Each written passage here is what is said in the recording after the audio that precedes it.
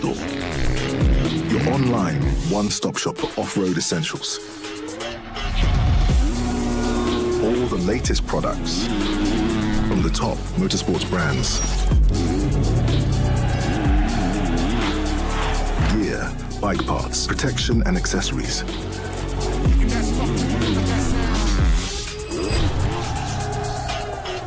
Whether it's an upgrade for you or your bike, Dirt Store has it all.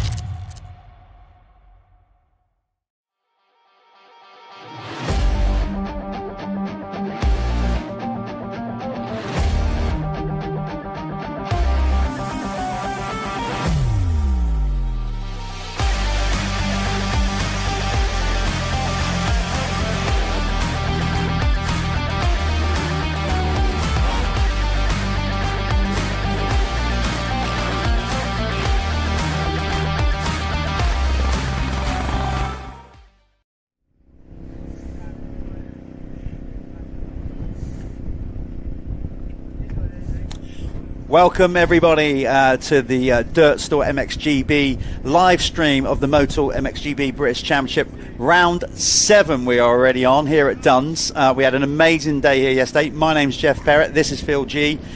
We're excited for this, Phil, because yesterday this is a double header round and we had some amazing racing yesterday and we're going to do it all again today. All again today. It's going to be deja vu all over again. Yeah. Fantastic racing yesterday. 125 class was good, MX2 class was good, and obviously the battle between Jeffrey Hurlins and Conrad Muse in MX1 was outstanding. The streak is over for Conrad Muse, but he still retained his fastest lap, 100%, so that's good. It was that close, and I think that we're going to see, with the pressure off a little bit, possibility of wrapping the championship up as well. Yes, there is that. It is going to be a fantastic event. Like I say, we've had heavy overnight rain. Heavy overnight. It started raining just as we did the trophy presentation yesterday, which is why we cut from the live stream. We were intending to show that yesterday, but the weather just got ahead of us, so we just had to kind of run for cover a little bit. But yeah, we had steady overnight rain. Track is looking absolutely perfect. I would agree. I think it's even better than it was yesterday. A bit more moisture's gone onto it. I think Johnny and the whole team here at Duns, they've just taken, they've obviously walking around the track yesterday, looked at it and they've worked out we're going to just disc it up a bit more today. So in practice and qualifying this morning, I think it seemed to have a better flow. The ruts were a bit more smoother, not that kind of 50 pence kind of thing going on. So I just think we're in for an incredible day's action, and you're going to sit back and watch it all, hopefully, and be with us all day. Remember, text your friends, let them know that we're live, get them watching, like and subscribe. We can't stress that enough. This is the race schedule that you're going to be seeing throughout the day. Phil will guide you through this. Race 1 then, we'll be in the holding area at 11:50 with the first moto going off the line at 12 o'clock for our RFX 125cc Championship Moto, 120 minutes plus 2 laps.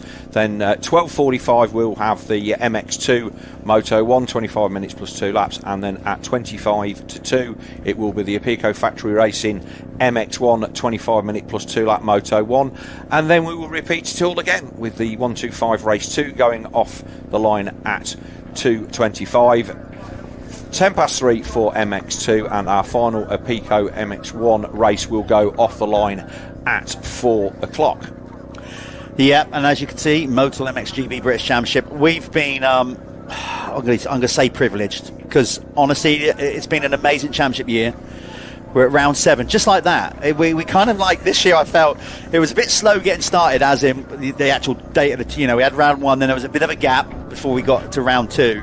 But since then, the racing across all 3 classes. I just want to stress that there's no support class here. The 125 class, in their own right, are delivering as much as MX2 and MX1.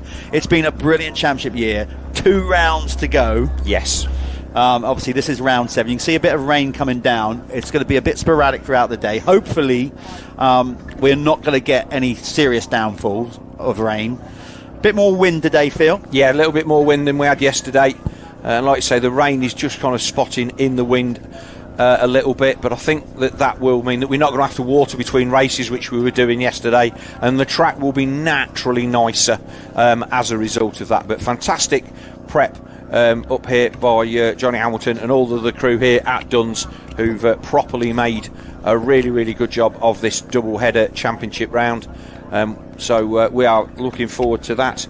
I don't recall that. I think it's the first time we've done a double header, but I think in many ways it's kind of cool. It's good for the riders because effectively they got their eye in. If we thought yesterday was better, now today they know the track even more. They know what to expect. I mean, they always charge 100%, but honestly, at the sharp end, we saw some incredible racing.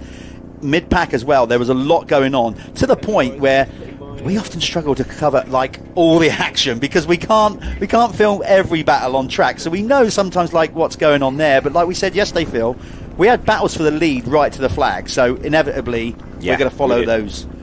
And the good news, of course, we had Tim Lightfoot on here yesterday, and confirmation that as we're going to go through with the championship, we'll carry on next year under the same tutelage. Here is our 125 championship positions then, and it is currently the top rider, number 30, Charlie Richmond, then 273 points then, so he's 19 points ahead of Ryan Waggett, the number 55 on the Raggi Racing KTM, with Hayden Statt there in third, Drew Stock fourth, Harry Lee fifth on 185, Lucas Moncrief sixth, Zane Stevens seventh, Jack Evans in eighth, and Chris Brindley ninth, with Alfie Geddes Green, who's not here this weekend, currently in 10th. It's effectively a two-horse race at the top of the championship, Jeff, and as it stands at the minute, Charlie Richmond doesn't have to win all of the remaining races to steal this championship out from under the nose of Ryan Waggett. Yeah, I mean, a good day again yesterday for him, and that second moto was quite pivotal. He was there behind Ryan for most of the race, kept trying that inside line, kept getting close. Eventually, with about 2 laps to go, made it stick and went 1-1. So now it gives him a little bit of a buffer. Hayden Statt was strong yesterday, but just couldn't get with them towards the end of the race, and that was probably his last chance to... He's still mathematically in it in third, but like you said, Phil, the top two have just got away a little bit. Yeah, so our MX2 championship standings then, and again, this is another one that is going to go all the way to the wire. There's going to be no possibility of a wrap this weekend.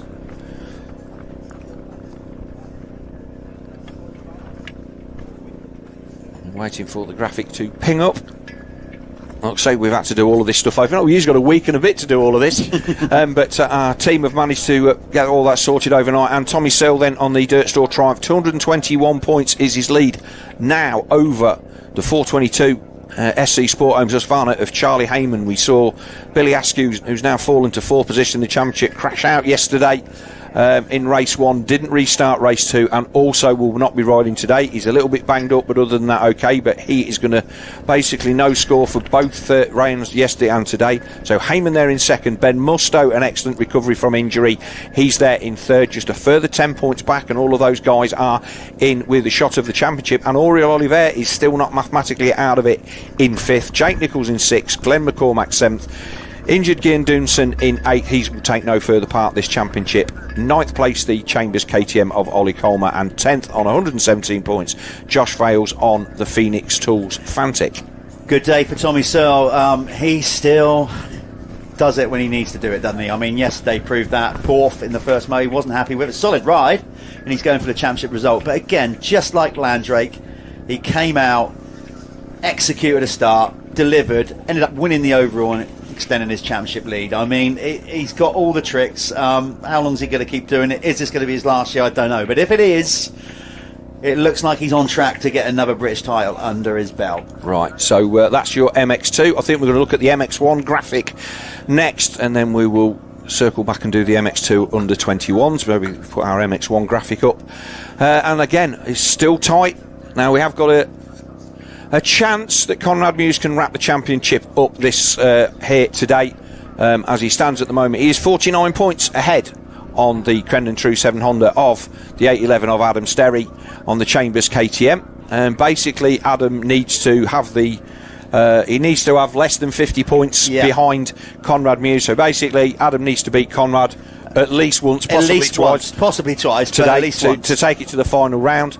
Josh Gilbert he's there on the Lexa Honda, he's there in third on 211, no longer in with a mathematical chance of the championship, but could overhaul Adam Sterry for second. A great fourth for Taylor Hamill, again he's there on the DRT bike at Kawasaki in fourth. Tristan Purdon on the SC Sport Homes Husqvarna, he's out through injury for the rest of the season, so he will only unfortunately drop down the standings as we get through these last couple of rounds. Then it's John Adamson's on the second of the Lexa Hondas in sixth. Dan Thornhill on the Chambers KTM 7th. Carlton Husband on the Phoenix Tools Fantic, he's there in 8th. Martin Barr in 9th, again another rider that's injured and out for the season, in 9th. And Jamie Carpenter on the Crendon True 7 Honda, another rider unfortunately out through injury for the rest of the season. We'll just do a quick double back to what is the other interesting one. We didn't get a chance to get the graphic update on that one, which is the JMR 101 Under 21 Championship, Jeff. And this one, very, very much all to play for, with the 422 of Charlie Heyman on 230 points on that SC Sport Homes Husky. And Ben Mustoe, 17 points to drift in second, and I'd like to say he's the on-form man, but Charlie did it, turn him over yesterday. So 17 points to back to Ben Mustoe in second. Third place, Billy Askew, who won't be riding today, so Billy will stay where he is. Doonson also, so there in fourth, he's not going to ride either. And then fifth place is Josh Vale, who is 60-odd points down on our championship leader, but with a decent day today and a decent day in the last round at Ling, he could jump to third in the Under 21 Championship. Sixth place is Ollie Coleman, 7th Rafe Broadley, 8th Kai Karsmakers, who again is only going to go up in the point standings because he's on a run of form. 9th Bobby Bruce out through injury, and 10th the 101 of Tyler Hooley. That really flipped around yesterday. It did. With Askew going out, and obviously the performances from Heyman and Mustoe. So, yeah, that is, as you say, Phil, all to play for. Right, Planet Moto leaderboard then, if we can get the graphic up for that. Yeah, well, just to give you a highlight of what this is a race. We're in a race. The first lap leader is pretty self-explanatory. Rider across the finish line on the first lap. Okay, so that's the one that we don't have. But at the moment, it's not really changed a great deal because prior to round 6, it was Ryan Waggett, Charlie Richmond, and Adam Sterry tied for third. Now, the fact that Waggett and Richmond both led over the line in their respective motos means that they still share the same gap of points. It's still 3 points to the advantage to Ryan Waggett over Charlie Richmond first to second, and Adam Sterry, he's now there in third. He's moved on to 41 points, so they are the guys that are currently in the top 3 in our Planet Moto First Lap Leaders Award, and they're the guys that are going to be fighting out for the joys of that holiday in Spain. Exactly. So the winner basically gets a trip down to Spain, all expenses paid, where they can go and ride, stay at their nice new villa, and do some winter training. Phoenix Tools fastest lap then. And an interesting one yesterday, because obviously with Jeffrey Hurlings being here and winning both motos, you would have expected that the Phoenix Tools fastest lap would have gone his way in MX1, but it didn't. Yeah, this is we basically every round we record the lap times obviously on Speed Hive, and then we get a sense of who does the quickest lap each weekend. You find quite often that it throughout the middle of the race, and it gets the times come down. Really interesting stuff yesterday, particularly between, I felt, Conrad and Hurlings as they were going at it. They were kind of exchanging fastest laps of the race. So we'll do that throughout the day as well. We will let you know who is setting the fastest lap in each race. Yeah, so yesterday 125 was Ryan Waggett on a 201.779, so he nipped that one. Oriol Oliver in MX2 on a 157.675, and fastest from literally 0.03 of a second, with on a 154.765 was Conrad Muse. Jeffrey Hurlings did a 154.8, Jeff, so only 0.3 of a second between 0.03 of a second between them. So whilst his victory streak has ended, Conrad Muse still has a chance to take the Phoenix Tools fastest lap as a sweep, providing that he can do a sweep again today. I wonder where he's at today, because he knows the championship can be won. That's the bread and butter. That's what Honda employ him for. But he's got an opportunity, because Hurlings isn't doing the last round. I mean, how hard does he push? Does he really go, look, I really want to beat him, or has he got his championship brain on? Tough one. He's kind of caught between a rock and a hard places. I personally think he will throw everything he's got at Jeffrey today. He wants to beat him at least once. I think we will find out halfway through the first moto. Yeah. Now, if you can get a start, and I don't know whether you've noticed this, Jeff, as we look down at the track, can you see that we've got some Motul banners there on the inside? There was a few people playing a little bit fast and loose yesterday with that internal track we saw barrier. it, but we didn't say their name because we didn't want to drop them in trouble. There's a Pico loop, so this is turn 2, and we can see there's some lovely grooves. I walked out there this morning to obviously we like to get out there and get the track dialed in our heads, how everything's going to be, where the lines are, because obviously once the action starts, we're in here all day. There's our track crew just refacing a couple of the jumps, which obviously the upslopes of those. I think that is Johnny Douglas Hamilton himself in that very dozer. He's in his giant Tonka toy. He certainly knows how to play in those. Yeah, he definitely, I won't say he had an easier day yesterday, but obviously not having to put a lot of water on the circuit meant that they could concentrate on just getting everything sorted out. Here we are in the holding area. Just want to Hayden Clark very quickly as well, Phil, before we get into racing. Just want to give Dave McVie, the actual farmer, yes, of the facility and everything. Big kudos to them for letting them do what they do here. Like I said, they've developed the whole venue. There's like a flat track circuit up the top now, little kind of like speedway oval. Yeah, I mean, it's a beautiful place to come. Brilliant feel, and it's got good dirt. And like you said, I think the track crew have done a great job, and we are in for some really good racing today. And the sun is out. You can see the shadows of the bikes there as they are all in the holding area. They're about to go out on their sight lap as soon as we get the all clear from the dozer crew that can be done.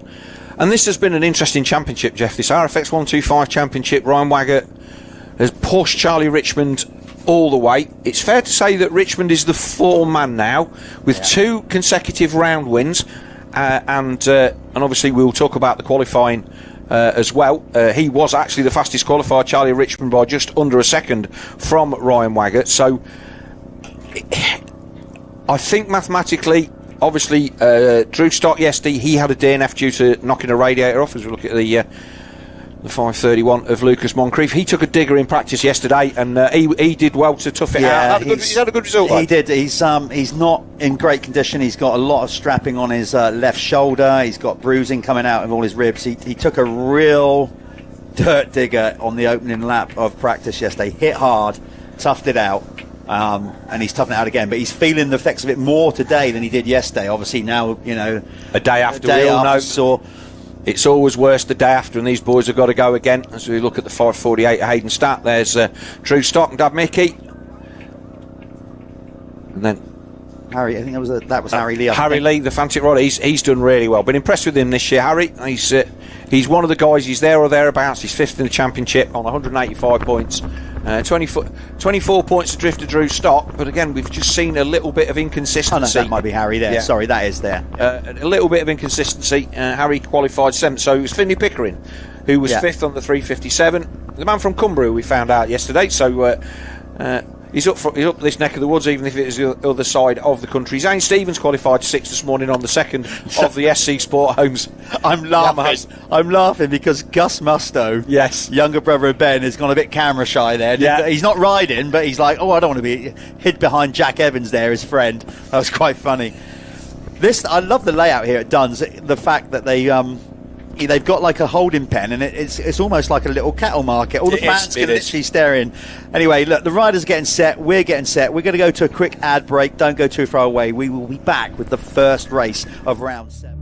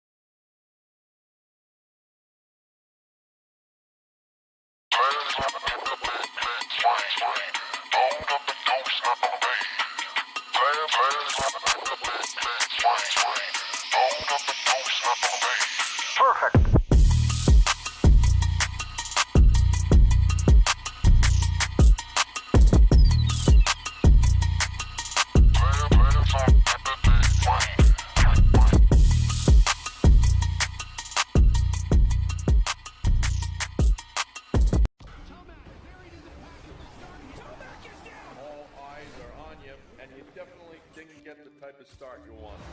The most important lesson my dad taught me was on those days you don't really feel like going the extra mile. You just got to go out there and do the work. The go time for me is the last half of the race. I'm trying to hunt down first place. For a true championship fight, you never want to give up.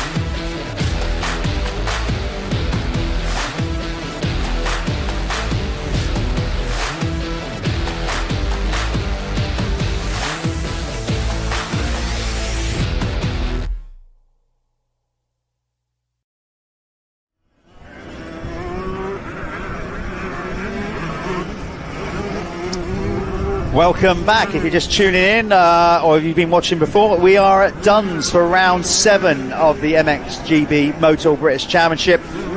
Duns in Bonnie, Scotland. The sun has poked its head out again. We've done this right, Phil. We had a good day yesterday weather-wise.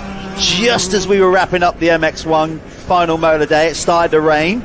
Watered the track nicely. Yeah, and now we got another sunny day today. Yeah, a good 2 or 3 hours of rain last night, on and off. My best decision of the weekend, not putting the awning out on the camper for definite. But that rain has given the track a nice natural sprinkling of water. It's more than a sprinkling. We had a good bit of wet last night, and they rolled the track last night, and I think they sealed the surface a little bit, and then they've been round and ripped it this morning, rolled it again, and it looks absolutely perfect. So the racing yesterday was good, and I think the track today will be better, certainly better for passing. We touched on earlier on about how the corners had improved a little bit from what they were yesterday. They're a little bit smoother. And we did see, again, qualifying times a little bit faster than they were yesterday. Yep. So there are your qualifiers. It was Charlie Richmond that took pole position then on the S. Briggs Commercials Yamaha. He took pole position with a 1:57.998, so getting under 1 minute 58 on a 1:25 round here is pretty good. Ryan Waggett then on the Raji Roy Racing KTM was second, Hayden Statt third, Drew Stock fourth, Finley Picker in a good fifth, Stone Stevens in sixth, Lucas Moncrief seventh, Harry Lee eighth, Joe Granger into the top 10 in qualifying in ninth, and Chris Brindley 10th, then 11th Jack Evans, 12th White McGregor, 13th Ollie Holland, 14th Oakley Kettle, 15th Jane Anderson, 16th Alfie Heron. He had a good day yesterday. Cole Nally, he was another rider that was up there on the reaches of the top 10 at some points. 18th Ollie Reese Williams, 9th Oakley Skinner, and 20th Andrew Pigford. So it's all to play for. Good amount of Scottish and Irish riders there inside the top 15. Yes, definitely. Jaden Anderson from Scotland as well. And a decent entry. Just that we've lost a couple of guys. I did see yesterday on socials that Emma Hucklebridge had posted that Charlie had an electrical problem with his bike. Because that's a long way to come for an electrical issue. It wasn't an electrical issue, trust me on that one. And she was bowed out thanks to the Stock family for loaning Charlie a bike to get him through yesterday. But he's going to be a non-starter today. No, there was no spark, but there was a good reason why there was no spark. Okay. Because obviously there was things hanging out the bottom of that. So they've got to. Would have been Charlie's last race in a 1:25 at this anyway, or getting close to. So I think that's going to wrap him up. So he is going to be a non-starter today, and wait for the guys to start coming to the line. We have a look. We're going to take another quick word from our sponsors, and then we will be back with the gate drop of the first of our RFX 125 championship races. Fly dope swaggy, that's how I roll. On another level, on another level, on another one above me. Stepping through the crowd, yeah, I'm feeling so supreme. Feeling so supreme. On another level, on another one above me. Stepping through the crowd, yeah, I'm feeling so supreme. On another level, on another level, on another one above me.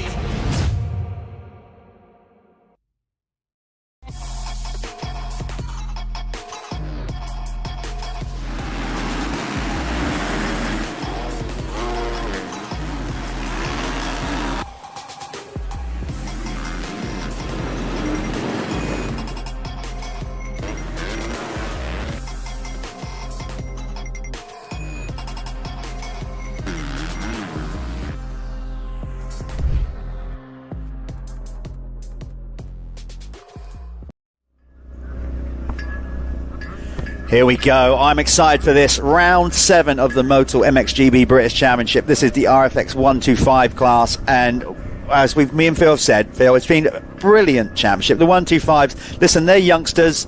They're on the cusp of being pro, but let's say that they are pro because they're riding in the Premier Championship. They have delivered as much as any other class. Yeah, it's been a really, really good series so far this year. Looking at the gate choices there, Charlie Richmond going a little bit further over to the inside, so instead of having all of his championship rivals inside of him, which he had yesterday, which we thought was a little odd, he's got Drew Stock on the outside of him this time, but everybody else, Wagger and Hayden Statt lined up inside of him.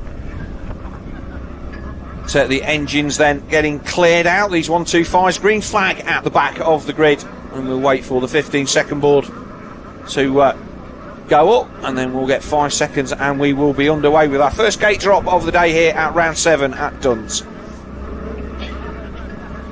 Here we go.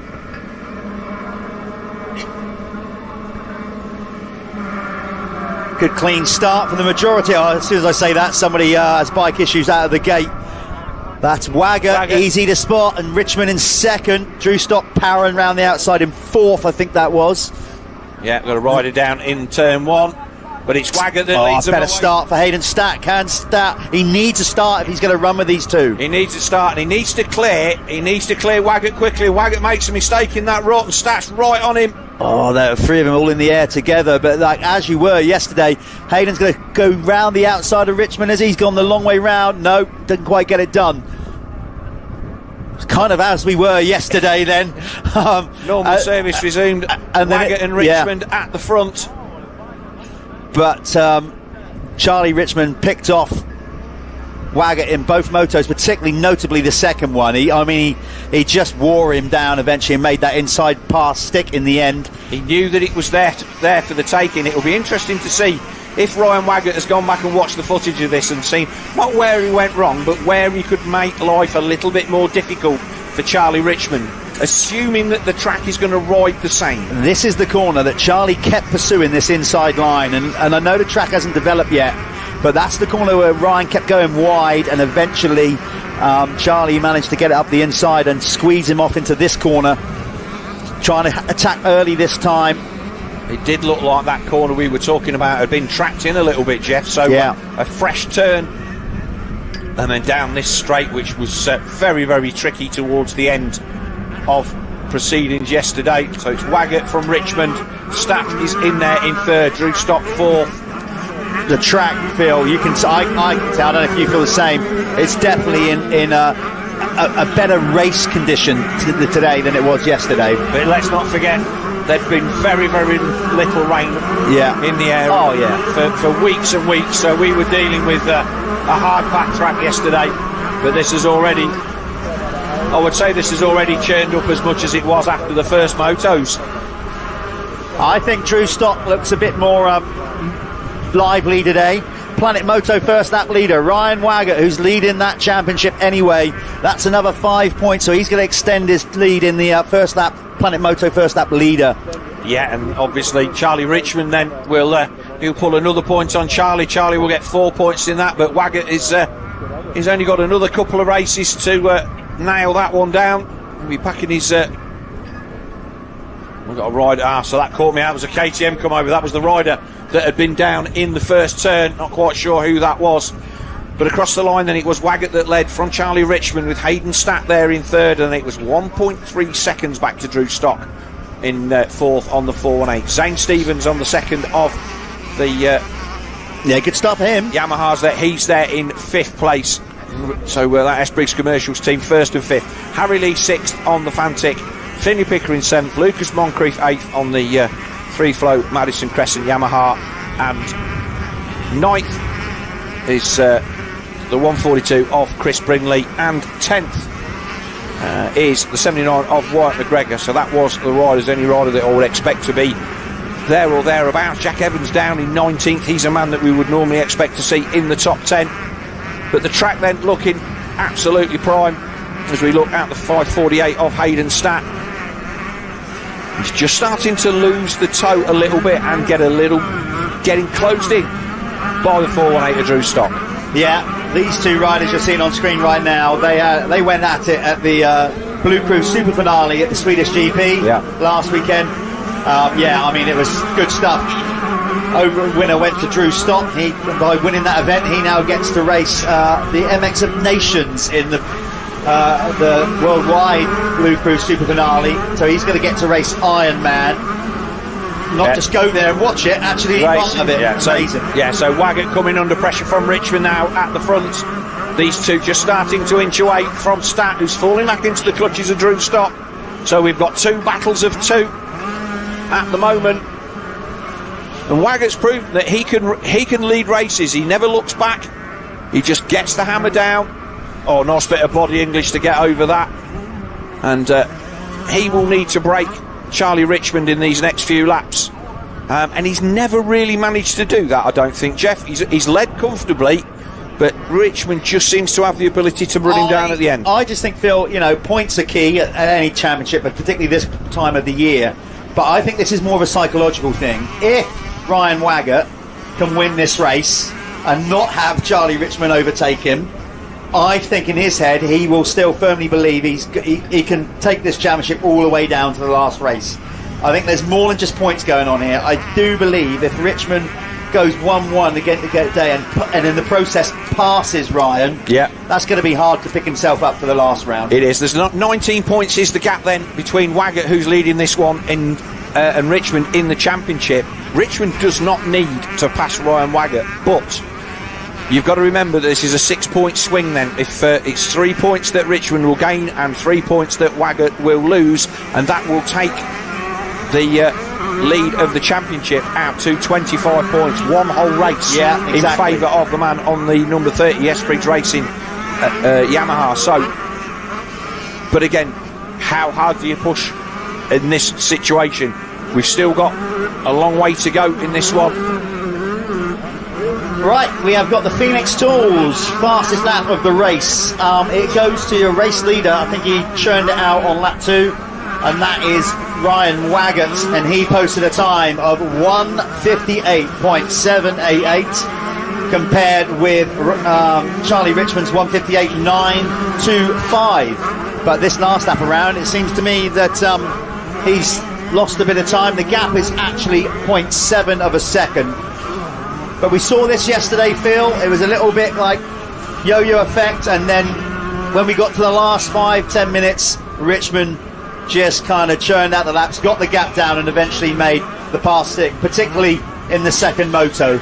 Yeah, so Richmond has already closed back in. That gap has halved as they come down round this nice right-hand hairpin switchback. This was a nice corner to get out of yesterday. I thought Waggett seemed to get out of here better than Richmond. And as I said yesterday on the stream, that there's more of a bend on that straight than you would realise. Yeah, definitely. Top two, as yesterday, definitely starting to just break away from the battle for third, which is between Hayden Stat and Drew Stott. So as you've mentioned earlier on, Phil, we've got 4 riders and we've got 2 individual battles going on here. One for first and second, and one spicing up nicely for third and fourth. So the first 4 pulled out a massive lead over the 5th place rider of Harry Lee. As we look at some riders further down the field. Yeah, there was a great battle yesterday. I know Jack Evans was a part of it. We didn't manage to get it on the actual stream, because as we said, we had an epic battle going on out front as well, so we kind of focused on that. But yeah, it was all very, very I think that's Anderson there, I think, number 33 on the Yamaha. So where's he? He's down in 21st. So was it him? I think it is. Yeah, there he is. Yeah, Andrew Pickford there as well. So these are the guys that are battling for the last few points. These are the guys that want to go home with something on the board from this weekend's racing. And as a rider who's done championships in the past, when you are on the last knockings of the points, then getting one is going to be pretty decent. Well, yeah, it's the British Championship. It's our prestige blue ribbon event, and you want to earn the right. You've got to get there, and points, you've got to start somewhere. That's the bottom line. Yeah, Richmond has made the pass then. Richmond makes the pass on Waggett down into that bottom hairpin. Yeah, we unfortunately missed that. We were also given some coverage of the other, like we said, the riders that we need to make up a championship. It's not all about the top two all the time. Right, our K-Tech tower is back, so right, guys just had an issue with that, which we were trying to sort out, but it is now Charlie Richmond that is going to is he going to have the stones to keep Ryan Waggett at bay? He's passed him a lot earlier in this race, and as a result, he's got to hold him off for a lot longer. Going back on the first moto yesterday, this is how it unfolded yesterday in the first moto. It did, yes. And then Waggett pushed him all the way to the flag. I mean, he wasn't far behind afterwards. Charlie then came in and said, well, I didn't really feel like I was aggressive enough riding that well. Well, he's got a whole day of racing under his belt yesterday. So let's see if Ryan can this time push him all the way to the flag, but maybe stick a wheel in there and get back in the front. We did see yesterday in the second race that a lot of them were struggling to get out of that corner.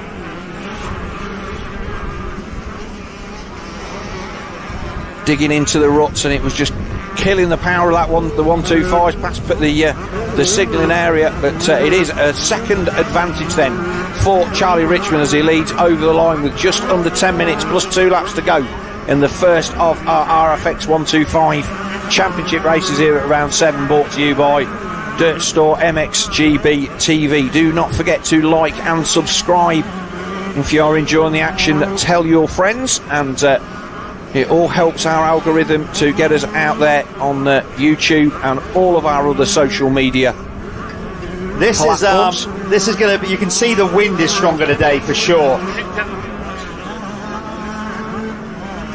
Yeah, it dropped off. Yeah, so we said track conditions are great, in really good shape compared to yesterday. I mean, it was good yesterday as well, but what we do have today, which will affect the riders a bit more, particularly on that top ridge, is the wind is much stronger today. They will feel that when they get up to that top bit. At the top of the hill, definitely. Yeah. Well, like I say, don't forget to like and subscribe on Facebook, MXGB-TV. Follow us on there. Our Instagram is the same. And, of course, the website for watching all of this, MXGB-TV on YouTube, and also today on FIM-Moto.TV. Just looking at other battles, I mean, we got this one going on. We want to try and focus on this. Is the problem we have. We got too many good battles. I wish they... Can you all keep it together to make it easier so we can stream it? We're going to have 140 rider battle. That'd be great. Can we do that? But looking at some of the other battles, Zane Stevens and Finley Pickering are going at it, along with Lucas Moncrief. So if we got time, we might try and get back to the battle for 6th, 7th and 8th between riders number 80, 357 and 351, because they are at it. Yeah, got a rider down there. That's the number 4, Hayden Clark. He's gone down there at the jump after finish. But the problem is, Jeff, this is for the championship. I know. Trouble. It all matters, but these are the 2 guys now that are battling for the championship. Hayden Stat has a 2-second advantage over Drew Stock in 4. Those guys are now not going to figure in the win for this race. I don't know what happened there, but that was a good half a lap or something, because Richmond suddenly has a bit of a gap there from nowhere. Yes, so definitely. I think Ryan made a mistake. Is this that battle I was on about? I'm not quite sure. No, this is towards the tail end of the field. Looking at the timing charts here, as I mentioned before, there's nothing between those other riders down there. Zane Stevens has just got that just over a second. Well, no, half a second on Pickering, and then Moncrief's less than a second back as well. So they are at it inside the top 10 there. But Richmond there, I don't know, just had a good couple of corners, and I think he just broke Waggett a little bit, but maybe that was a mistake from Ryan. So let's see if he can bounce back. But Richmond at the front of the field, number 30 on the Esprit Yamaha, looks like he's just starting to get away a bit now. And they've definitely dropped the top 2 have now gapped out quite nicely, actually, over Hayden Stat, who's got his hands full. 7 seconds, nearly 8 seconds behind the race leader. Drew Stock is another 1.5 seconds behind Hayden Stat. And then, well, basically Harry Lee, Zane Stevens, Finley Pickering and Lucas Moncrief. Now it's a 4-way battle between those guys. You can see there, look, hardly any time between them on the K-Tech timing tower. So maybe we're going to go drop back and try and find that battle. Gap still hovering at around 1.5 seconds for the race leader Richmond over Wagger.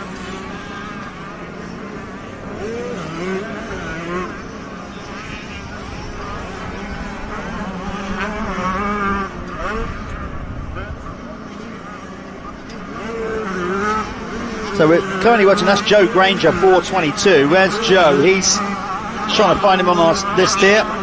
He's down, according to my time in chart here, on 15th. That's right, yeah. So that's Joe getting some good TV time, but we're trying to pick up this battle. A really solid one going on.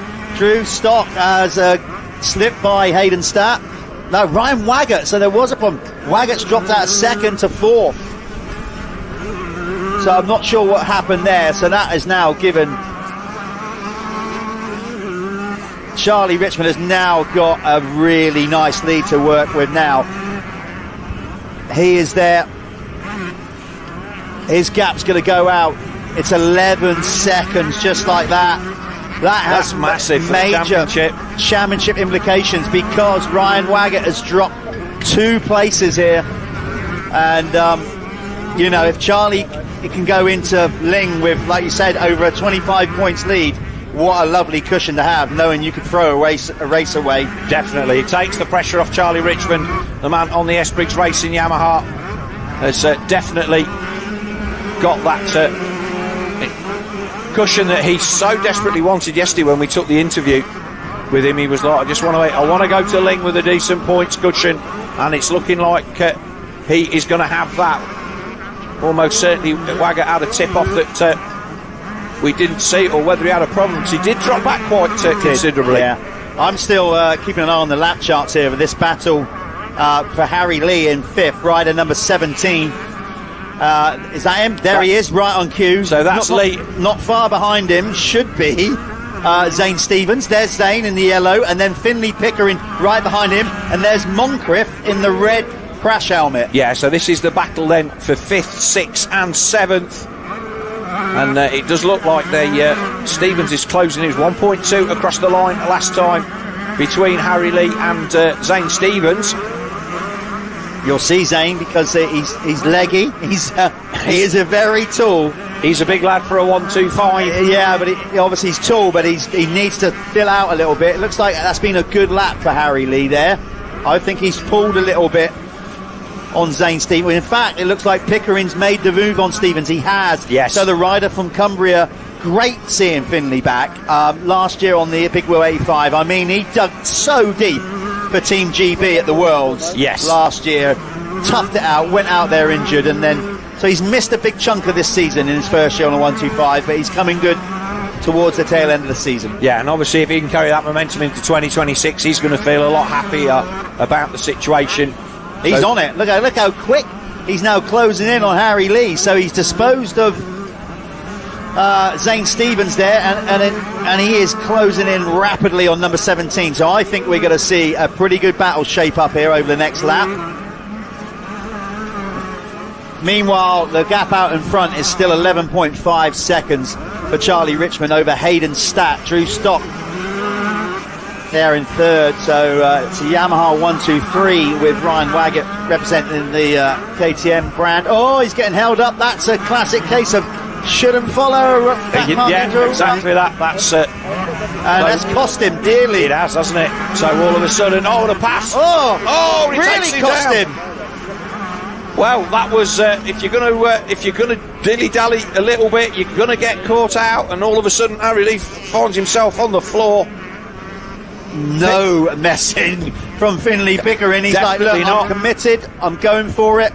I'm sure each camp will have a different opinion of that one. Yeah, I think we'll call that lines coming together, but Harry Lee was one of those situations where, certainly from Pickering's point of view, if you're not going to go for that gap, you might as well not come in the morning, because that was a proper racer's opportunity. The pass was on. Look at Lucas Moncrief suddenly finding. Yeah, Moncrief round the outside of Stevens. Stevens looking at him, but can't do anything about it. So the 3-float Crescent Madison Yamaha rider manages to move himself up another position into 6th, which has got to be close to his best position of the year so far, Jeff. Not only that, I mean, he is banged up. He took a digging yesterday. Maybe you should do that every week. I think, what are you suggesting, Phil? That I go and duff him up every weekend? So Harry Lee then comes across the line. He's managed to remount. He is now in 9th, with Chris Brindley now moving up to 8th. So the man who is always there or thereabouts on the in the top 10, Chris Brindley, he is up to 8th, with McGregor there in 10th. This is good stuff from Lucas. You know, I will say, obviously, I'm partially biased as I'm his team manager, but fair play to him, because I know he's sore, he's not feeling, you know, and he's somehow he's found a second wind. He has, and he's closing in on Finley Pickering. Obviously, he was there or thereabouts when the pass was made earlier on. Pickering has got something flapping in the breeze, but here's our race leader then, Charlie Richmond. Is he going to get across the line? Oh, this is going to be really I don't think he will. He's going to get across the line. It's 5 seconds left on the clock, so it's going to be 3 to go. His lead now out to what you would call more than comfort, and he can clearly manage it from here. I wouldn't be surprised if that gap comes down now, because he's got plenty to work with, and he's in full championship mode now. I mean, if I was his mechanic right now, or I'd be like, just bring it in. Yeah, no ropes from here. No, he's done the job in the last 3 rounds. Like I said, the momentum is with him. 13 seconds the advantage from Hayden Statt. Drew Stock is right on the back of Hayden Statt. So we've got a proper battle for second position. Well, we might have to try and pick up that as well. I mean, we were sticking with that battle for 5th, 6th and 7th, which we're glad we did, because we obviously saw that incredible bit of action there between Pickering and Harry Lee. We still got that good battle going on with Moncrief now all over the back of Pickering. He's got it down to nearly a second, but like you said, Phil, Drew Stock in 3rd is now putting some real heat on Hayden Statt. Not much between them at all. Less than a second, 0.8. So maybe we don't. Race leader, he's away with it. So we're going to try and find this battle for 2nd now. We bring Richmond in. So while our comms team and crew try and pick up that battle for 2nd, we'll stick with Richmond because he deserves the airtime, obviously. Yeah, he's ridden really well for the last 3 or 4 rounds, Jeff, and he is in a rich vein of form. We will try and spot the battle in the background. I've noticed, Phil, that they're not rocking the red plate. I wonder if that's a psychological thing and they don't want to apply that pressure on him. I noticed that a couple of rounds ago, Jeff, and I wondered the same thing. 2 laps to go then for our race leader, Charlie Richmond, on the S-Briggs Commercial Yamaha. Let's see who leads across the line, or comes across the line 2nd. Is it going to be Hayden Statt, or is it going to be Drew Stock? Well, it is Drew Stock, I think. I just see flash up on my screen. So there you go. 2nd. So, Drew did make that move. So a change for 2nd place, and he's only 1 second ahead. No, he's not even that. He's 0.1 ahead. So we're going to try and find that battle, because Hayden Statt is going to have to retaliate here. Hopefully we'll pick up rider number 418 on our screen soon, along with Hayden Statt. Sun's out, number 548. It's going to be sun's out, the wind's up, so this track is going to start drying out quite quickly now, as Richmond. Oh, bit of a kick there for our race leader. Well, something's going on there. You hear Ben Rumbold, our track announcer, giving it his all. But meanwhile, we are watching a bit of a class ride here. This is going to do his confidence is up on this, basically this home stretch, this home run-in, and it all went a bit wrong for Waggett, and Waggett's going to lose a bunch more points here. I'm wondering, is this the first time that Waggett's been outside the top 3? I'm thinking if it isn't, it might only be the 2nd time. So the man. Here we go. Here now. Look at that. Stat's got him back. Yes. Oh, okay. Do you know what? We'll stick with this. Stick with this now. This is the battle for 2nd coming to the line. top marks up. You got to remember, there's that many Yamahas out there. Everybody looks the same. So he's nudging him. Drew's going to run it. He's going to run it. Oh, They are. tight. They are. Well, they were friendly in Sweden last week, at least, They were, weren't they? hanging out together. But let's see. So Stat has managed to chase him back down and remake the pass. Okay, well, I'm going to be walking down to winner's circle, not really knowing who's going to get second here. Yeah, Oh, that doesn't look good at all. not sure who that is. With 1 to go. No yellow flags waving. But this is the battle for second. Whoever it is who's gone down there. Assuming that that's not our race leader. No, he's back up and on the bike, so whoever it was rung his bells. The 1:44 Rob Sweeney. So Stock then tried to put the hard word on Hayden Stat. And there they come over the jump, so this is no, that's the 110 of Alfie Heron, so he is he's towards the back of the field, so we should wait. So this is the battle coming over this jump now. This should be, there it is. So there's Stat, and there is Drew Stock coming down the hill on the 418. So Stat has lit a fire under himself and managed to pull back out in that second position. And it looked like Stock had only just managed to get in front of him as they went across the line by just 1/10 of a second. That literally could be the managing to throw it up the inside. And that battle has blown itself out a little bit. We did see a little bit of back and forth. But there is our race leader, the number 30 of Charlie Richmond on the S. Briggs Commercial Yamaha. You remember, he was not an happy bunny at the beginning of the year. He dipped out on a race win that he thought he should have had. But since then, the man has definitely upped his game, and he's going to take this first of our RFX 125 Moto victories today. And we'll wait and see then the battle for second coming in. So Stat and Stock should be coming to the line any minute now. There is the 548 of Drew Stock. Of Hayden Stat, with Stock there just behind. So it is going to be Stat that takes second. Stock will take third. And then we're looking for the 55 Raji Roy Racing KTM of Waggett. And he is a long, long way adrift of these guys. Whether he had a problem or not, and again, we will try and find out as they come across the line. Has Waggett gone missing again on this final circuit? It's difficult to say. The front four were away. So Waggett has gone across the line in fourth. And then it should be Pickering, Lucas Moncrief. Yeah, Finley Pickering fifth, Lucas Moncrief in sixth. So those guys across the line safely as well. So a great opening race then, this RFX 125 Moto. We missed what happened to Ryan Waggett. I think he tipped off somewhere out the back. Zane Stevens then in 7th, Chris Brindley across the line in 8th. Then it will be Harry Lee on the Fantic, number 17, in 9th.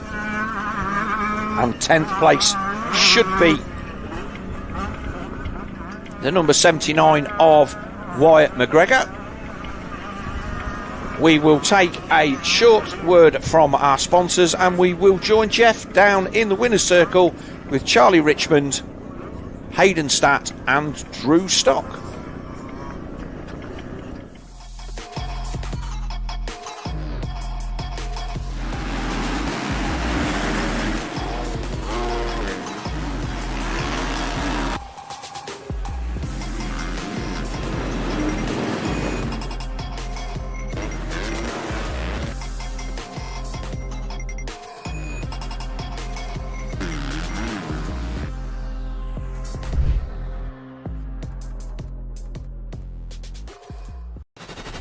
This is Dirt Store, your online one-stop shop for off-road essentials.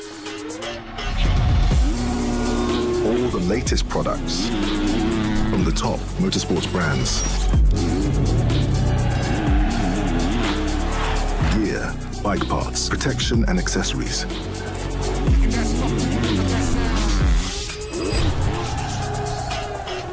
Whether it's an upgrade for you or your bike, Dirt Store has it all.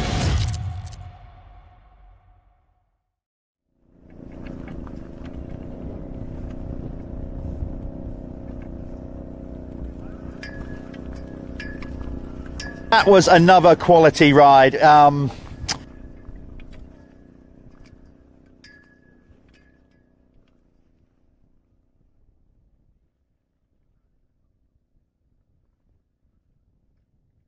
Yeah, this is my preferred soil when it's 8 ruts in every corner. I really enjoy it when it's like this because you have to be creative. So Ryan made a big mistake down this bottom corner. He went straight across all the ruts. I don't know what happened, must have got sketchy with the bumps, but I dived up the inside. It's an aggressive move, but I had to do it, otherwise there would have been no way round. Because it's Exactly, yeah. There's a championship on the line. Obviously, you've still got 3 motos left.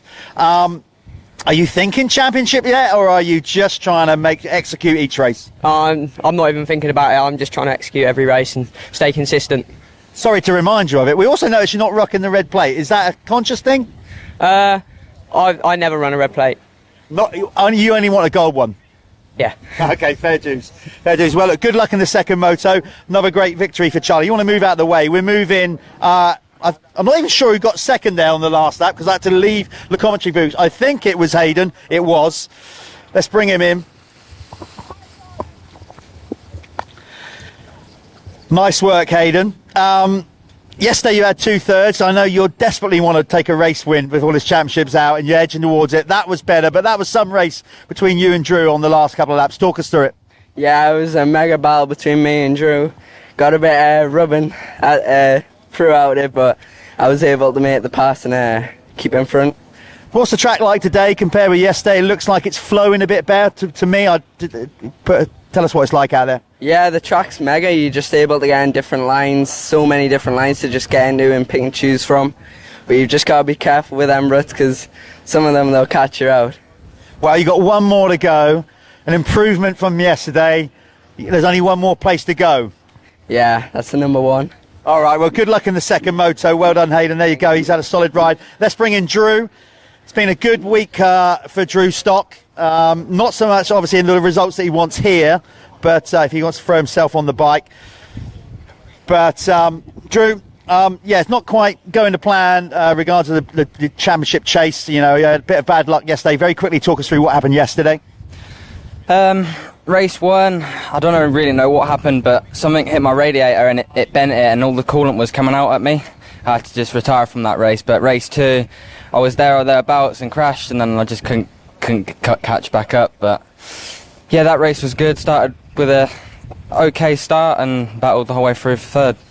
I know you desperately want to win this championship. It's obviously going to be a long shot now, so you're going to give it all over the next 3 races. But I can't let you go away from here without talking about last week, where you've taken the victory in the Blue Crew Super Finale. Has it sunk in yet that not only did you won the event, but you're now going to be going to America and racing at the Motocross of Nations? I mean, not just going to watch it, you're racing Ironman. What's it been like this week? Have you been kind of like getting your head around that?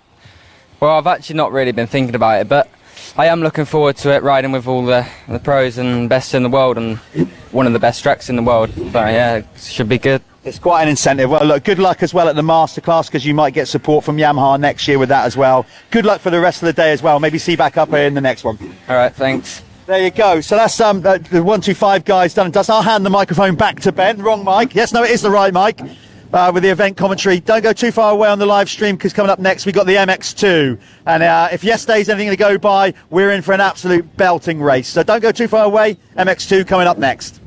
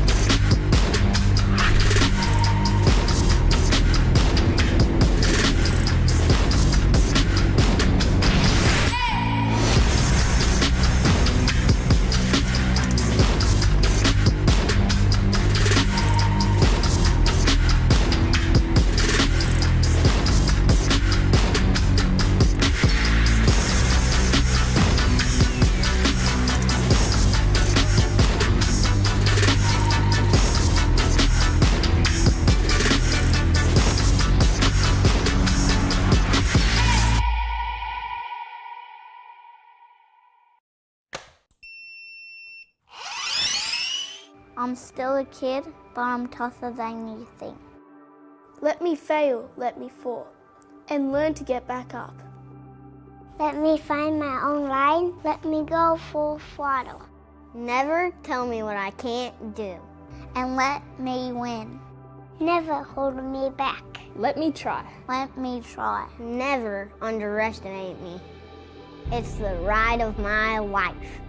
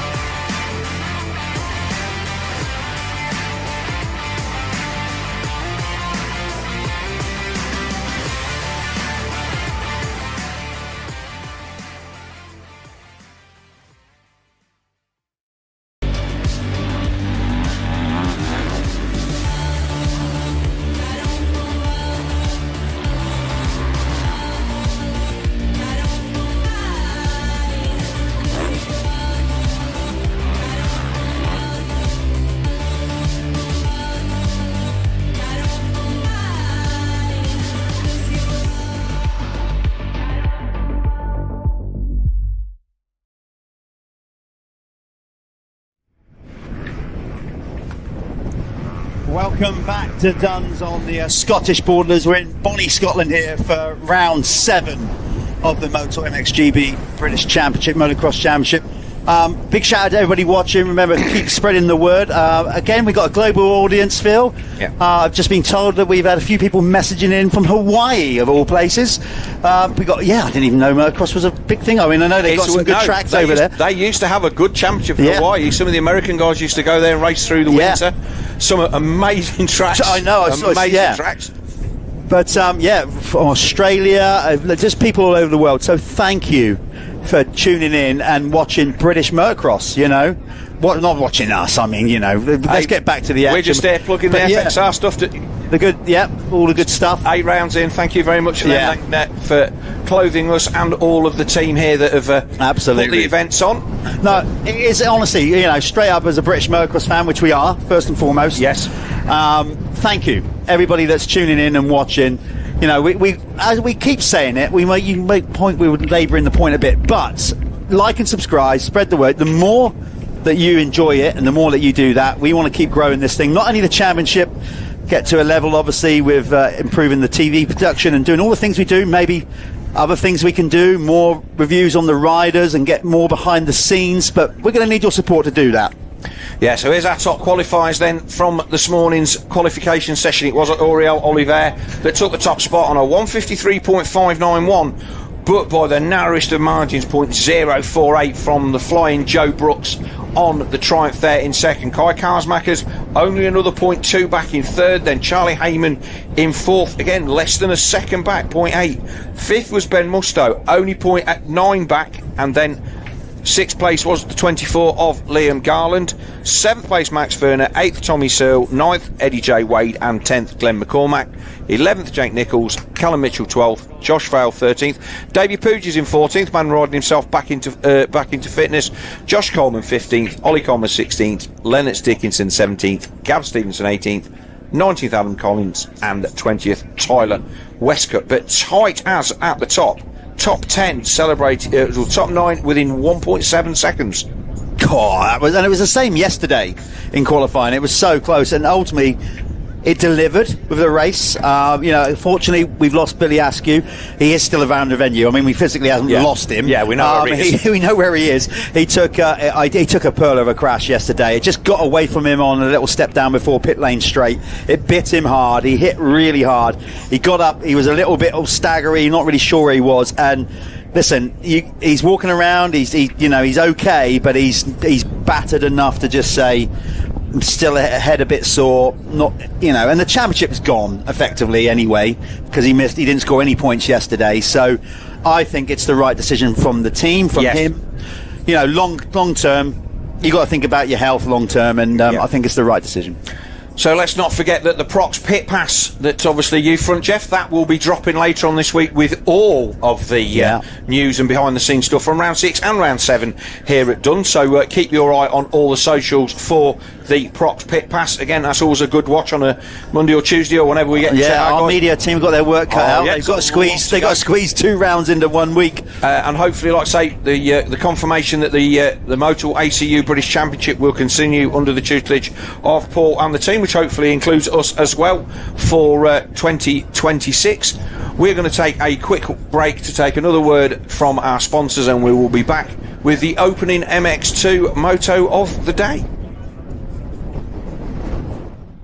Fly dope swaggy, that's how I roll. On another level, on another level, on another one above me. Never through the crowd, yeah, I'm feeling so supreme. Feeling so supreme. On another level, on another one above me. Never through the crowd, yeah, I'm feeling so supreme. On another level, on another level, on another one above me.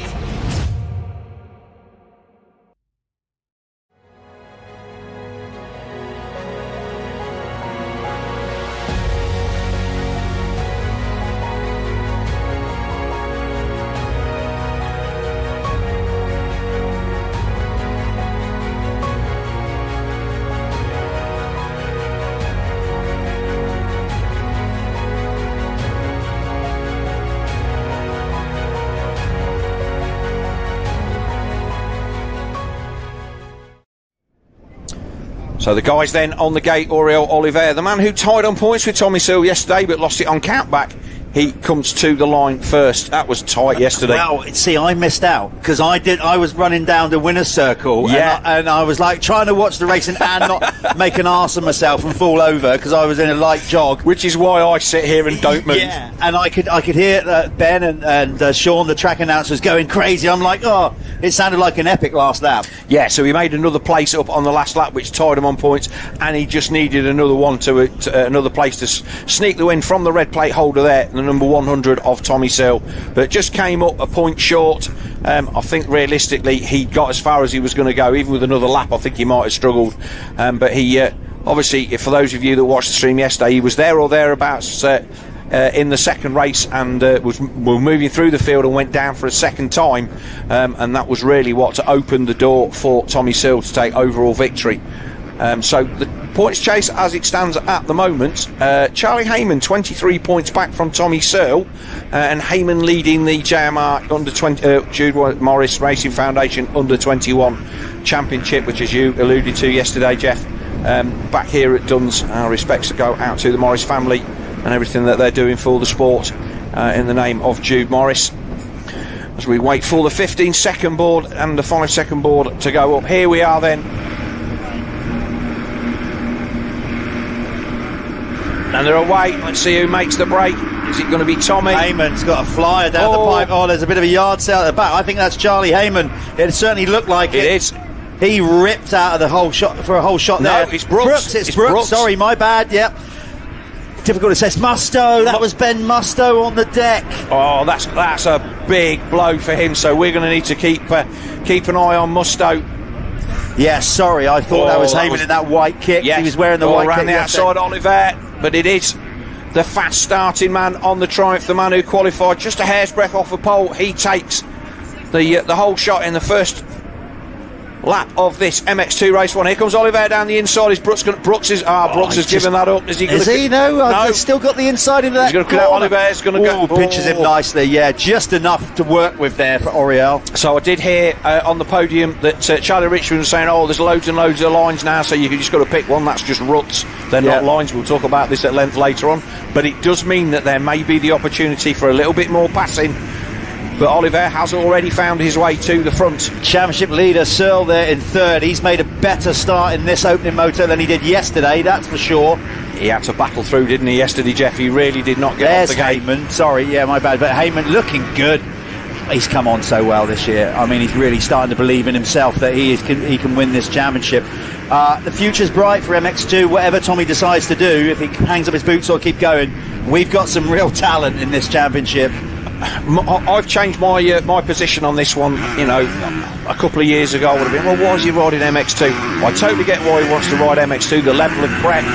He doesn't feel that he wants to ride a 450 anymore, and I totally get that as far as Tommy's concerned. But it gives this championship a level of credibility. We know how good Tommy Searle is. Yeah. So when you see Tommy Searle and Charlie Heyman in the same shot, we've got a red flag you know what you're going to get.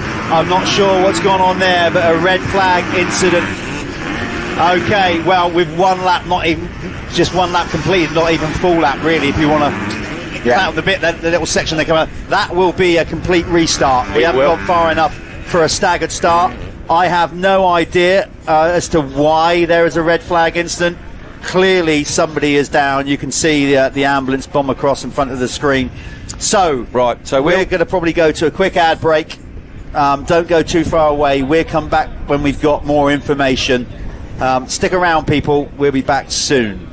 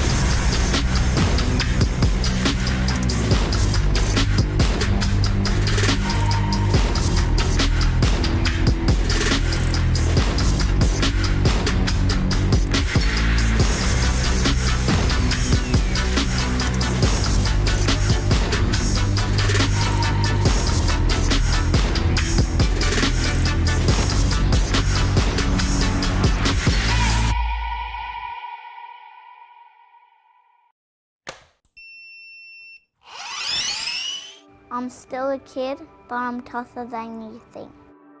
Let me fail, let me fall, and learn to get back up. Let me find my own line, let me go full throttle. Never tell me what I can't do, and let me win. Never hold me back. Let me try. Let me try. Never underestimate me. It's the ride of my life.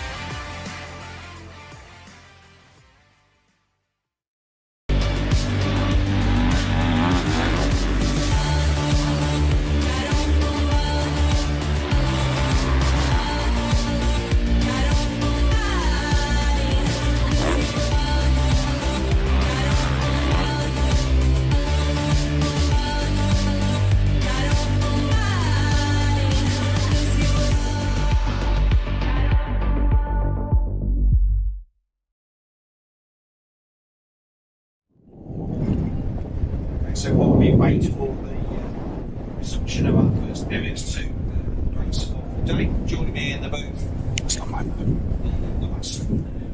first on this weekend, it's Justin Morris. How are you? You okay? Yeah, all good, thanks. Yep. Good. So double header weekend here at Dunn's been a busy one for you with all of your riders and stuff that you're looking after. How's it gone? Yeah, it's going really well, to be fair. Charlie Richmond in the 125s is pretty well perfect so far, and obviously extended his championship lead with that first race this morning. So everything's going to plan thus far, but obviously we've got one more race left, and we keep the concentration high. We've seen, and obviously Jeff and I have commented about this on the stream, that he's the man in the run of form. He was the last one of the top 4 guys to actually win an overall, but then he's just gone on and bonked another one on the end of it, and he looks like he's going to do the same, this weekend, certainly with the first Moto win. Have you just tried to ease him into the season? Have you given him a little bit of kind of like, don't panic early, it's a long season, or has he just taken what each round's given him? Yeah, I mean, Charlie's a very, very accomplished rider, really. His skill level is very, very high, and there's nothing really as too much of a panic with him. As you can probably tell with the races, it doesn't matter if you win a race by a second or by 20 seconds. A race win is a race win, and his skill level is very, very high, and it's been a great kind of like progressive year this year. He's dipped his toe into the European Championship, which he was very, very nervous about to begin with the season, and the goals have gone on and on and on, and he had a second at the World Youth Finals in France, which was amazing. I watched that. I watched the stream of that. That was a cracking race for him. That I know it was a mudder, but it's one of those. It's a big confidence builder. Somebody's got to win. Exactly that. And even if you don't bat, and this is one of the things, it'd be interesting to see what your take of EMX and the general thing is. From where I'm sitting, I want to see a standout ride. I want to see the speed, and I want to see a guy that knows what he's doing at the front of the field. I don't want to see somebody yard sailing every week as well, but I think it's more important to show that speed when you can show it and not worry about the big picture of the championship. Certainly in the earlier years in EMX, you're going to do 4 rounds and make an impact, then that's great, rather than doing 8 rounds and nobody knowing who you are. Yeah, no, that's correct, and it's part of the process of where we've gone with Charlie, and it's the movement of progression this year. He was very reluctant to go into European Championship racing, very nervous of the whole stage of it, really. But we made that step, and each time it's just progressed and progressed and progressed, and he showed his true potential, and he continues to, and his journey is really, really good. And what about the rest of the riders coming through the Youth Academy? Obviously, we have the meetings up there in the tent on the evening before all of the rounds, and it's well attended, and I think these guys are getting a good indication of the things that they don't even know what they don't know. Yeah, I mean, with Paul and, you know, the ACU, we're really pushing to try and bring this academy together, and each week is gaining momentum, and it's really starting to show, you know, with the attendance, you know, and we're getting a lot of pro riders. We had a great involvement with Kyder Wolf on at Preston Docks, which was fantastic, and it's just given the lads the insight into not just, you know, how to conduct themselves on the track, but off the track, and all these other different parts, what make up a professional racer, and that's what myself and Jeff and Paul Irwin and the crew at ACU, we're all really striving for that, to bring the next group of riders through, and starting obviously at grassroots level. Excellent. So, right, Justin Rice, thank you very much. We're going to go down to Jeff in pit lane, who's going to do a couple of quick interviews down there while we wait to resumption this one, and then we'll be back with hopefully the resumption of the first of our MX2 races. So thanks, Justin, for dropping up by, and obviously best of luck with your championship and the rest of the Youth Academy. Thank you. We will go to, I think we're going to go a quick ad break, and then we'll be back down with Jeff down in the holding area.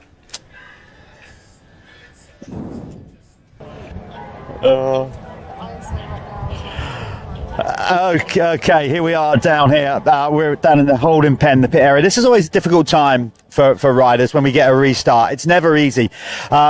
This time around, they only did one lap. Sometimes we have a restart after 2 or 3 laps, and their blood is pumping, their adrenaline's up. But their adrenaline would have been up anyway for the start of a race, obviously.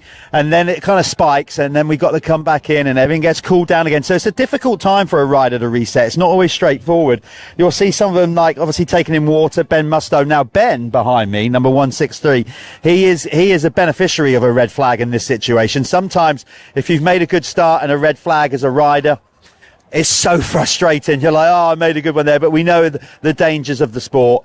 But sometimes you're on the other end of that, where you've had something go wrong and you've made a bad start, and then you get a second chance with the red flag, and that's exactly what's going to happen for Ben Mustoe, because we can't see exactly what happened on the start, but he fluffed it up in some way, shape or form.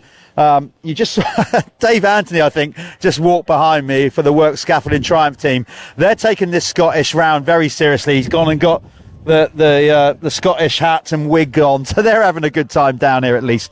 But yeah, right now it's a very difficult stage for a rider at this point, because they don't actually know how long this delay is going to be, so they've got to stay around. You'll see some of them inevitably will be putting coats on to try and stay warm. Others will not. They'll start maybe in a minute, maybe doing some exercises to keep the blood pumping. Some will take the opportunity, if there's time, to maybe go back out and look at the start again, maybe reset. Look at, of course, we start on metal grids now, but beyond the gate, you've got all the ruts and stuff, and they're not allowed to go that side of the gate and prep the dirt. So some of them might have a second look at the start and actually change their choice of gate. That's another thing as well. So they got the opportunity to do that. So yeah, it's a bit of a strange one. It's like an athlete starting a game of football, you know, and then it gets like basically stopped after 10 minutes, and they've all got to cool down again, go back to the dressing room, all that kind of thing. So nobody's really sure. Everybody's focusing. A lot of final conversation. Sounds like we've got some bikes starting up, so maybe we're about to go. But that's a little insight down here. I'm not going to talk to any riders because they're still in that race zone. They probably don't want to talk at this point. So we'll let them go about their business. And in the meantime, we'll either hand back to Phil or go to some adverts.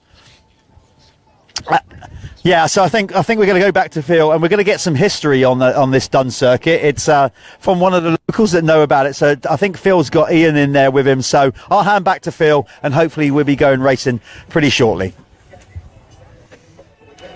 Indeed, we are back in the studio with one of our Scottish organisers, Ian Wilson. You are going to tell us all about the history of this track here at Duns. Yeah, the history, I've lived within 12 miles of this place my whole life, so I know all about it. I've been brought up in these hills and on this track, and the first race we had here was in 1989. We had a club championship run by the Caledonia Club back in the day, so they had a championship. I think we had a club meeting. I think then we had a Scottish championship. So from 89, for a good lot of years, we had Scottish championship years here, and we've also had there's been schoolboy nationals here Yes, well, we've I've had seen, the British Championship. The first British Championship was 2009, and I think we did 9, 10, 11 British Championships. In 2012, the Red Bull Nationals was here. So track's had a few revamps since the beginning. We've obviously got a lot more jumps in it. We've imported literally thousands of tons of different types of soil in it. We've had wood chipped through it in its time to try and hold the moisture in the clay. And we're going onwards and upwards. We've got the Speedway practice track up there. I did see that when we came in. Yeah, so that was the Berwick Bandits had that as a Speedway track. I think they still use it and they bring the kids on up there and they get a wee shot. Well, we were in Berwick on the run up to this weekend, and I looked and see what. So Berwick actually raced last night. Yeah, I would imagine it might have got rained off actually, but. I always, if there's a speedway meeting local to any of these that we can get out to, I always like to go and get myself a bit of speedway. Yeah. But obviously, from us guys south of the border, Duns is one of the tracks that obviously locally and more recent history, the British Championships have been here a lot of time. Let's say MX Nationals, Red Bull Pros, and all that kind of stuff. But the Scottish Championship as a whole has been growing the last couple of years. A lot of stuff been going on, the social media side of it, and we get to see you got Conrad Muse coming in there and that's right. Yeah, the whole championship has been lifted, and obviously for us as a full British Championship, we wanted to see, we want to come to all of the different corners of the British Isles. We were in Cornwall like for the previous round, and obviously up here for this first double header. So it's nice to come north of the border and give the Scottish riders a chance to come and enter. Yeah, absolutely. We've got the track at Duns here. We've also got the track at Lookers. Now Lookers was a real nice track, sand track. Could be riding British Championships there again. Drumclog in Ayrshire, another real good track. Yeah, I've seen Drumclog as well. That's another good one. So it looks like we are going to get a complete restart for this one as Ben Musto comes to the line. Ian, thank you very much just for dropping by. Thank you very much for obviously all of you guys and girls that are here from the local club and all of the Scottish ACU and all of these people that have helped organise this meeting this weekend. And hopefully we will back next year. So thank you very much for that. We're going to take a quick commercial break and we will be back with the gate drop for the restart of our MX1 Race 2. Fly dope swaggy, that's how I roll. On another level, on another level, on another level, one above me. Stepping through the crowd, yeah, I'm feeling so supreme. Feeling so supreme. On another level, on another level, one above me. Stepping through the crowd, yeah, I'm feeling so supreme. On another level, on another level, on another level, one above me.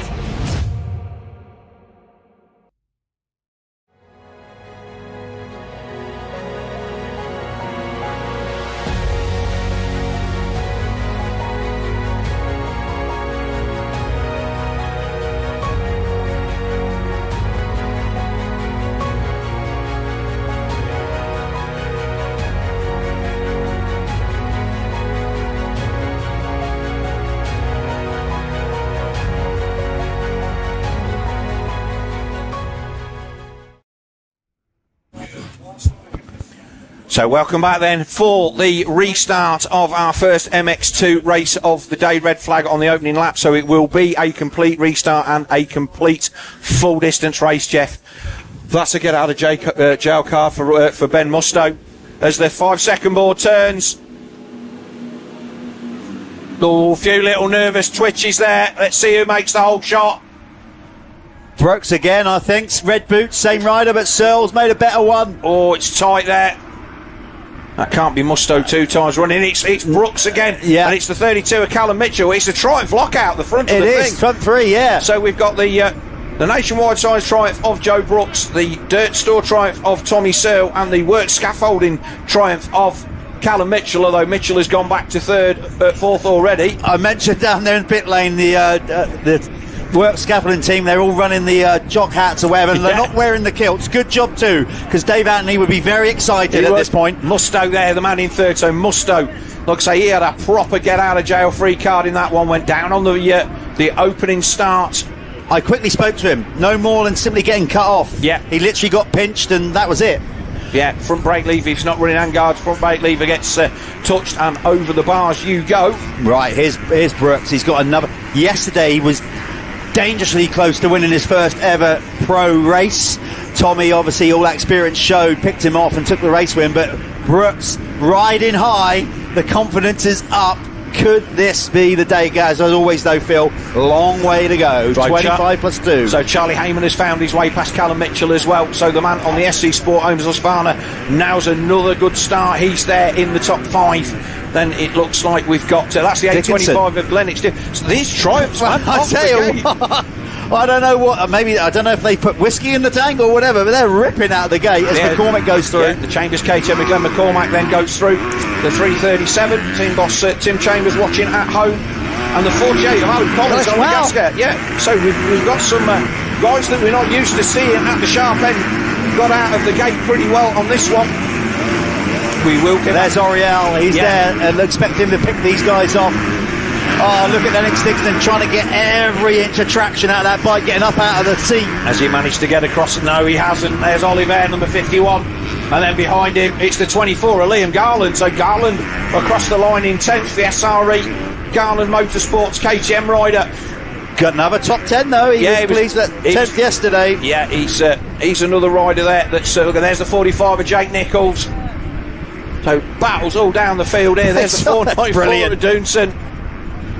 We're looking at our race leaders going up the far side. There they are. This is what the battles in the field. There's the 33, the bike hit DRT Kawasaki off Kai Karsmakers as well. He's moving through the field, scrubbing it down there, trying to move on. He's going to get it done on night, is he? Yeah. So Brooks was 2.5 seconds in front as they went across the line last time from Searle and Musto, with Heyman 4th, and it was 2 seconds back to Mitchell. So the first 4 properly getting a wriggle on at the front of this first of our JMR 101 MX2 races. And let's not forget, Heyman is the man that is leading the under-21 championship from Ben Musto by 17 points as it stands at the moment. There is our race leader going by in the background. Yeah, they are all fairly well spaced out at this moment in time. Garland under pressure. I did actually call him Liam Knight just back there. Apologies for that, getting confused with his MX1 team mate. But yeah, it's this is what a intense first lap across the field. They are, and I think again, Phil, not dissing the track yesterday at all, but I think it's because it was still good. But today, it's just in a more raceable condition. Right, our first lap's leader then was our Planet Moto first lap leader was Joe Brooks. Yeah, he took that again. He managed one yesterday, and our Planet Moto first lap leader was Joe Brooks. So much going on. Here we go. Oh, look at this. This is a good battle. Musto and Heyman are at it. Remember, championship contenders. Now ACU's out of the equation. Yeah, it's up to either one of these two to stick it to Tommy Searle. Yeah, definitely. And a shout out as well to the AC United Gas guys. I did say yesterday that single rider team, because Carl McNichol, the number 57, yeah, he's now back riding. He's back riding. He's been out injured for quite a few rounds, so I'd missed that he'd return. Two riders under that awning as we watch the 163. Okay, Phoenix Tools, fastest lap of the race. It doesn't come, no surprise really. Joe Brooks with a clean track has made it count. Joe Brooks setting a time of 1:56.698. Pulling half a second, just over half a second on Tommy Searle. So this is the battle for first, second, third and fourth, and Joe Brooks, I'm saying that Nationwide Signs triumph. He's come back and he's just gone a little bit better every race, and obviously getting on the podium yesterday for the first time, Jeff. I think that's going to be a big boost to the man. I think it was his birthday yesterday. 20 years old. He was 20 years of age yesterday, and I mean, he said yesterday in the winner's circle, so desperately wanted to win on my birthday. Well, okay, he's still got a shot of. He might be one day out, but it would still be hell of a birthday gift. Yeah, birthday to himself to remember. But Charlie Heyman, he knows the battle with Ben Musto for the under-21 championship is also the battle in the main championship. Well, there they are, look, top 3 in the championship all coming round. Searle leading the championship, not necessarily in the right order, but yeah, so Musto has the advantage over, Musto's 10 points down on Heyman in the main championship and 17 points down in the under-21, because they are scored completely separately. But the 422 SC Sport Homes Husqvarna there has Ben Musto on the AC United Gas looks like he is starting to close in a little on the number 100 championship leader of Tommy Searle. Let's not forget, Ben is also riding injured. If you watched the live stream, which we hope you did, from Landrake, you'd have seen him take his first pro win, then went from hero to zero and exited stage left in the whoops. He's been down on his ear in the first one of this as well, so he's the man that was more than pleased to see that red flag. I can imagine having to charge from the back on this Duns track would not have been easy for him. Looks to me like they're coming back a little bit on Brooks here as well. Yeah, 2.8 across the line that time, Jeff. Yeah, I think so. Yeah, definitely. They took a bit out of Tommy last time. Brooks last lap around. Yeah, all three of them did. So all three riders in second, third and fourth all took a few tenths out of the race leader last lap around. And the expectation that Joe Brooks is going to be able to keep these guys at bay with how many races he's been back from injury. It's easy to get a little bit of arm pump, just get a little bit nervous. I don't think he's the kind of rider that's getting overawed by leading races now. We've seen him at the front more than enough to know that is not something that bothers him, but he will know that these guys are coming and he's just got to try and hang on. We've seen Callum Mitchell still in a great 5th place, Oriel Oliver in 6th, and it's McCormack 7th. Cars Makers 8, Liam Garland in a great 9th on the SRE Garland Motorsports KTM in 9th, and Jake Nichols on the True 7 Crendon Honda in 10th. And it's Colmer, Adam Collins, Maxie Werner, Ollie Colmer, Josh Vale, and the 72 of Rafe Broadley rounding out the top 15 with 17 minutes to go. Yeah, we're going back to Brooks, having to get to know him a little bit. Yeah, I would agree with that. He seems a ridiculously cool customer. He's got like a wise head on young shoulders. I think he's got the right temperament to go the distance here. Fastest lap of the race, Phoenix Tools. Ben Musto? No, you won't believe this, but you will believe it. Oriel Oliver? Well done, yes, good. Yeah. So he's on the move, and he's on the move quick because he did a 1:56.1, and he's up to 5th. Jeff, he's managed to displace Callum Mitchell on that works. Yeah, scaffolding supported Triumph. So Mitchell still a very good ride from the number 32, and he's got a decent gap over Kai Karsmakers and the 337 of Glenn McCormick. Yeah, so the rider on screen is not the quickest rider on track, but it is actually number 51 who will be joining this battle within the next lap and a half if he keeps going at the speed that he is. Yeah, it's going to be... Well, we've seen him come through from, say, the back of the pack, but certainly from the lower reaches of the top 10. And this is how it was yesterday. And he tipped over. He actually tipped over in this corner on the opening lap of race 1, didn't he, Jeff? Or was it race 2 that he went down? I can't remember. Check that out while we're watching battle second, third and fourth. Look at that, Brooks has responded. They all caught him up on the second lap and he is like dropping the hammer. He looks good as well, smooth. He doesn't look like he's ragged to me. He doesn't look like he's a rider on the edge. No, sometimes you can get a bit giddy at the front and just kind of lose your concentration, just trying to second guess that, I've got to go a bit faster here, but sometimes less is more, and he's looking very smooth, Jeff. Technique's good as well, really studying his technique there, with his riding his feet high up the ruts with his toe tucked in, just basically doing everything right. Look at him there on the balls of his feet. That's wonderful posture and technique going into that corner. He looks really good. Let's see what the gap is this time. Has he managed to? That looks like it's come down just a smidge, and he has 2.8, but it's not a massive amount. It's a decent lead. The gap between Searle and Musto is a second, and Heyman to Musto is a second and a half. So it's he's stretching this out at the front and having to drag Tommy along. Listen, it's a big landmark in any rider's career, winning your first race, even at the club level or youth level. The feeling, getting that first one done, it amplifies as you go through your career on the bigger stages.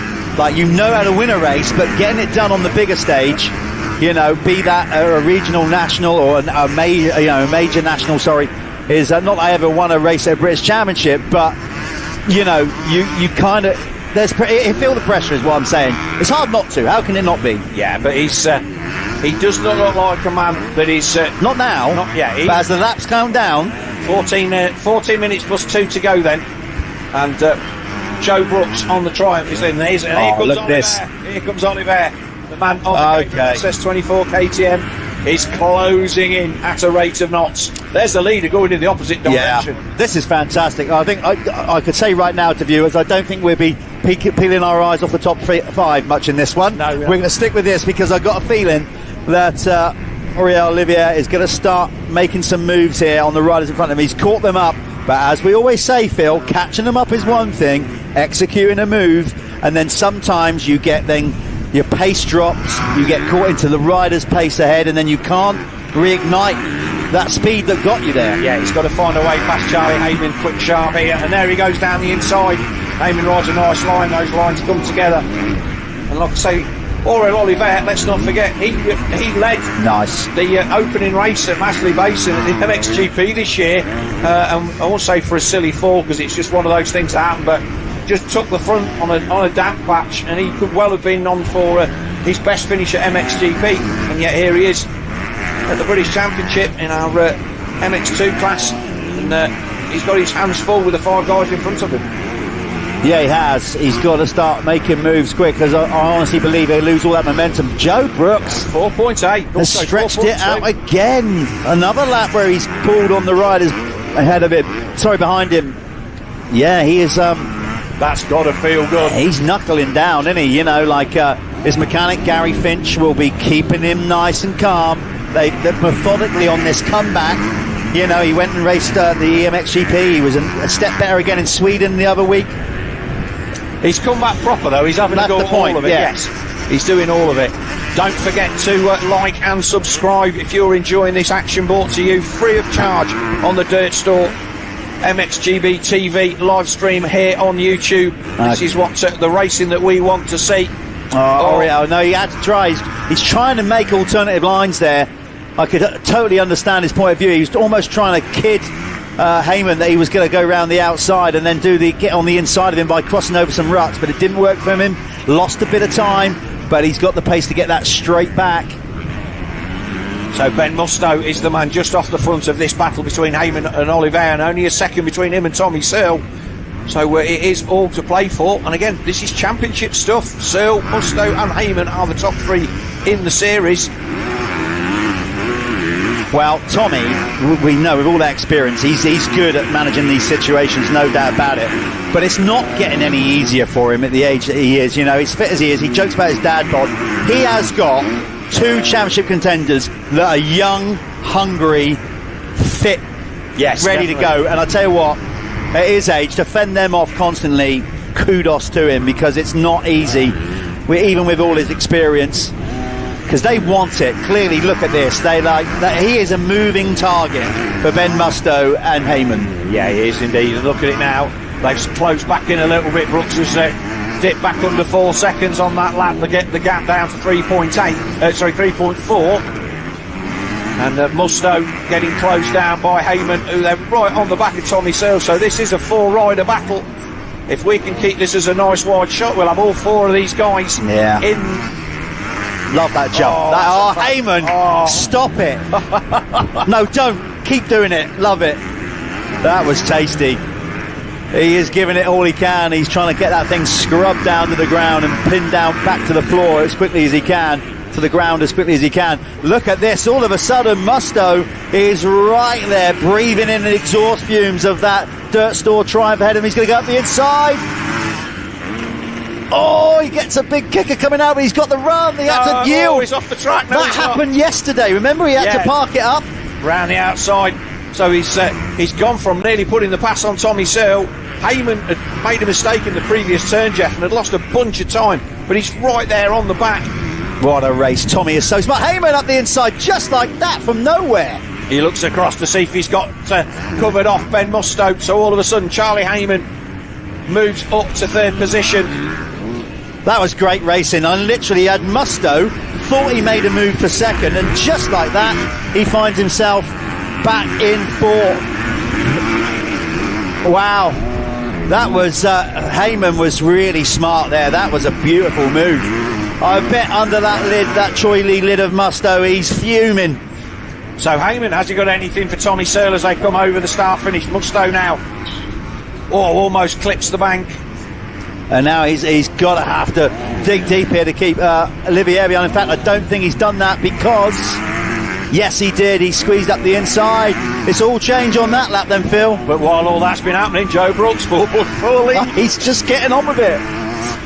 Okay. Oh, this is a great race. And like I say, Charlie Heyman has managed to find his way past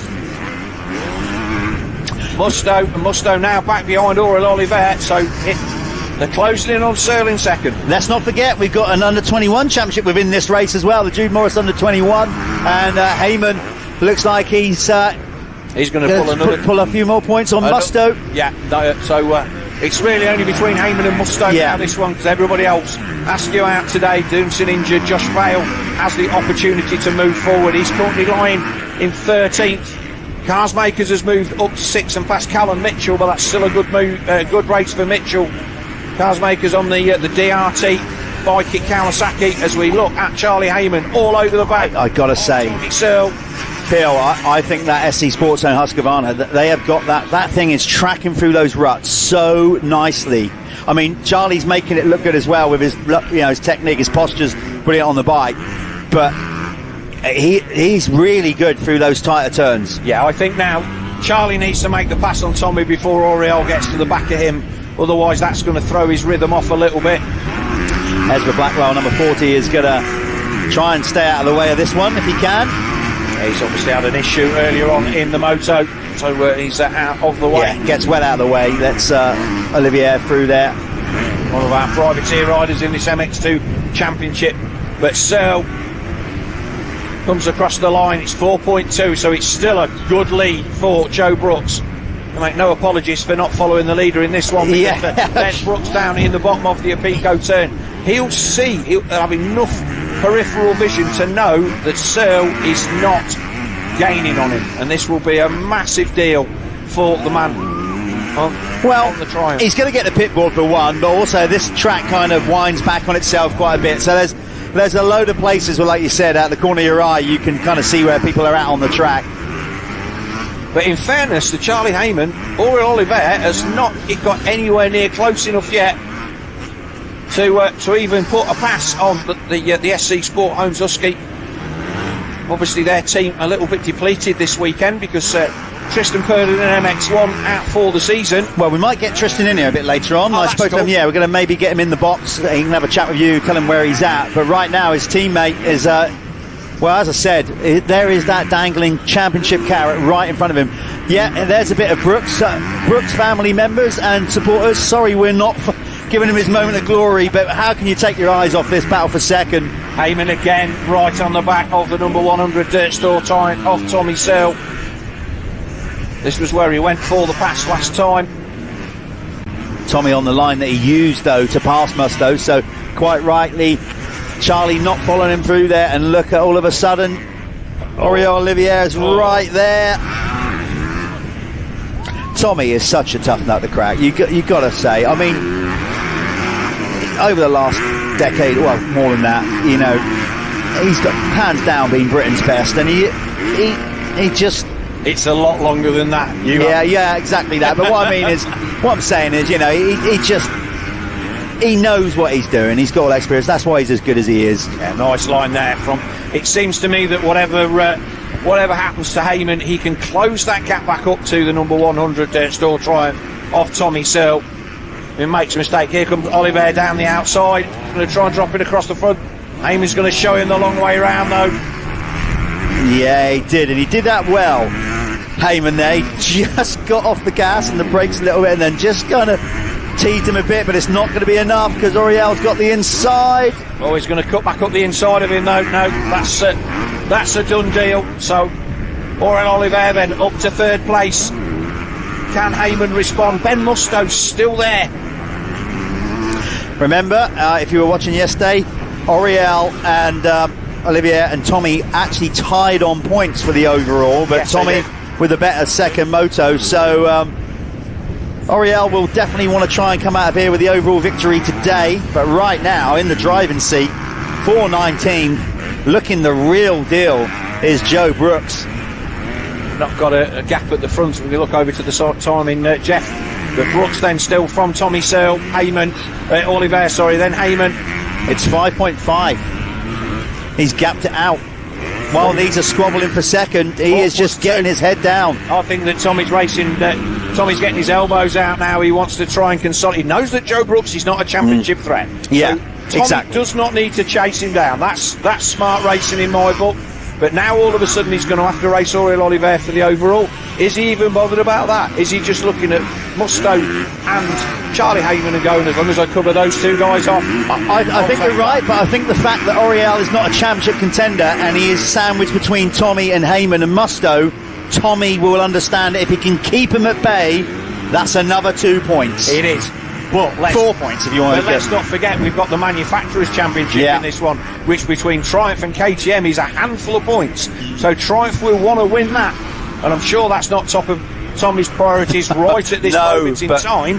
But that's something that obviously John Gifford and all of the Dirt Store Triumph team will be wanting to put the Hinckley brand on the top of the podium for the Manufacturers' Championship.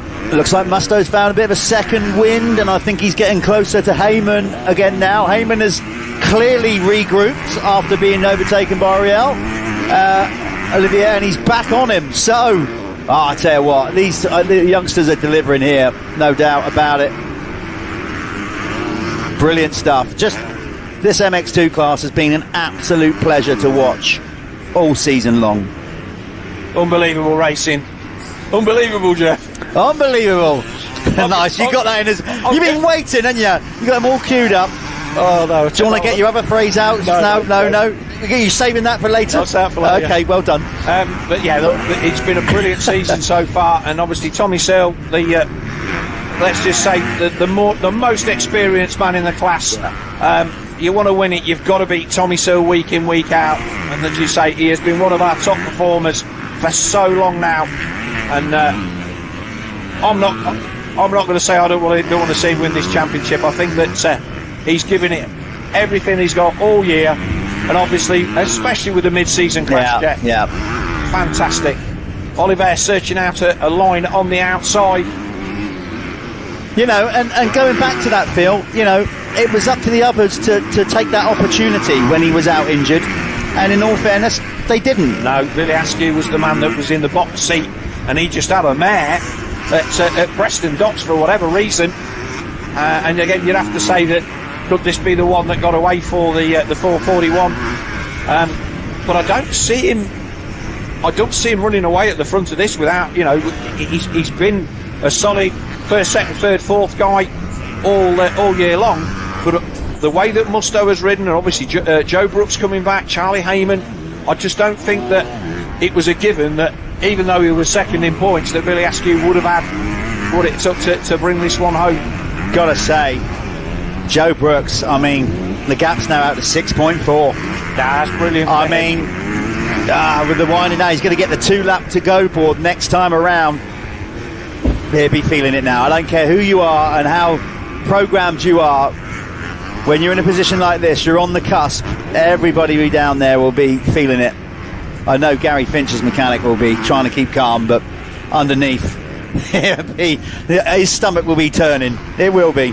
And butterflies will be going. Yeah. I don't care who you are. Look, we've got no favourites here in the comms box, but to see another rider take his first pro win, Jeff, yeah, that'd be brilliant. In this MX2 class, this is something that it's a rite of passage, and to see a new guy can bring it home, as Tommy, you can see, has a look over his shoulder, and again, he's looked the wrong way. I think that maybe doesn't realise that Oliver is there close.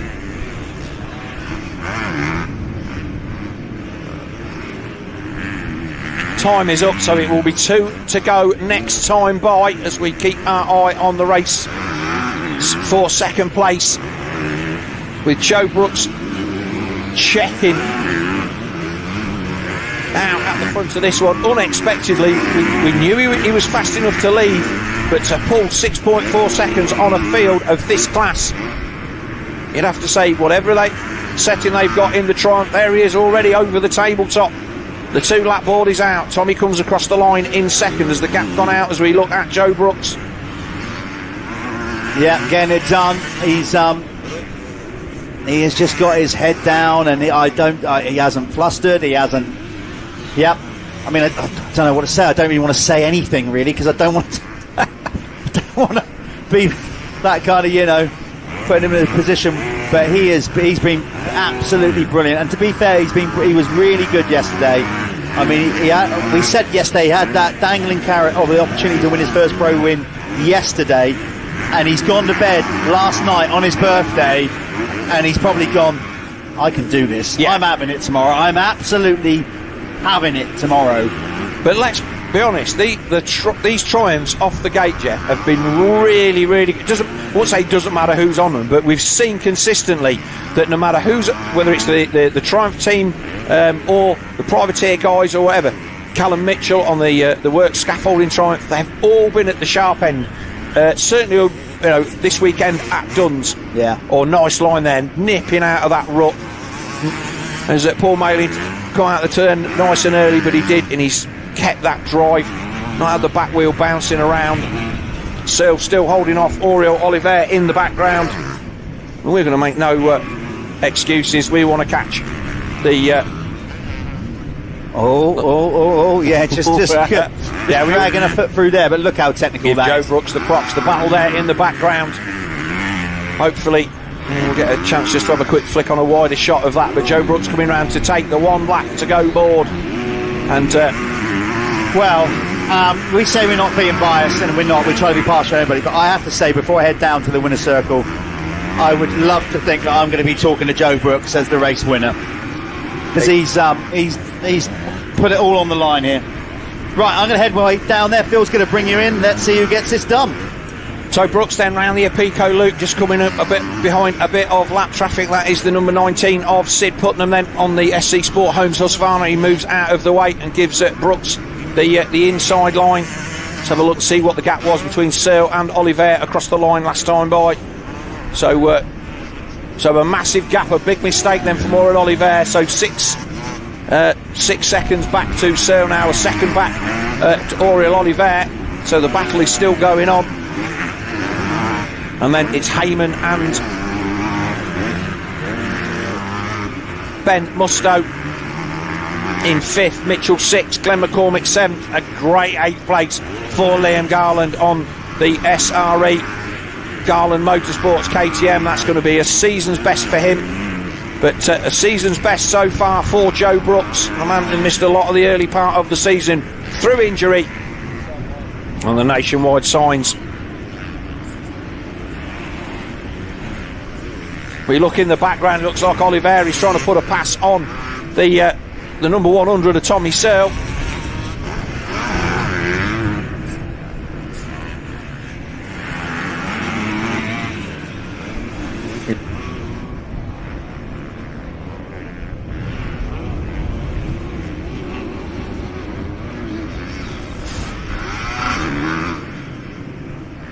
But Joe Brooks then, but here he comes. He's going to come past pit lane for the final time. He will get a thumbs up from the pit board, and the first checkered flag and the first pro win for Joe Brooks. Let's hold this camera and we'll see Tommy Searle and Oriol Oliver bringing it in, and it is Tommy Searle that's going to come across the line in second from Oriol Oliver. So that's a fantastic ride. Oliver came through to finish third there, but Tommy managed to hold him off. Charlie Heyman across the line in 4th, Musto 5th. Then it should be Callum Mitchell in 6th. They're already across the line. This was a really, really close race all the way down the field.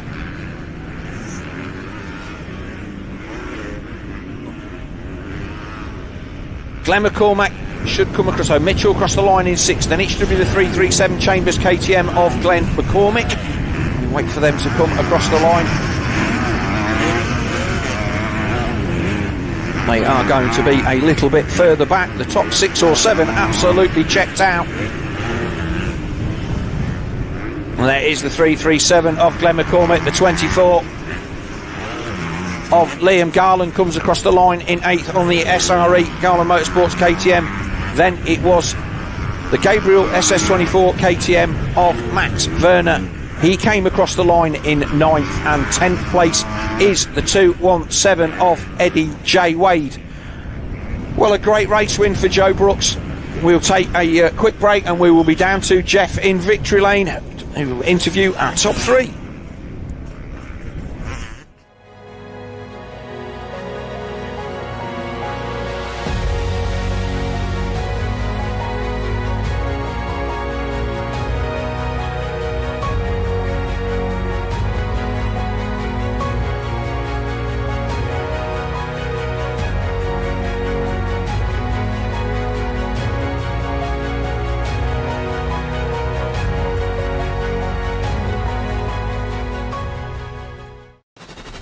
This is Dirt Store, your online one-stop shop for off-road essentials. All the latest products from the top motorsports brands. Gear, bike parts, protection and accessories.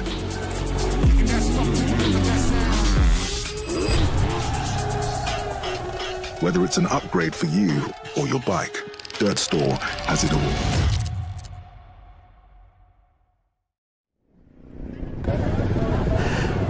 Okay, here we are in the...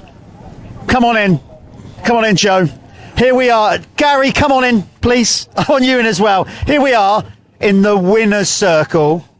Wow. You were so close yesterday, your first ever pro win. You got your mechanic Gary with you as well. It's a big, big moment, mate. I mean, stupid question, but I'm going to ask it anyway. How does that feel? Yeah, unbelievable. I'm lost for words, honestly. It's been so long trying to do this, and I'm so happy it's finally happened. He's doing a little jig behind you. Look, he's so excited because, you know, and he's been a big part of the journey. You know, like this year, a lot of off season, and it kind of went pear shaped. But to now get to this moment, I mean, talking about putting in the work. Yeah, it's been so hard this year with the injuries and stuff. So I'm honestly, I don't even know what to say. I'm just so happy that I finally got my first win. So yeah, unreal. I mean, we were saying in commentary, you were doing everything right. You looked so good on the bike, so smooth. At any point, did it, like, as that race wound down, you were pulling away towards the end, did nerves kick in at any moment at all?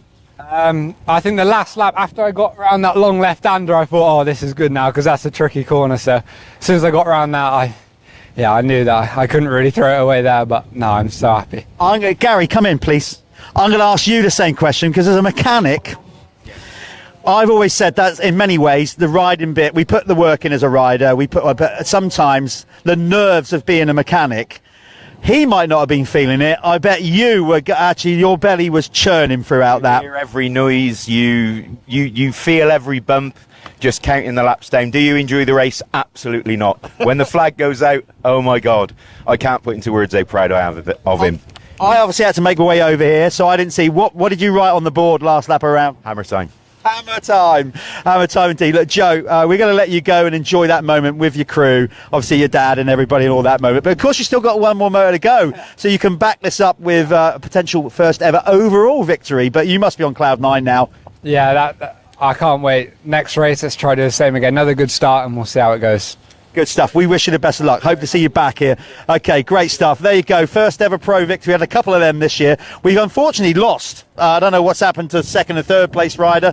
I think they might have had to go for a noise test. But we're going to throw back to Phil now, maybe some adverts. And we've got the Pico MX1 class coming up next. Can Conrad and Adam Sterry put it to Jeffrey Hurlins? Where we're about to find out. Again, don't go too far away. We're back with the Pico.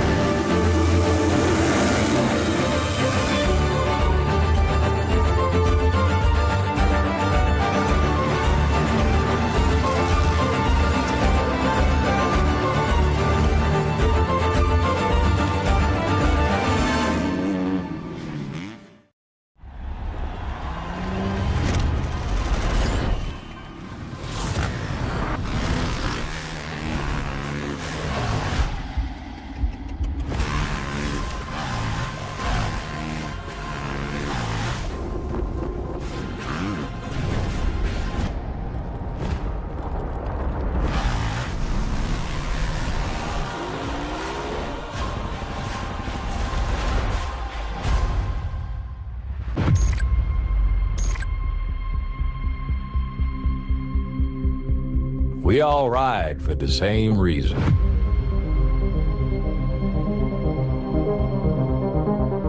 We all race for the same goal. But we all need our own identity. Do it your way. Ride.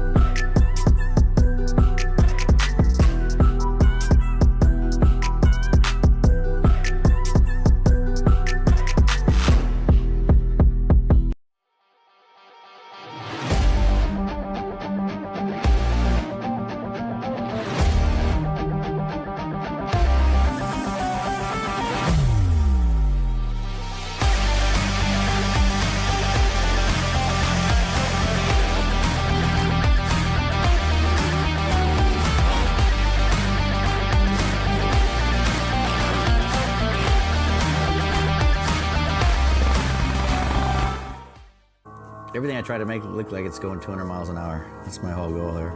I'm Troy Lee, and this is our new signature goggle collection. We've been doing collection probably for about 15 years with Oakley, doing a couple goggles every year, a couple pairs of glasses every year. My love is my motocross team, and so first off, we probably have more red in line, but then I always like to throw something weird in. You gotta freak them out a little bit, you know? American flag, stars and stripes always work good, so we add a little bit of metal flake to the oval here and add a little bit of chrome to it. Really, I'm always more excited about the next one I'm working on. It's like I can't wait to get to work and start sketching some new ideas. My name's Troy Lee. I'm the owner of Troy Lee Designs, and super proud to be working with Oakley. They make the most beautiful product on the planet.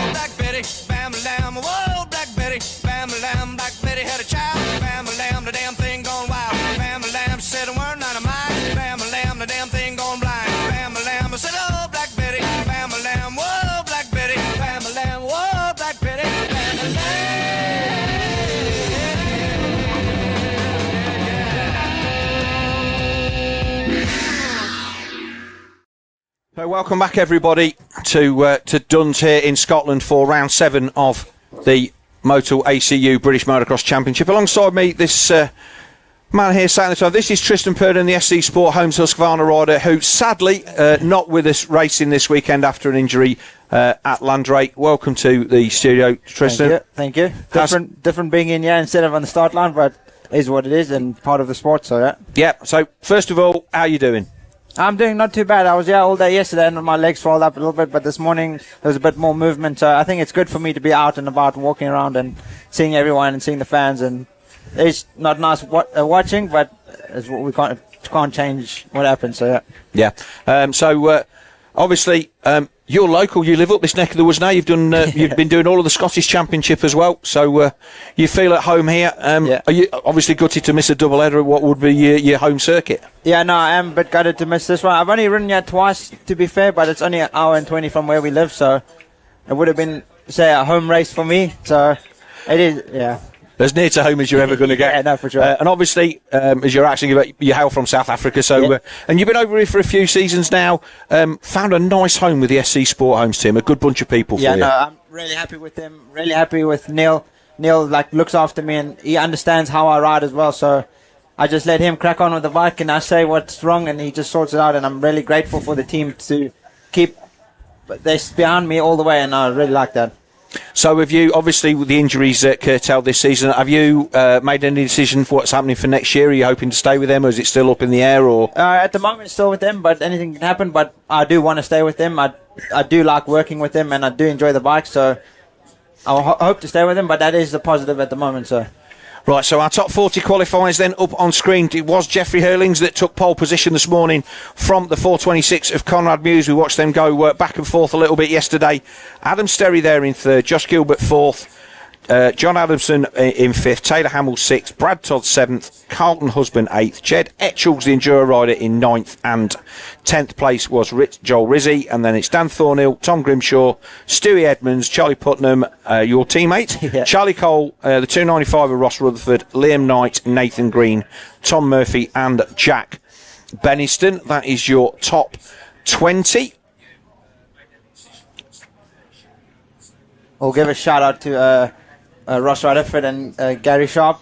Yeah, Ross Rutherford, a man from he's ridden up here a lot. That's my training partner. On the Wednesdays we go riding a lot, and then guys, he helps me a lot during the week, and so it's nice to see them out at the British as well. So and this is what we need. We need to see local riders coming out and supporting the championship.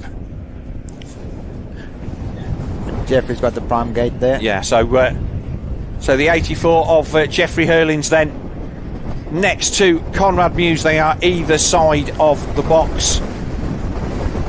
And there is Taylor Hamill on the 23, the Dirt Store bike at Kawasaki. The DRT Kawasaki, the 2-on-2 of John Adamson as well. Where do you think gate position in this one then, Tristan? Is is the middle the best, or is it?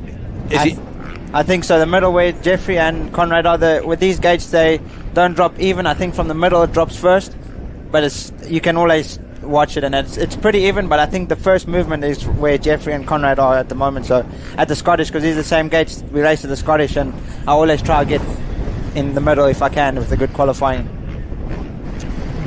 So we saw some fantastic racing yesterday, and as a result of that, unfortunately, the streak of Conrad Muse has disappeared, but he still has the fastest lap streak to go. So whether he can put one across Jeffrey Hurlings again, at least today on that one, will be something. But let's hope that he can get out the gate. He was close in Moto 1 yesterday. And another Scottish rider, Ryan Thompson, good to see. Yeah, and like I say, these are the guys you come and do your local British Championship round. It gives you a chance to race against the best guys in the world, Jeffrey Hurlings and Conrad. Sure. So there we are, looking down the start straight. 15-second ball goes round to 5 seconds, and it is our first Apico Factory Racing MX1 Moto of the day. Gates down. Let's have a look, see who gets the thing. Oh, looks like Hurlings just moved across. He's going to take the whole shot. He runs a little bit wide. Adamson around the outside. Yeah, good start from Adamson. Rizzy's up there as well. Yeah, another good start from Adam Sterry on the 811. He's there in second, and a run round the outside from the 326 of Josh Gilbert. Then on the Lextra MX Honda, he's there up to third, as Sterry looks like he catches a bit of a crab in that rut there. But it is Jeffrey Hurlings then that's going to lead them away for the first time. See Conrad Muse back there in 5th or 6th. Track drawing out quickly. Yeah, the wind is a bit of a pain at the moment, but the track crew's done a good job from yesterday to today. It looks good, and it's technical, so I think the boys need to be clever and smart out there with the lines, or Jeffrey's out front, so I think they must just try to follow him and see what they can do. So it is Gilbert, then it's Rizzy. So the triumph for Joel Rizzy, the 912 Dirt Store triumph. He's got another good start. He had a decent start in Moto 1 yesterday, and then I think faded back to 8th, 9th or 10th. But he's managing to get that off the line as we watch the Kawasaki of Hamill and Adamson going at it.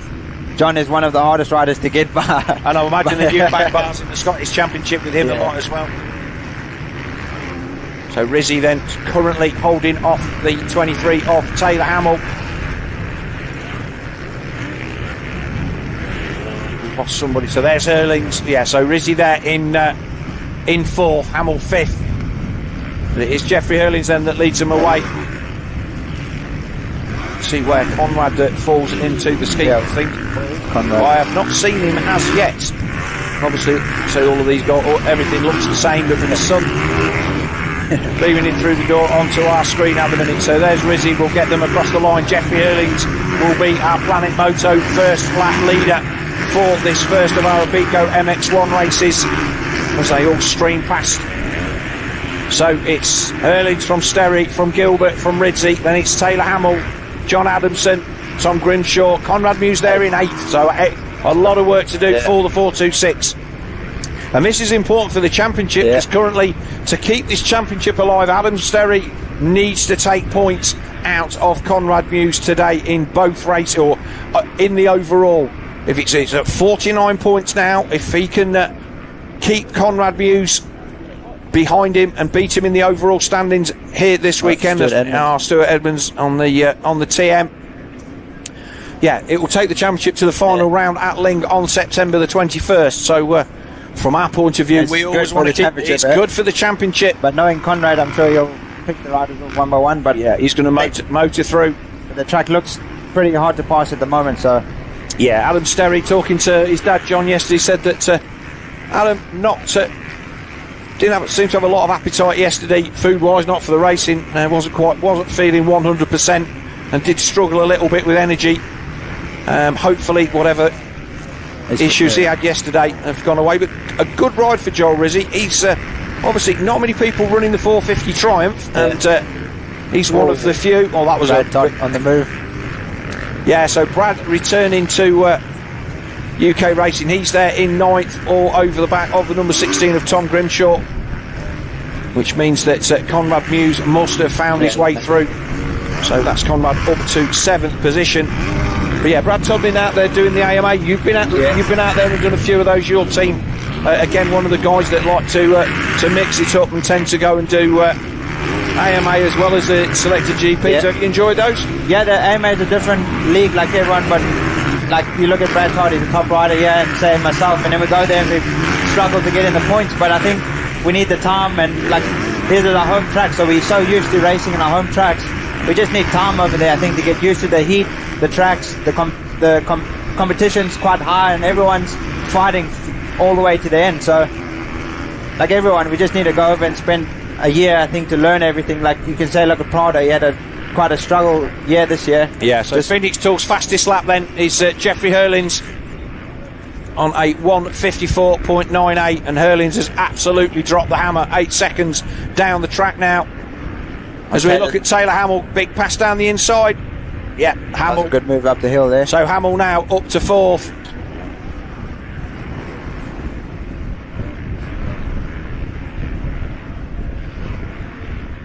So hopefully Taylor can catch on to Gilbert, because I was talking to him before the MX2 race, and he was saying he gave everything and he thought he was ripping, but he was just stuck in no man's land. But hopefully he can catch a toe now and close the gap on them. So it's 3 seconds faster than everybody else on that last lap. Jeffrey Hurlins, an absolute rip. But we're looking at see where Conrad Muse is up to 6. He passed Adamson on that lap as well, and the gap's then about 1.5 seconds all the way through. As we're now looking at the 426, the red plate holder coming onto the back of the 912 of Joel Rizzi. There's this battle for 2nd to 6th where the action is. Jeffrey Hurlins disappeared out the front. But this is for the championship. As it stands at the moment, it can't be decided in this race unless something fairly strange happens. But the fact that Adam Sterry is going to take some points out of Conrad Muse possibly is certainly something that we need to be concentrated on. But there is Muse. He's going to bring that Crendon True 7 Honda through. He's now closing in on the back of Taylor Hamill. He's just so smooth, Conrad, through those ruts there. It was so good to see. But it's a good watch him coming through the pack how he is, and I think the MX2 riders need to be watching to find the passing spots as well where he's passing. So the track developing as it dries out. The wind here on the top of this hill. You can see the Apico flag there, getting a proper bending. So we look at Hamill then trying to get in on the action. He's there all over the back of Josh Gilbert. I've been impressed with Taylor Hamill this year on that 450. I was teammates with him in my first year, and he is a good rider on the. He did prefer the 450, and he's so smooth on the hard pack, so he's putting a shift in here, so it's good to see. Yeah, I watched him as a 250 rider, and you will probably say the same thing, that there's some guys you just know that just need to bide the time to get onto a 450. Their riding style and the way that they ride the bike just different. You've got to be frantic on a 250. Yeah. I was the same. I moved up quite soon on a 450, and it was the best thing I ever did. Yeah. And like I say, you got a chance at 3rd in the championship before your injury. You were making some, a lot of podium appearances, and pushing these guys on. And obviously, hopefully, you'll get back to that form when your injury's sorted. Yeah. Have you kind of got a time frame of when you're looking at getting back in the saddle, or are you just going to let the season go and then have a winter training and get yourself back to fitness? I think because it's so far in the season, I think I'm just going to take my time, and it would have been nice to get ready for Nations, but it is a big track, Nations, and you want to be ready for it. So I also thought, if I'm not 100% for Nations, I'd rather let someone else have a go at it for Team South Africa as well. So I will see how it goes every day and get back riding and build through the winter and come back swinging. Well, there's a pass, views up the inside off Hamill. Is he going to cut across? Oh, it's all of it there. Yeah, that was a nice move. He just got down the inside rut, didn't leave Hamill anywhere to go on the downslope of that jump, and all of a sudden Conrad Muse is closing in. Outside line, yeah, it's pretty good as well. Yeah, it is a good race because they all on each other. Yeah, the top 5. Yeah. Jeffrey Hurley's already way in there. He disappears in the background. Yeah. No apologies for not following the number 84 factory Red Bull KTM of Jeffrey Hurlins. He has checked out at the front of this one. But this is the battle that... Conrad. There's Adam Sterry on the 811, the Chambers KTM. a man who's having a good season in GPs. He's had some good results, a couple of career bests in the sand as well. Had a really good standout ride in Finland, if I remember rightly. Oh, that was a nice move. Rip round the outside there. Nobody's made that line work all day. He's picking them off one by one. It's good to see, and he's trying every line, so it's good to see. He's opening the track up, and that's what Conrad's good at. When I've been behind him, he's always different lines, and he makes moves quick, so it's good to see. With the starts he gets, he doesn't have to make that many moves, but when he doesn't make the start, he makes the passes quick. So the question is, with 15 minutes plus 2 laps to go, as he closes in on Adam Sterry, Jeffrey Hurling's already way off down in the distance. I give him a run, I think around the outside. Yeah, this is a nice line here as the track's just going to close out. It's not quite going to get there. And he's done him. Beautiful. That was a good move. So he's been making that line for probably 4 or 5 laps. Come back. Oh, he's not giving it up. He knows how important this is. Conrad's going to have the outside. Now he drops it up the inside. He's going to move over. Oh, it's tight. That's Conrad made the move up the inside. Nowhere. Nothing Adam could do about that. Those ruts are quite a long way back down that straight, and he just can't move across and close the door at the last minute. And Conrad Muse then up to second, 1:54, the fastest, his fastest lap of the race. Let's see what he's done. And that is there, 1:54, fastest lap of the race. So are we going to see 13 seconds is the gap to Jeffrey Hurlings, and there's Hurlings in the background. I think that that ship has sailed, but fastest lap of the race so far then by Conrad Muse on that charge through the field. That was in traffic as well. Yeah, this will be a pretty good lap, I think.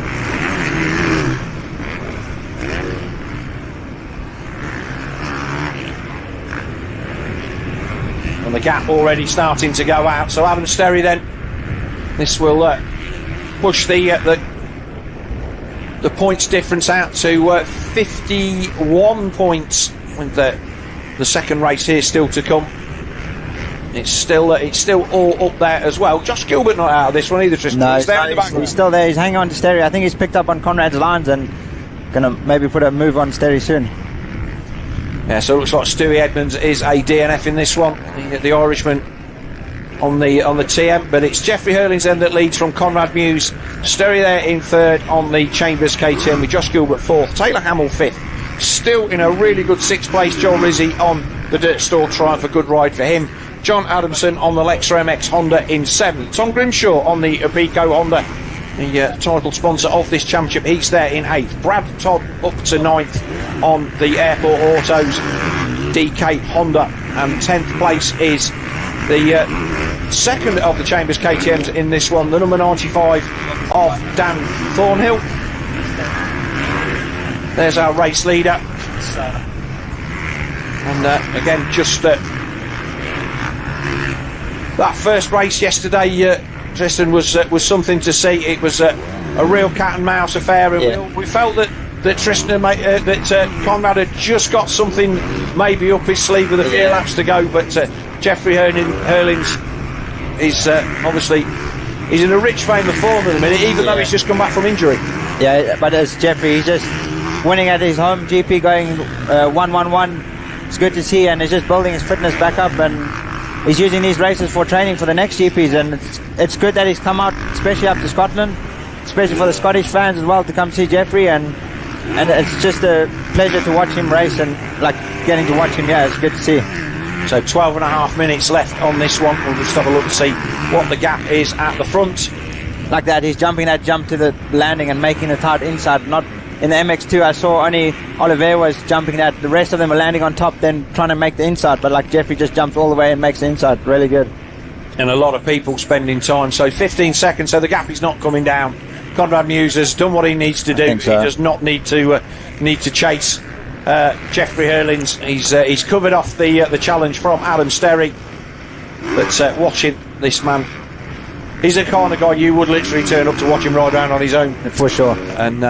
And again, it's inch perfect. He did say you were lucky enough to get him in the booth yesterday, and he did say that this is great training for the for the next tracks in Turkey. Obviously, that's a hard pack track. It's a hard pack track. Ruts like this one.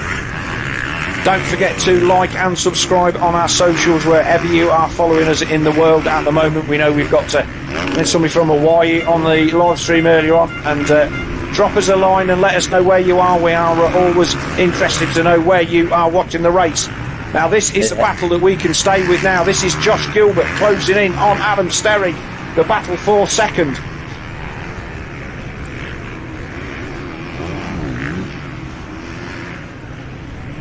Jeffrey keeps looking over to see where Conrad is. Yeah, that's it. So there is Adam Sterry and Gilbert going up the face of that jump.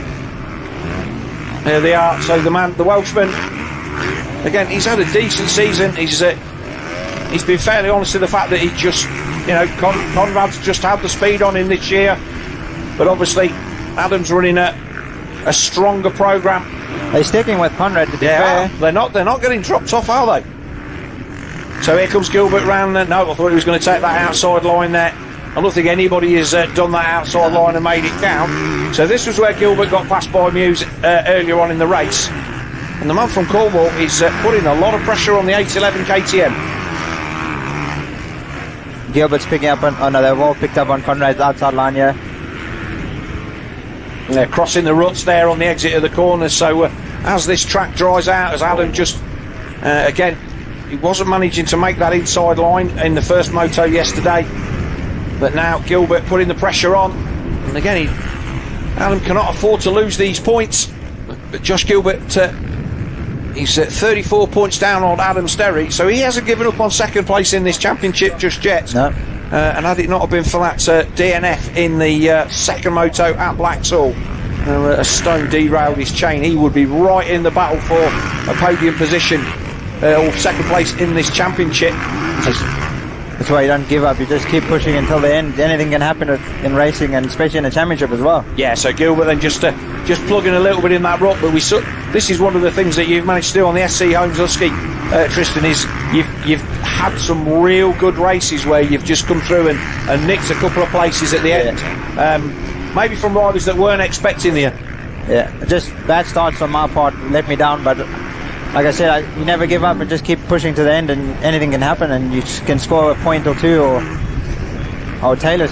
Yeah, so Josh Gilbert made a big mistake in that turn before pit lane, and as a result let Adam Sterry off the hook. And now, all of a sudden, Gilbert's mirrors, should he have them on, full of the 23 off Taylor Hamill, with 8 minutes and 50 seconds plus 2 laps to go. Conrad Muse then still the fastest lap of the race in the opening moto of this Motul ACU British Motocross Championship, a Pico MX1 race. Brought to you by Dirt Store MXGB-TV. I think Taylor's hungry for another, not to finish 5th again. Yeah, there has to be a point at which, as good as 5th is in this company, yeah, for sure. It's I just want to. Yeah, you always want more. I want to break the. Yeah, you always want to be a little bit further up, and you can see him. He's right there. Looks like Gilbert's backed off a little. Maybe he's got some arm pump. Yeah, he said a couple of races that he has had a little bit of arm pump late on in the motos, so maybe that's done a lot. It was almost 2 seconds the gap to Adam Sterry last time by, and it does look visually like that has gone out a little more. Oh, he's taking a breather lap and then going to try to push again. See, I just find that just never works. Yeah, the gap gets too far, and it's hard to. Going to say the number 23 bike kit DRT Kawasaki of Taylor Hamill has been a solid performer, good starts, and he is currently lying there in 4th in the championship. Yeah, it's well deserved. Took my spot. Yeah, he did. I know. Obviously, the fact that you did, you had a DNF at Landrake and you missed yesterday, has elevated him to 4th in the championship. But he's there. He has 4th place speed. I think that's the thing. Sure. He's not a million miles away from these front guys. I'm sure you'll be happy with this ride, being right behind Gilbert. Yeah. Was he on a 450 when he was with your teammate, or was he on a 250? No, he was on a 250, but he trained on a 450 near the end of the year, and he started enjoying it. Yeah. So the gap between Adam Sterry and Josh Gilbert out 2.2 seconds. So this is really the only on-track battle that we have to bring you, with the number 23 off Taylor Hamill trying to close in on Josh Gilbert. There is Adam Sterry In fact, they're closing back in on Sterry. Sterry's made a mistake, so this is coming back together as a 3-rider battle for 3rd, 4th and 5th place.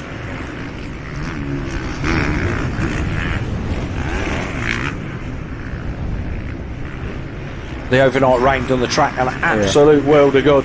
Johnny did a good job as well. Yeah, it was. I mean, it was good yesterday, but I think that there's from listening to what the riders have been saying to Jeff in the podium, in the winner's circle interviews, that just a few more options for passing than there was yesterday. It's always good to race on a Johnny prep track, even in the Scottish series, because he does the tracks and you just know it's going to be good and you're going to be passing around. So, like I say, we absolutely dodged the bullet with the weather yesterday. We had to curtail our prize giving. We were hoping to stream, but didn't, just because the weather suddenly closed in on us as we signed off. Probably for the next hour and a half, we had what can only be described as fairly persistent rain. Not heavy, but it was enough to soak you through, as they say. Gilbert is closing on Terry, Yeah, gaps down to about 1.5 seconds. Stretched out a little bit on Hamill. Hamill is coming, but he's not bothering the back of Josh Gilbert. That's a good line, that outside line. Yeah, that berm looking like it could let go any time, but Josh Gilbert not too worried about that. Also getting over this next table, the tabletop that have just come over. Sure. I think there's some kickers on the takeoff there. Yeah, they're all looking like they're struggling getting out of that turn. This one looks quite nice, and again this one. This is quite a fun part of the track. Because you come up the hill and you drop down. Well, obviously, I think you can get to pre-jump that one on the turn a little bit as well as you scrub over the top. But Adam Sterry coming under pressure on the Chambers KTM from the 326 of Josh Gilbert on the Lexa MX Honda. And obviously Josh and Adam both doing a fairly decent GP campaign. I'm not sure if they'll be finding their way out to Turkey, and I would not expect that either of these guys would do the flyaways, although you never know. Yeah. It is getting towards the end of the season, and sometimes you've got the budget to do stuff, and sometimes you really haven't. And especially with all the mud races, I'm sure that hurt the budget quite a bit. Yeah, definitely. But obviously we've been fairly fortunate here at the ACU Motul British Championship. That, we haven't had any. We've not had any, and obviously now we were going to have to paddle into Ling. But yeah, it's been a decent season weather-wise. Gilbert's got. Is he going to get down the inside? Yeah, that's a good pass. That was a fantastic pass. Like I say, does it look like Adams maybe just... maybe he's feeling a bit tired from the illness he's had and catching up with him. And let's not forget, it's 2 days. These guys usually race one day. Obviously, GPs, they have a qualifying race on the Saturday. It's a little bit of a different format, but they've got 2 races in 2 different rounds in 2 days, and no real recovery time. Like I say, Alan been a little bit under the weather yesterday. There's Gary Sharp getting a lap down. It's good to see him out there giving it a go. Yeah, and of course, for me, coming to these events and trying to get a point, it's a big deal. Easy. Let's have a look and see who is on the knockings of getting that last championship point. At the moment, it is the 134 of Liam Knight. The start. He's got a point there. Yeah. That was always my aim back in the day, was to try and win a British Championship point. Never quite managed it. This was 4 strokes, obviously not at this level, but it was still a decent thing to try and hang your hat on. And for these, the regular expert guys, that's what they're after. Is Hamill now all over the back of the 811 of Adam Sterry. Putting the pressure on Sterry now. 2:25 to go, plus 2 laps, and it does look like the Welshman is starting to tie up. Although they've not dropped off the back of Josh Gilbert too much. Conrad's not too far ahead. I just saw in the other shot. Yeah, so 4 seconds the gap to Conrad Muse then. Jeffrey Hurlins has a 26-second lead at the front of this first of our Apico MX1 races. Little mistake there for Taylor coming to the outside corner. But he still looks like he's a man who wants to move forward. Yeah, he wants it. I think maybe Conrad just thought, try protect the championship. He got in second, and just save the bike, save himself, and try and win it in the next race. Yeah, of course. He's not wanting to take any unnecessary risks, so he is across the line 1 minute 31 seconds on the clock, so it will be 2 laps to go next time by. And we'll then around the outside there. I think Taylor's good on this part of the track because he's making up time, yeah. He's going to cut back to the inside and then... Taylor's going to go up the inside, yeah. Is he close enough? Oh, he's got the drive. So he's done him. That's a good pass. That was a good move, that. Yeah, that's a good pass. So Hamill then up to 4th place.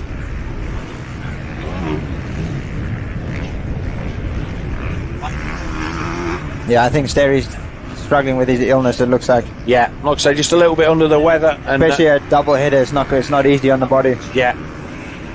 So the 811, the Chambers KTM. Back to 5th place then. And Hamill, has Hamill got anything for Josh Gilbert? Like I say, the gap is not much. And there's some lap riders coming up, so... Yeah, so there is the 811. If we move forward a little, and we will see if Josh Gilbert is going to fall into the clutches of the 23 Kawasaki.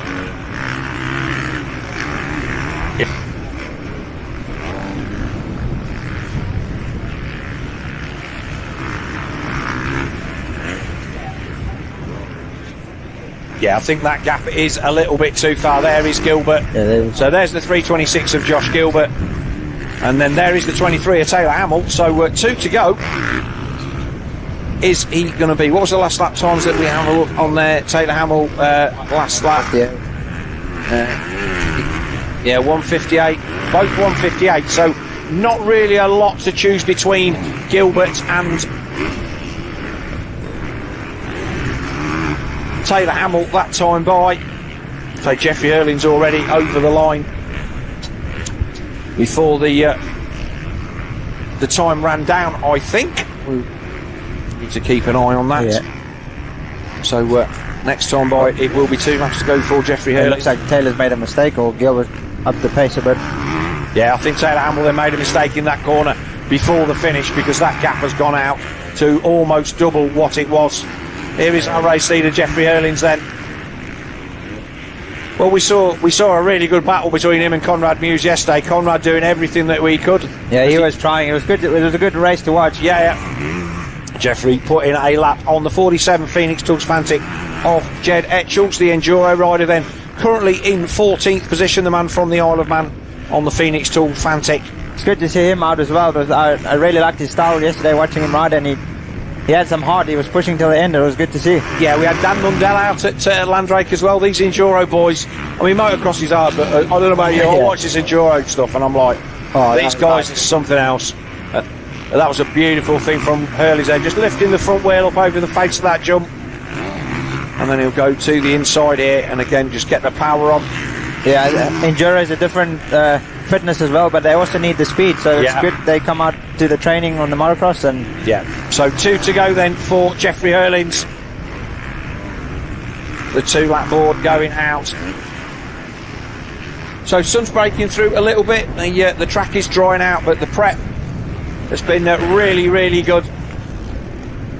Like I say, for those guys trackside watching this man absolutely nail every jump and every corner. You will, and these are the kind of bits of the places like get round at the end of this Prox loop here and just watch. You know, he's gone to the outside, and then he's like wheel tapped over that. It's good. I hope all the young kids out there watching, learning from Jeffrey. So it's good for them. Do you watch this stuff back? I mean, obviously, you know.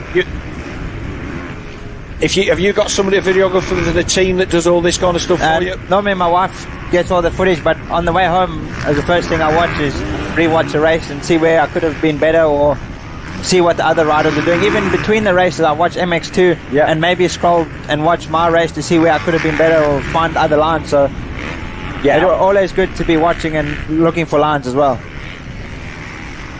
Oh, there's one mistake from Jeffrey, but it's not going to phase him. Yeah, and we caught it on camera. So we just run through the top 10 with the 2 to go then. It's Hurlings from Muse with Josh Gilbert there in 3rd, Taylor Hamill 4th, Adam Sterry in 5th, John Adamson on the Lexa MX Honda in 6th, Rizzy still in 7th. Good race for John Rizzy, his best performance of the year so far. 8th is Brad Todd, 9th Tom Grinshaw, and 10th is the Chambers KTM of Dan Thornhill as Charlie Cole goes a lap down. on his 772 Racing Kawasaki. This is his first 450 outing for that team. Yeah. He was slated to be riding at Landrake, but I think he was injured. Yeah, he had a bad one at Hawkstone and that put him out. So he did, yeah. So back out. Yeah. So last lap then for Jeffrey Hurlins. Again, just a lot. You see, no line there, just straight through the middle. Cole actually followed him a little bit, but this is where finding all of these nice little bits of the track that they've dried out between races gives you the advantage. Like he's just staying out the bumps there, and also out the soft stuff. Yeah, closing in on Carlton Husband round the outside. Yeah, the Phoenix Tools Fantic rider then just moving aside.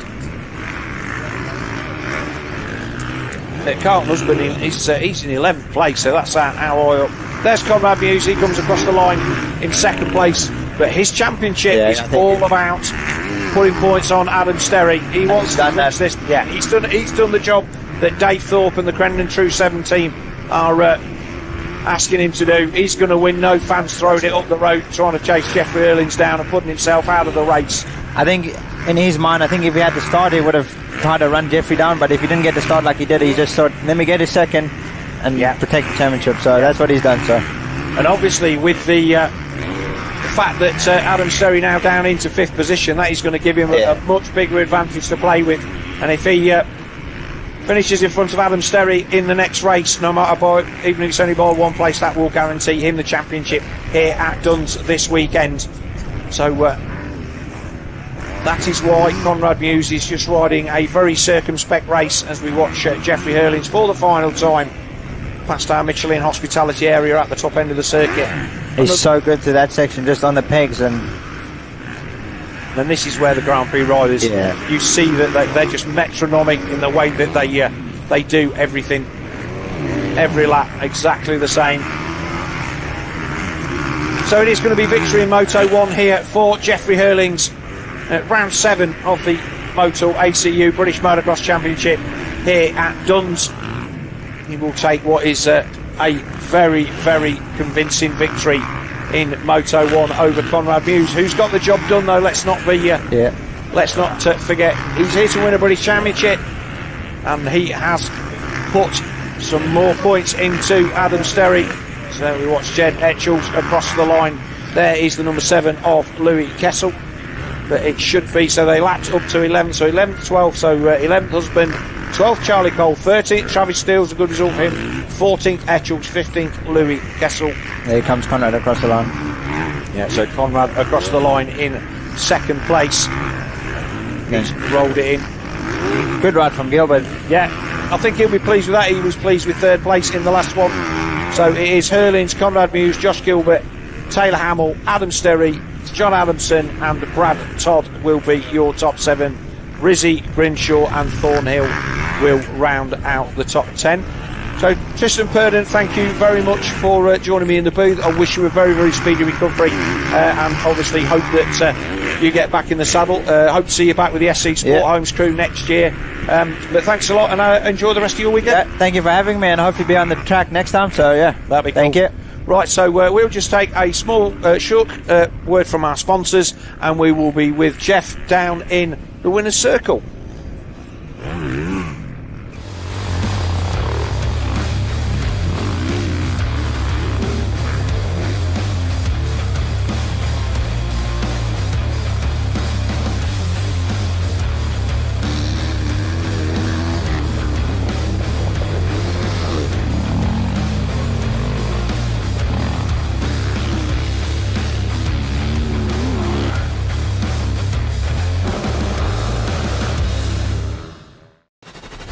This is Dirt Store, your online one-stop shop for off-road essentials. All the latest products from the top motorsports brands. Gear, bike parts, protection and accessories.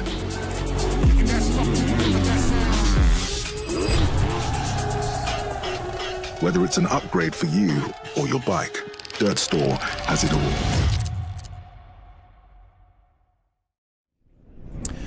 Okay, so we're waiting to get everything, all our ducks in a row down there in the winner's circle, so where we can talk to our top 3, Jeffrey Hurlins, Conrad Muse and Josh Gilbert.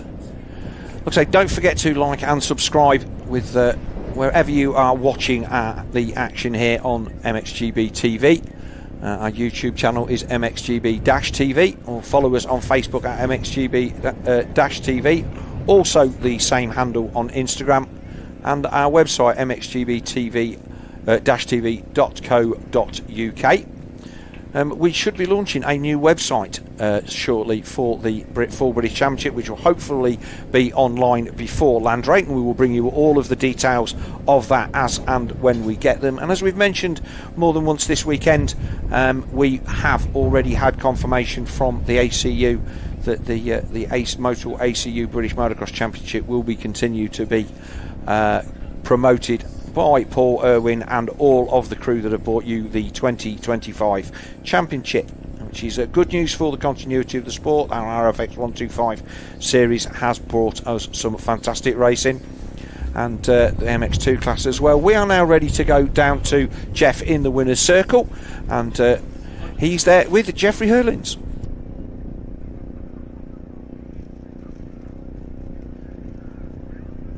Another day.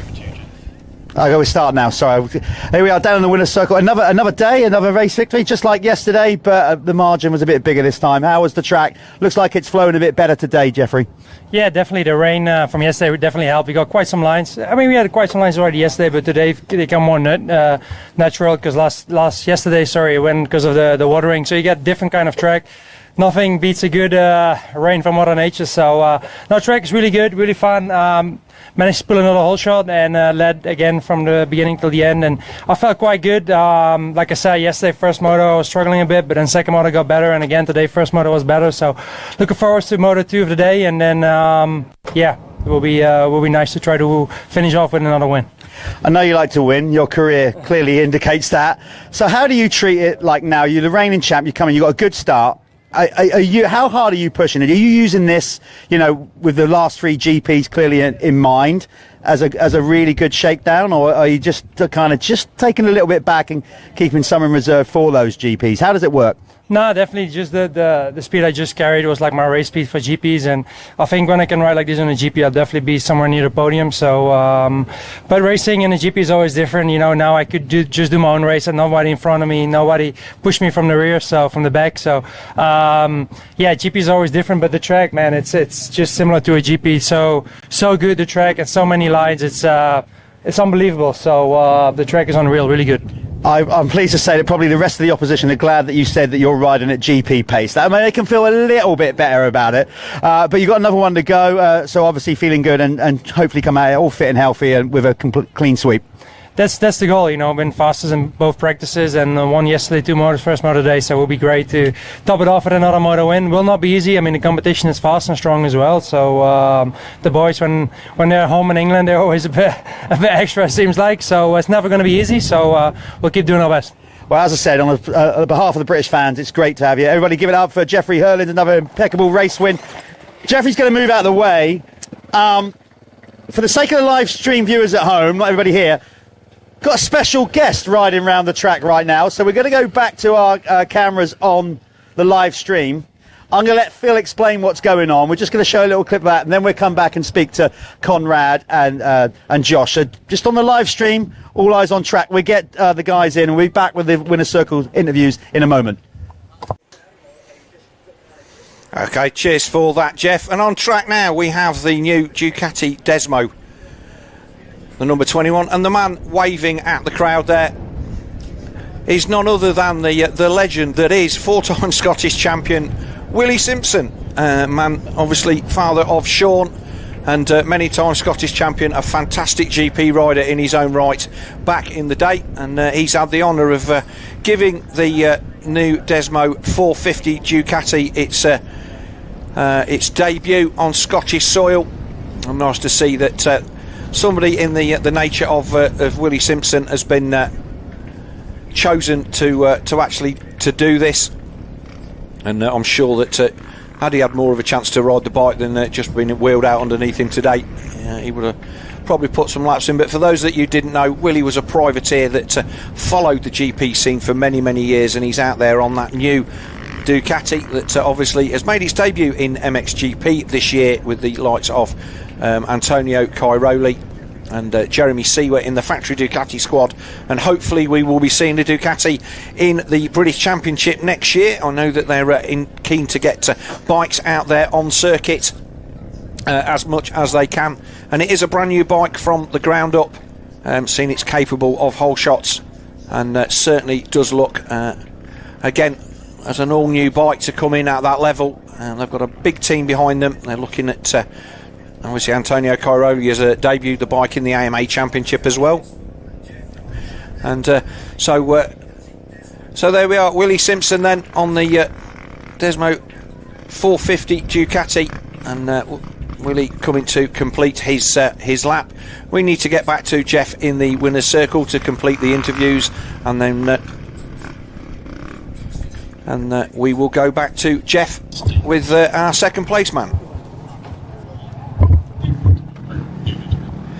Okay, here we are down in the winner's circle with Conrad. Conrad, another step towards the championship. We spoke yesterday. Obviously, you want to stick it to Jeffrey. Obviously, the start didn't go your way, and then about 3 laps in, you looked angry from my point of view. I mean, you laid some heaters down there midway in the race. Talk us through it.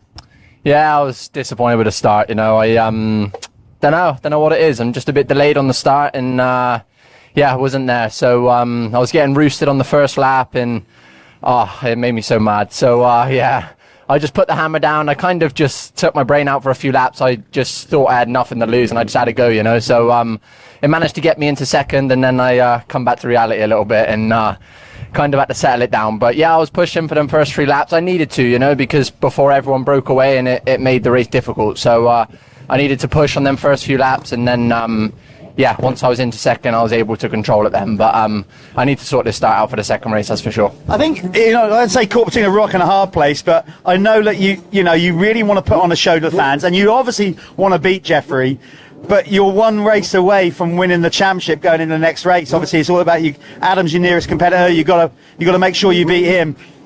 Well, how are you going to play it? What's going through your mind? You still going to go out there or take it as it comes in the race? Make that decision once you're actually in the moto. No, I want to beat Jeffrey. I want to go out on a win, and for sure, it's our championship's our main goal, and I want to win the championship, and hopefully I can wrap it up here. But I want to go out in style, and yeah, so I'm going to try and lock in on this start and the next one, and have a good go at it.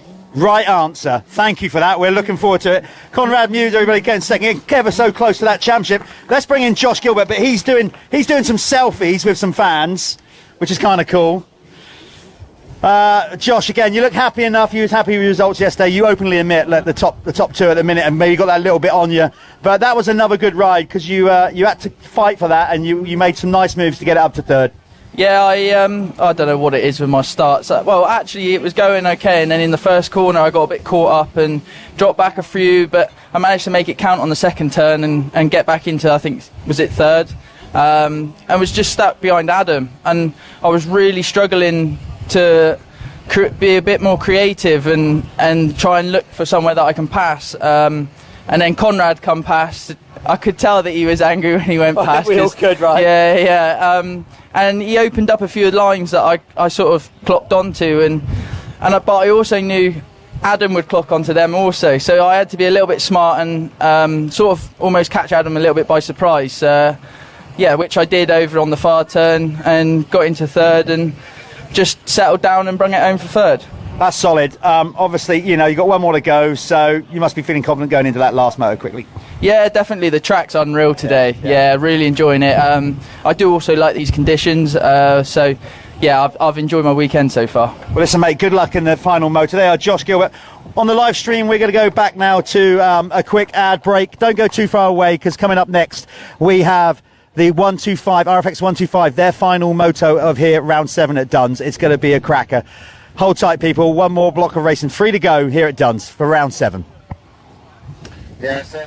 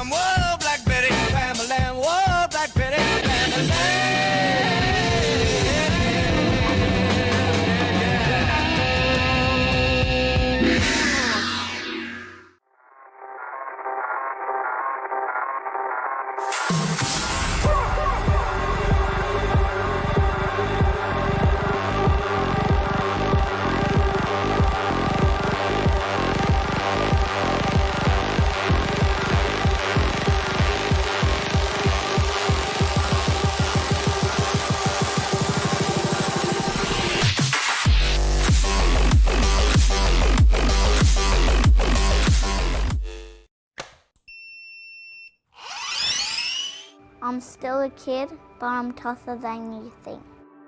Let me fail, let me fall, and learn to get back up. Let me find my own line, let me go full throttle. Never tell me what I can't do, and let me win. Never hold me back. Let me try. Let me try. Never underestimate me. It's the ride of my life. As the rocks crumbled, tiny pieces mingled with decayed leaves, old roots.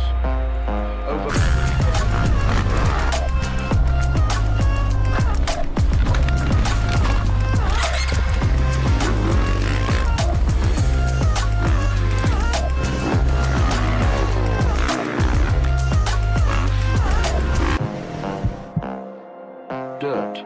This dirt was special.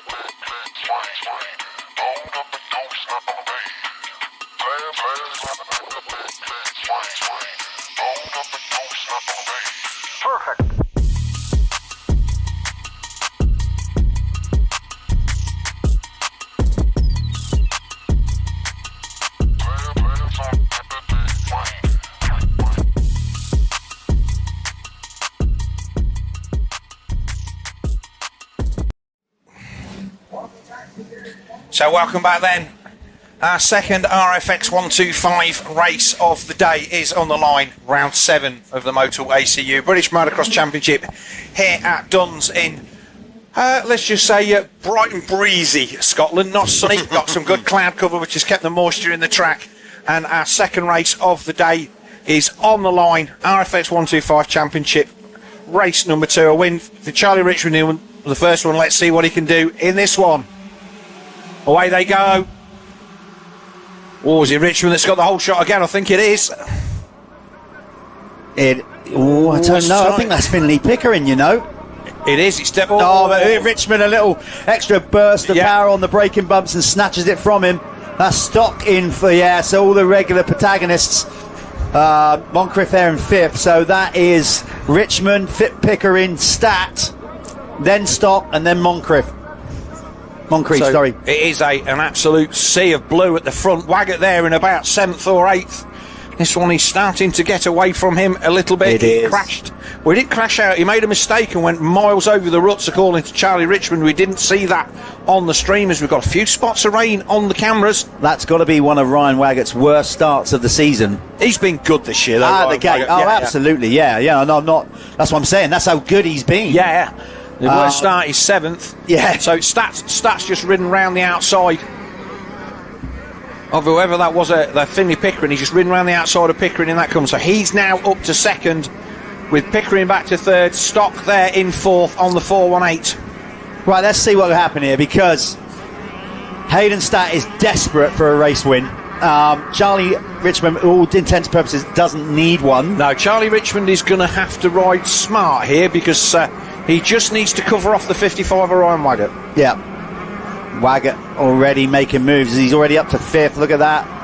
Stock tries to make a move. He's going to have to run it round the outside of Pickering. He's got the drive, but has he got the line? Yeah, I think he has. Yeah. That outside is working way better than yesterday. Pickering back down But the look inside, at that. That's how good the track is. There you go. Just when you think, look at that, side by side. So Stock then makes the pass on the 418. And he will move through into 3rd place as they come to the end of this first lap. It is Charlie Richmond that is going to be our Planet Moto first lap leader. Yep, he's going to pull some points back a little bit on Ryan Waggett in that individual championship. So that's not the rider on screen, it's the Planet Moto first lap leader. There he is at the bottom of the hill. There he goes through the foreground. Yeah, Richmond, Stats, Stock, Pickering. Finley. Oh, he'd have felt that through his shoulder. Yeah, he did, didn't he? He almost went down there. 5:31 of Lucas Moncrief there also on the 3-flow Madison Crescent Yamaha. He's there in 6th position. The 4:22 of Joe Granger. He's had a good start. He's there in 7th. Lee 8th.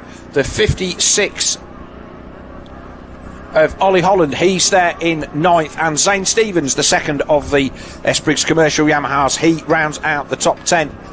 Well, Pickering was looking over his shoulder there, trying to cover the move from Ryan, but he hasn't, because Ryan's on a march. Another rider, a bit like Conrad in that previous race, looks like he's angry. Yeah, that's the first time I've seen anybody actually make that outside line work, Jeff. Yeah, it wasn't working yesterday, but I think, again, that's track conditions are slightly different, track prep slightly different.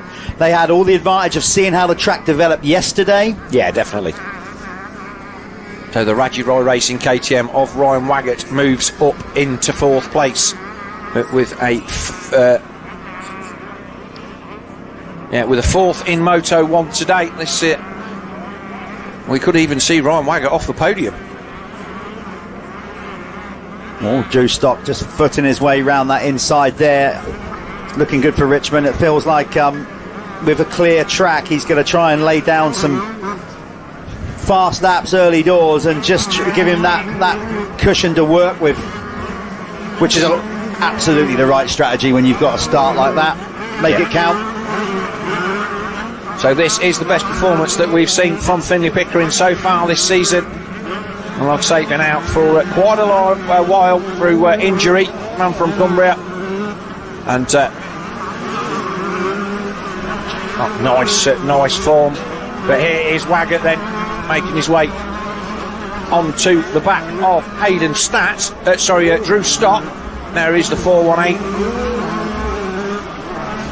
Again, you won't be surprised to know that the Phoenix Tools fastest lap of the race currently belongs to Charlie Richmond with a time of 2:01.285, a clear 2 seconds faster, nearly 2.5 seconds faster than anybody else, which is why the gap at the front is already at 4 seconds. So yeah, absolutely ripping out there as he's closing in and locking in on trying to get this RFX 125 British Championship in the bag. Yeah, he's doing good work. We spoke to Justin Morris in the short break that we had while we were waiting for the MX2 restart, and he was saying that he's been really happy with how Charlie has been responding. His training's going well. He mentally is in a good position, and as a result, everything going to plan for the championship. Looks like it's very difficult now with that rut forming to actually get over that tabletop and still make the inside. So some of the riders, particularly on the 125s, are opting to hang it up short and then make that inside line. We've just been joined in the booth by a guest rider of the day. Could arguably be the rider of the day. Yes. Am I over-egging it? No. I'm going to step out and let this gent, who, to be honest, is not only a legend of the sport, but very much a Scottish legend of the sport. I'm going to get out of the way. I'm going to give him the bins, and Phil will give him the big intro. Yeah, so none other than four-time Scottish champion Willie Simpson joins us in the booth. Just been out on track on the Ducati prior to this race. How did that go for you, Willie? Yeah, it went real good. I hadn't been on a bike for quite a while, so it was really rusty, you know, but thoroughly enjoyed it. It was nice to go around the track and see how it was. And the bike was very nice. Yes. Really good, yeah. So I've had a good look around that Ducati when it was launched. I think we saw it for the first time here in the UK, being displayed at Preston Docks. And yeah, nice to see it out there on track. And obviously another new manufacturer in the championship with Triumph this year. It's good for the sport. Yeah, for sure, yeah. It's always an extra ride for one or two riders, you know, and keeps it going. And yeah, they're really good. We've got some great racing in this 125. Ryan Wagger's just thrown it down the inside of Drew's stop. I said to Jeff on the previous lap, he's the only man that's made that line work round the outside of that tabletop jump, and the man who is currently really the only man pressuring Charlie Richmond for the championship, as we've got this race and two more to go. Ryan Wagger has got to do everything that he can to try and bring this one home for himself. Obviously, you know, you've been in this game a long time. Do you know what I would have loved to have seen? In the age that we are now, with all of the social media and everybody doing their own vlogs, I would have loved to seen a Willie Simpson privateer vlog of you in your OM55 Fiat with your Makos and all the rest of it at the side of the road. People these days have no idea how much work you guys did and what you had. You lived out of a van for 6 months of the year with kids. Yeah, later on with kids, but it was we travelled like a man in a van from March to September, October. Yeah. Man in a van, two bikes, some spares, and away you went. And you relied on prize money from the British Championship, prize money from the Grand Prix, and prize money from the internationals in France. Really good. Yeah, big moment there for Wagger. This 125 class, you watch it, it's really good. They're all close and good, but the track lends itself to being like that because it's very one line and there's not a lot of passing opportunities. Yeah, you know? We saw yesterday that obviously with the long dry spell that we'd had, obviously they put a lot of water onto the circuit late in the evening on Friday and did a lot of work, but it seems to be riding a lot better today. More opportunity for making passes in the races that we've seen so far. Yeah. I think for me, like I'm not keen on all the jumps. I feel all the jumps is just too many jumps. It's the it is the sport that we have now. Yeah, it's not Supercross. You see all the really good French riders now, and a lot of them are riding on natural tracks. The French tracks. The French tracks are very, very natural, and they put a couple of jumps in, but you know a lot of this is just over the jumps. Doesn't get that bumpy because the corners are sweeping, and and landing on the jumps are tapered, like, you know, you just land on a downslope. So, and it's like, there's just a lack of lines. You know, I'd love to see a real bumpy straight that you know there was three guys going up it together, you know, instead of just follow the leader. Yeah, it's really difficult. The way that the tracks are prepared today, they weren't prepared back in the day. You rocked up in practice and there was grass on them, and that's for sure. That's just how it was. But the sport's evolved.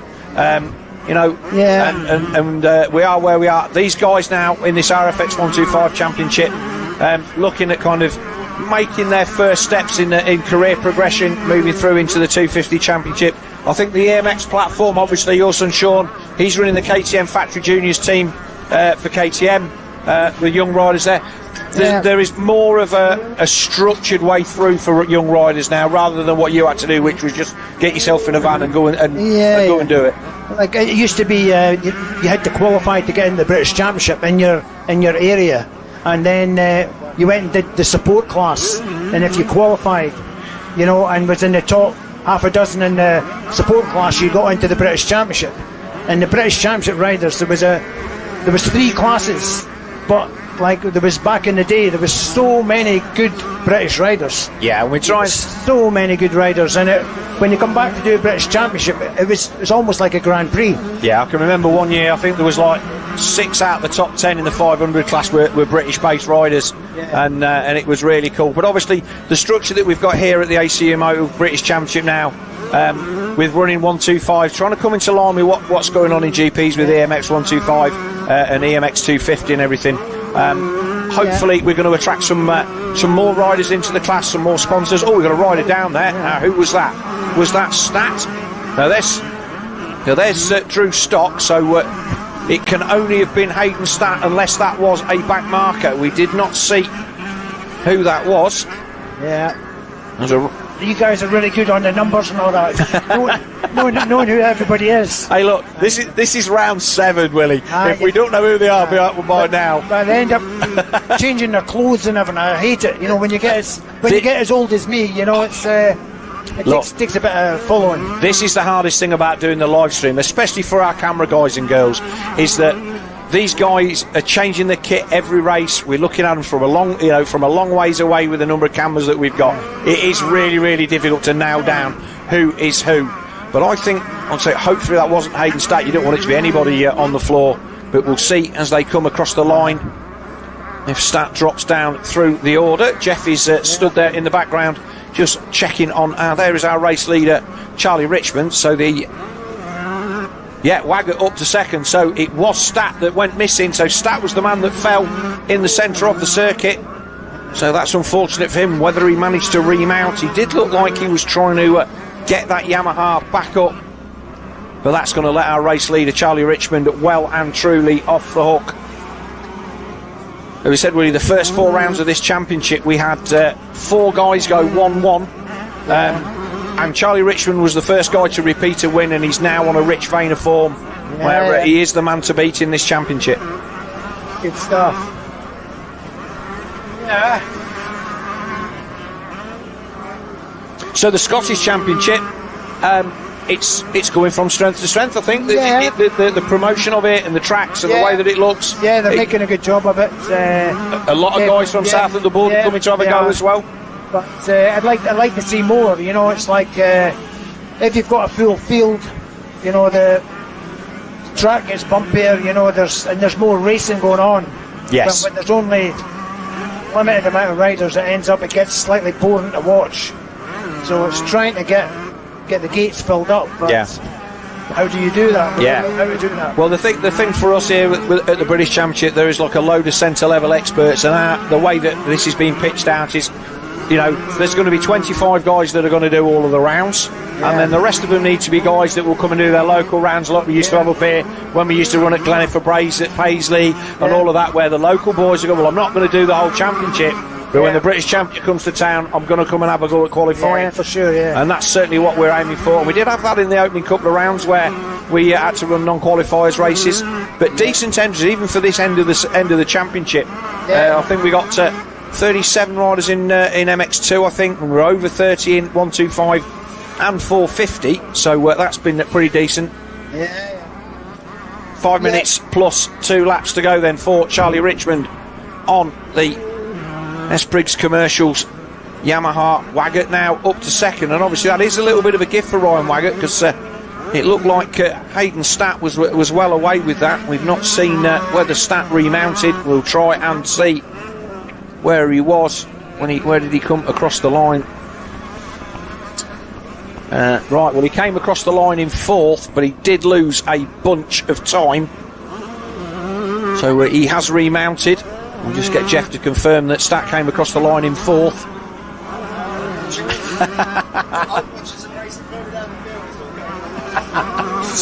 Yeah, so Jeff's sticking his head out the comms box windows as we watch the number 30 of Charlie Richmond.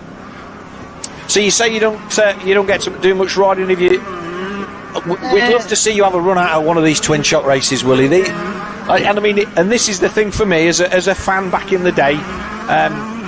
and whilst there's kind of a bit of an appetite for the old-timer stuff as well, just to see you guys out there on a bike riding round, it doesn't matter what speed you are, it's just nice to see you put the helmet back on, put the boots back on, and have a tickle round.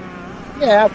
It was nice to see you out there on the Ducati. It was just like, yeah, that's cool. I did Drumlandrig 2 years. I think I did 18 and 19. Yeah. But I got ready for it because I did it at such a level. Yeah. I just know what you've got to do to be able to hang on. Yes. For the 20 minutes or whatever it is, you know. So, and I'm still like that. I don't go just for a run out normally. Yes. Always prepare properly so that you can hang on for the full 20 minutes, you know. Yeah, I mean, give it your all. From our point of view as spectators, even the parade stuff, it's just nice to see the guys on the bikes that they rode back in the day. I mean, I'm sure that you were a man that the first opportunity you came to get to move the bikes on, they had to go. And you might have one or two tucked away in the garage somewhere, but back in those days, the bikes, you did half a season on them, they were done. Yeah, but I think some of them, you know, I did British Championships later on. I used a few bikes, and the bikes used to last all year. You know? I used to do the Grand Prix with two bikes, you know, £1,000 worth of spares, and away you went from March till September, you know, October. And the bikes were strong then, you know. But these days, I don't know. The performance comes out of them being light and yeah. But yeah, everybody was in the same boat. You know, they're always on about how fast the bikes are these days. But back in the day, like some of the 500s were putting out 50 odd horsepower. Yeah. You know? Well, so, I was on a 500 Honda in 1986, and I can remember as a kid it certainly was a bit of an eye opener. You know, the age that Waggett is now was a 500. Yeah. But they were good and strong. You know. And, yeah.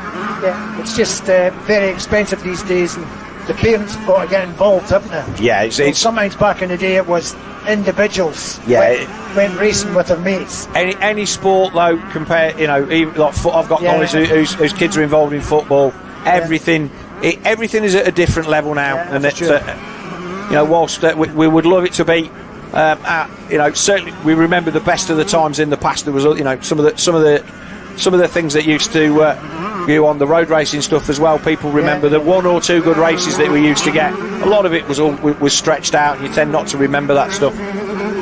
But this 125 class has been, like I say, it's been really, really tight. I thought we had 4 or 5 riders who were going to be capable of taking this championship to the last round. But as it stands at the minute, it's Richmond from Ryan Waggett, with Drew Stock, the 418 there in third, and Hayden Statt in fourth. Mathematically, it will go to the final round at Ling on the 21st of September. And but Charlie Richmond then will eke his lead out another 3 points over Ryan Waggett. I think he's going to take about a 24 or 25 point lead into that final championship round. Like I say, round 8 of this ACU Motul British Championship will be at Ling on the 21st of September. If you've never been to that track, I'm sure you've raced British Championship at Ling back in the day. I have. First time I raced there was 1975. Yeah. At the Inter-Centre Team Scramble on a Bultaco. And the Inter-Centre Team Scramble, what an event that! I mean, that used to pull a massive crowd. Yeah, really good. I can remember. I think the good thing about the ACU British Championship, they've got 125s, the 250s, and they've got the 450s. You know? And they're all full-size bikes. Yes. But trying to run like races with smaller bikes with smaller wheels, you know, that 125 is a full-size bike. Yeah, and that's one of the reasons why we've separated out the Youth Championship into a separate race and a separate venue for that reason, because you cannot tick all of those boxes. But yeah, so Ling, a fantastic track, usually an opening round of a championship. Yeah, it's the last one this year. It's the last one this year, and we always try and get there to see that as we look at the 177 of Oliver Rees-Williams. So time is up, so the next time the leader goes across the line, it will be 2 laps to go. We'll try and pick up our leader, the number 30. There's Drew Stock, the 418. So he is there currently in third, with Hayden Statt looking like he's not far back. We'll see if he's in the same shot as they come round this. Well, this is one of the most awkward parts of the track. Oh, big kick there from the 418. One of those moments that seems to last for absolutely ever. Yeah, Stat's got a decent lead, so it's 2 laps to go. Our race leader already over the line. Yeah, 2 lap board is out for Charlie Richmond. This is Drew Stock on the 418. Waggett then the gap 10 seconds at the front with Stock 2 seconds. There's Waggett in the distance, so he's closing in on the number 55 on this final lap. There is the Raji Rai Racing KTM of Ryan Waggett in second. Drew Stock getting a wriggle on in third, trying to close that gap. So Stock was third in Moto 1, third in Moto 2. And I think this will mean that our podium for the weekend will be the 30 of Charlie Richmond, obviously 1-1, and then it will be Ryan Waggett from Drew Stock. A 2-4 will beat a 3-3. Oh no, it's going to be a tie, and it will be a tiebreaker, so it will go to Ryan Waggett, so assuming that Stat doesn't make the pass, so we will know that is for second place overall.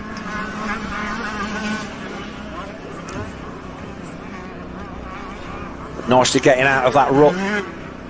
We've seen some of these races, and obviously when you watch from trackside, you can see the riders who are always out there just trying to make a new line somewhere, not just railing it into the same berm, which I think a lot of pro riders are guilty of that. You see at GPs, they just, oh, there's a rut, I'm going to nail that, I'm going to nail that.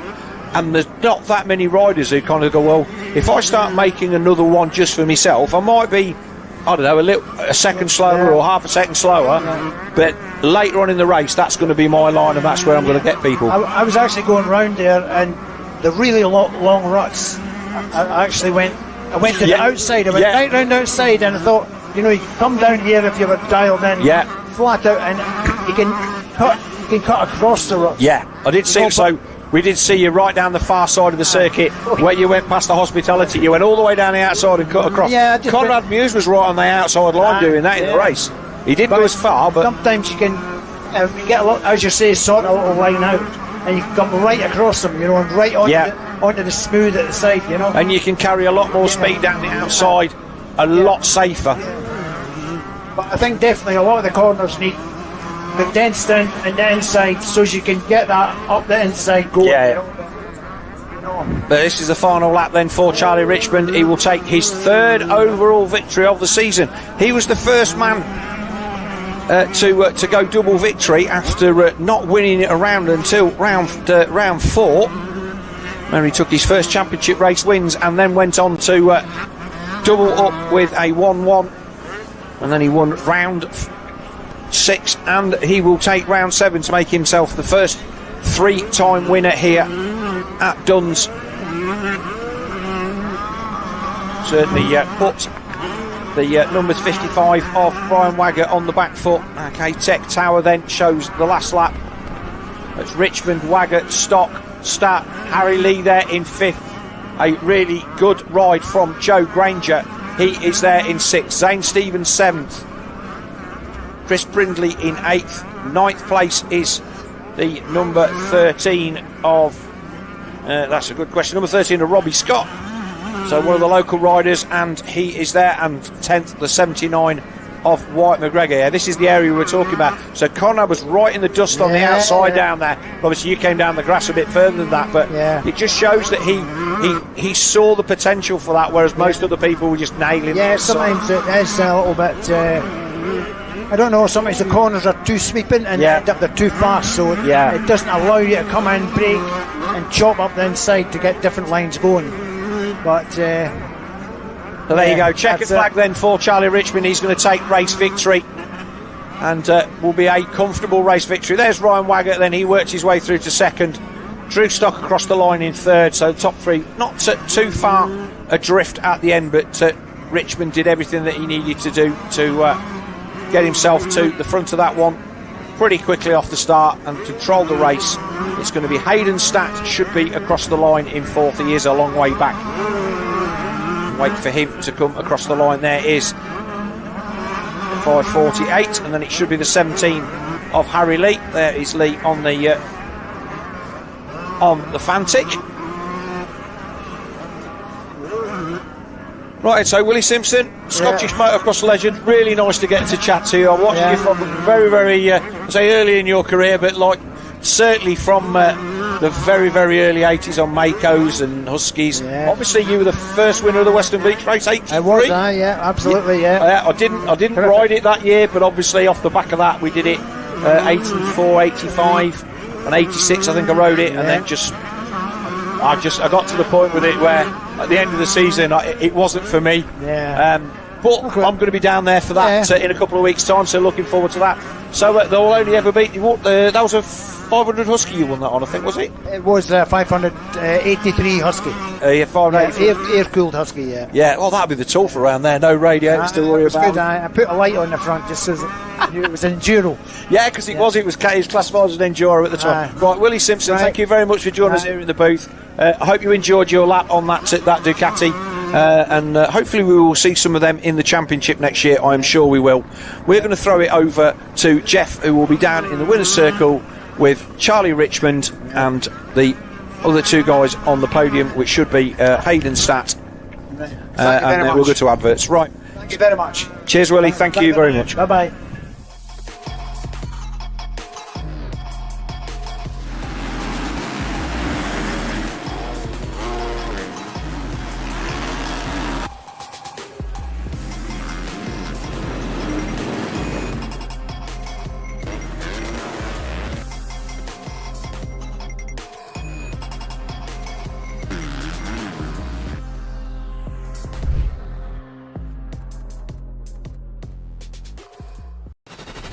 This is Dirt Store, your online one-stop shop for off-road essentials.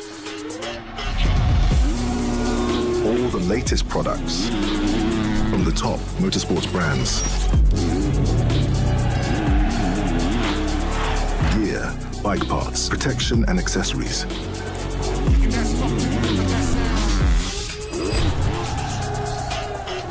Whether it's an upgrade for you or your bike, Dirt Store has it all. Okay, here we are in the winner's circle with the winner, Charlie Richmond of the RFX 125. A fantastic weekend for you. That big prize at the end of the rope is getting closer. Yeah, definitely. It's a perfect weekend. I won all the qualifyings and all the races, so it's perfect. How do you feel? I mean, you see your race management seemed to be really good this weekend. When you were behind, you didn't ever seem to sort of panic. We saw that yesterday. Today's been a bit of a different day. I mean, you've been pretty immaculate today. What track today looked like it was arguably a little bit more flowy and maybe arguably even a little bit more fun. Was that the case? Yeah, it definitely flowed better today, and I just enjoyed every lap. I just rode my race and just rode out doing training. So, obviously you're going to be doing your stuff with Justin and stuff for the week. It's just going to be business as usual before we get to Ling, right? That's it. You keep this train rolling. Yeah, definitely. Justin's really helped me this weekend. I thank him very much. Okay, and again, you've got an amazing team of people. They're all here watching, staring. It makes it quite nervy, doesn't it, when they're all staring at us like that? But they're a good bunch of guys, so inevitably you're going to have to give them some props. Yeah, I thank all the S-Briggs commercial team, everyone that's around it, and Airport Autos, Brad, Spencer, and everyone else who helps. You know, it's a good day and a good win when I mean, literally, you got no dirt in your teeth, hardly any dirt on your face. That's been a good weekend. Yeah, definitely. All right, mate, well, go and celebrate with your team. We'll let you do that. We're bringing Ryan Waggett, if Ryan wants to come on round. He's just getting a good old gulp of water. Well, as always, Ryan, you give it everything you got out there, and again, you had to do it a long way that time. One of your, arguably one of your worst starts of the year, and yet you were, seventh, and you ran the first corner. Still a good start for most people, but you worked hard at that one. You really did to try and keep this championship alive. Yeah, I've got to try and keep as close as I can to Charlie. Keep it to the last race if I can. Yeah, I mean, obviously you're a bit disappointed, you're a bit cold, so we'll make this quick because you're shivering here without a coat. Again, you've got a great team of people around you, so and I know you couldn't do it without them, so give them a good shout out. Yeah, Blues tyres, G-Force suspension, AS3, Dirt Store, Motorcoach 38, and everyone else. We'll let you go and have a nice hot shower, and this is going to go to the final round, so obviously from our sake, from the sake of a decent championship, we hope you come out swinging at Ling. Yeah, do my best. You will do. Okay, there's Ryan Waggett coming in second, I believe, overall this weekend. And I think getting third overall and third in the race. Let's bring him in, Drew Stock. Yeah, he was third overall. Thanks, Ben. Ben Rumble doing the maths there for me. Saves me doing it. Drew, as we said, mate, not the weekend you wanted, and realistically, as I said, you've still got. I don't know if you've still got a shot at championship, but the thing is to still end this season strong, and that was. I think today was probably a better performance for you than yesterday. Would that be the case? Yeah, definitely. Got another good, okay start and rode my race good and got into second, I think, and then I was in third. And then I had a last 2 lap push, but just weren't enough for the second. But third for today, third overall. It's a solid day. Listen, I know we've still got a round to go, and the chances are we're going to be speaking to you at Ling. But you know, I know you'd want to win this championship. You might still be able to do that with a long shot. But are you happy with how it's gone? And have you already got one eye on next year? Because I know you've still got another year in EMX 125. Have you made any plans yet? Or I guess you're waiting to find out what might happen at the Masterclass. Yeah, no, we're going to be doing the EMX next year, whether we're on a team or not. But yeah, we'll try and end this season on a high and we'll go from there. Well, you heard that. So if anybody's watching, there's a young, talented British rider that's going to have a full stab at EMX 125 next year. So maybe, you know, you can get your name on his shirt there. Anybody you want to thank? Yeah, I want to thank Goswell, Lifeline, Madison, Bob, Goggle Tech, Fox Goggles, Michelin Tyres, the Butcher's Block for the meat. That sounds like a good sponsor to me. Well, look, we're going to get yourself scrubbed up. We're going to do the podium presentation as soon as we can so you can get on the road home. Well done, Drew, on a good day today at round 7. He's going to move out of the way. Okay, we are going to go now over to the MX2 class. We've got 2 races to go. I'm going to hand the event mic back to Ben. We're multitasking here, and we are going to get to it now on the live stream. Don't go too far away. We're going to go to a quick ad break, and we'll be back with the last race of the weekend for the MX2s coming up next. There you go. Thanks to you, Jeff.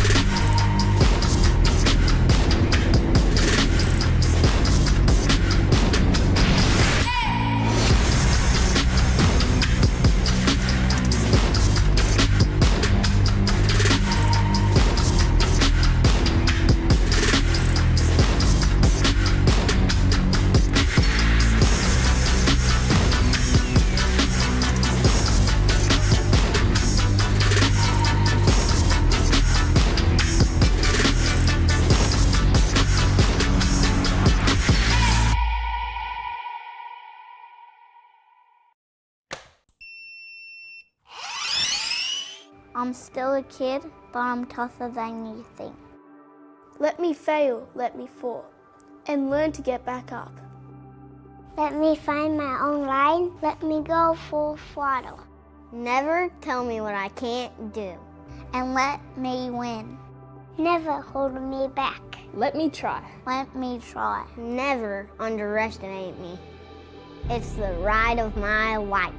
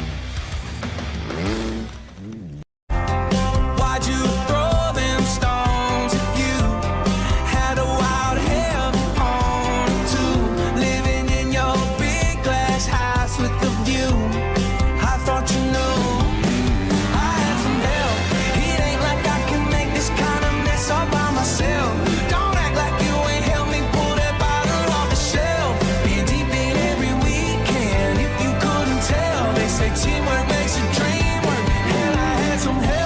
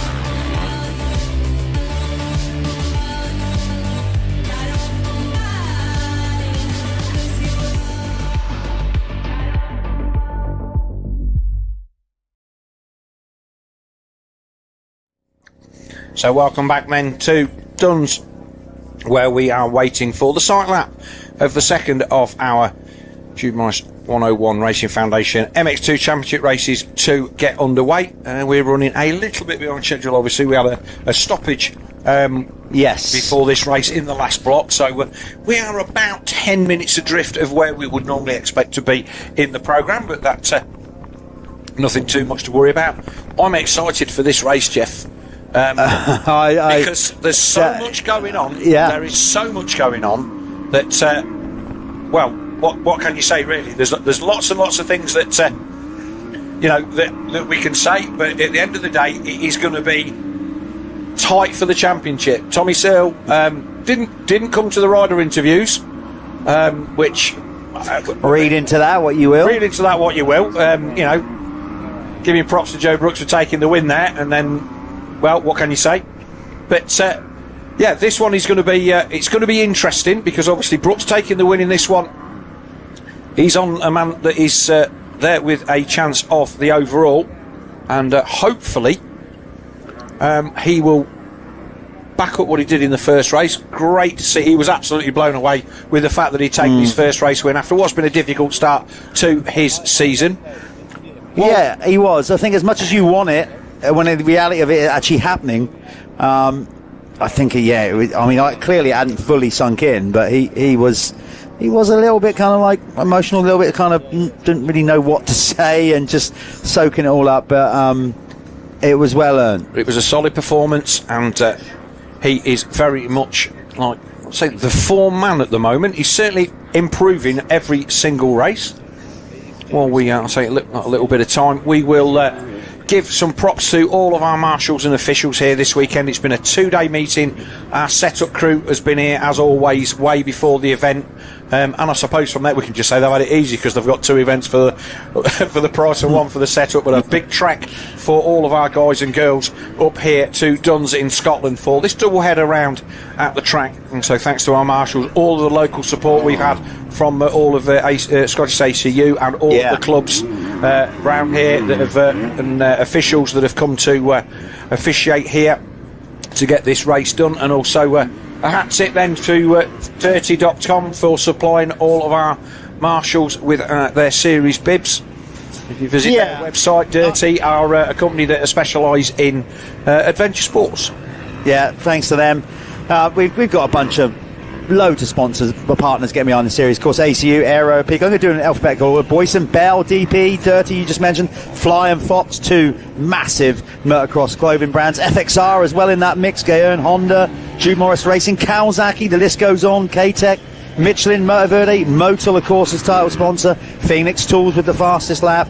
Planet Moto, Prox. We got the Prox show, paddock show that you'll see that the guys will be putting together in the week. That'll be really good. We've got the guys from Ride with Chad at MFG, Spiral, Stasic are here as well. Triumph are having a great weekend. Troy Lee Designs, Twin Air, Yes Brand. All these people, on behalf of British Motocross and the British Championship, I'm going to say it. Thank you very, very much. And remember to support the people that support the sport. And all of these people, we see Callum Mitchell coming down on the Works Triumph. Triumph have been absolutely stellar out of the gate in this MX2 class. There's the 479 Josh Phoenix Tools Fantic of Josh Vale.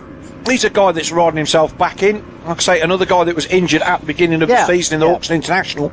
I don't know what I expected out of him straight out of the 125s, but he's been decent. He's 10th in overall in the main championship, or was at the start of today, and I think he's got a very real chance of finishing third in the under 21s. Yeah. So I think that's a decent. I think that's a great return after an injury. Yes. You know, I wouldn't say pre-season because it happened at Hawkstone International, but clearly it derailed his kind of preparations for this championship.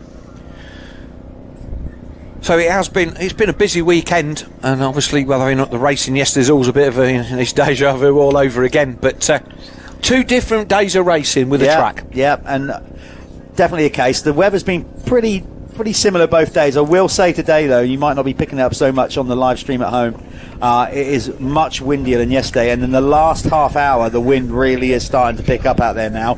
So let's keep an eye on that. That will dry the track a bit quicker, but we've got 2 races to go, and it will affect them in the air. It's sweeping across, as you're looking at the screen, from left to right. So those top jumps along the ridge where we've actually got this camera tower, it's quite gusty up there. Yeah, right. So what we'll do, we're going to take a quick word from our sponsors, and then we'll get back and we're going to talk these guys onto the line. We will be back in just over a minute or so. Fly dope swaggy, that's how I roll. On another level, on another level, on another one above me. Never through the crowd, yeah, I'm feeling so supreme. Feeling so supreme. On another level, on another one above me. Never through the crowd, yeah, I'm feeling so supreme. On another level, on another level, on another one above me.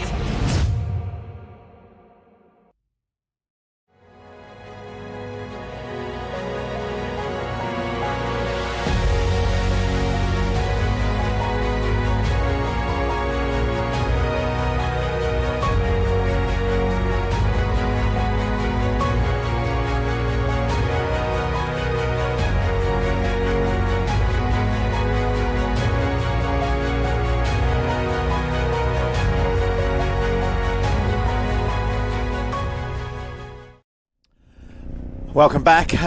Quick commercial break there. Again, thanks to all those partners, series partners that are helping us make this happen. They are riders back in the holding pen. They've done their sighting lap. They would have done their mental picture. The track will be different to how it was last time. New lines open up. Just because the race line you was using in Moto 1 doesn't necessarily make it the right choice for Moto 2. And obviously, for those of you that listen to Willie Simpson talking a bit, he rode a lap around the track on that Ducati, and he said there's so many opportunities to go somewhere different. Yeah. That at the speed he was going, you could see. At race speed, you can see how the smart riders pick those lines out. Yeah. So great to see. I mean, it's always good to have Willie about, but certainly here in Scotland, of course, from my generation, one of the first kind of relatable Scottish riders that I knew. Yes. And as we just recalled that, he was the winner of the first Western Supermare Beach race back in 1983. Yeah, blimey. I say blimey, Phil, because sadly I can kind of remember that. Yeah. Well, the only reason I wasn't there is because I didn't get an entry. Right.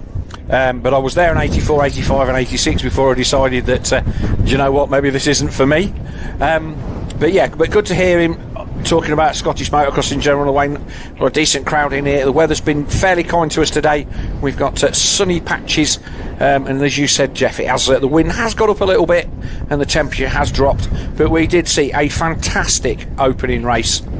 MX2 race 1 then. It was a win for Joe Brooks, and he took the victory 6 seconds in the end from Tommy Searle, and that was great to see. But obviously, as we were discussing yesterday, the riders will come to the line in the order of their fastest laps in race 1, which is something that they completely passed me by.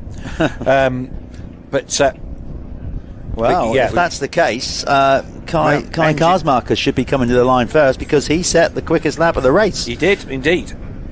So let's see what we've got. So engines fired up then behind the backdrop there. All of our sponsors are Pico. RFX is indeed right on cue.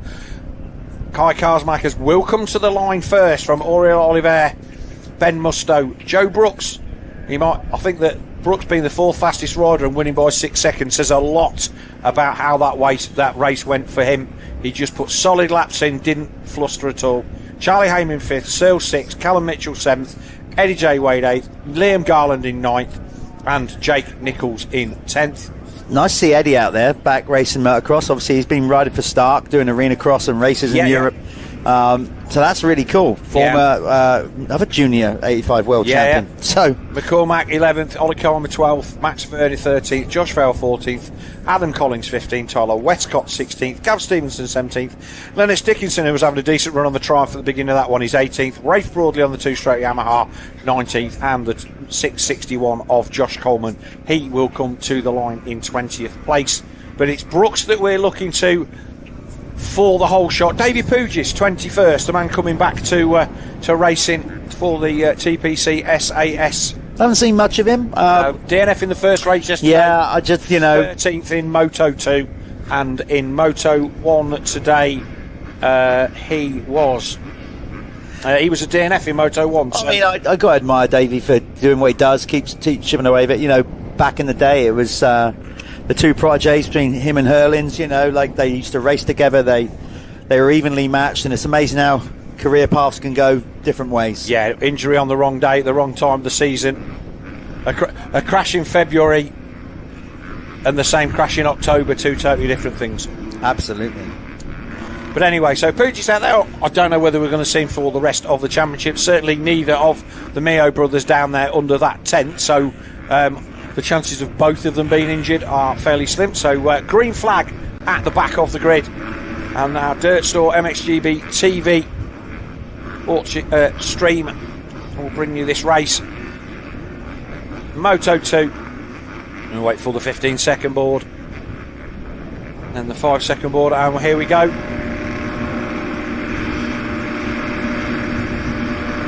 Away they go. Oh, who's got the brake? Looks like Still, isn't it? No, it's Brooks again. It's Brooks. It's Brooks again. So Tommy gets pushed right now. He does. He's on the grass. It's Heyman. Stuck the inside. I was going to call it as Heyman. Yeah, it's Heyman, Oliver, and it looks like Brooks there in third. Tommy got absolutely. Oh, who's that getting past? That's Luca Pegg going. Yeah, it looks like Ezra Blackwell. No, not Luca Pegg. Yeah. I believe Luca Pegg was the rider that went down. Yeah, but I saw Luca line up for this one. So whatever happened, he's back out there.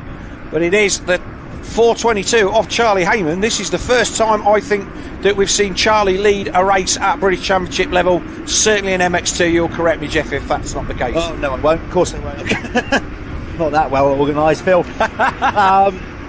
But either way, yeah. I mean, in a while, it'd be good for him championship-wise to try and claw some points back on Searle. And Tommy got a proper nudge. He did. He got somebody put the shoulder into him. Couldn't see who it was, but he did get punted off to the outside of the first corner.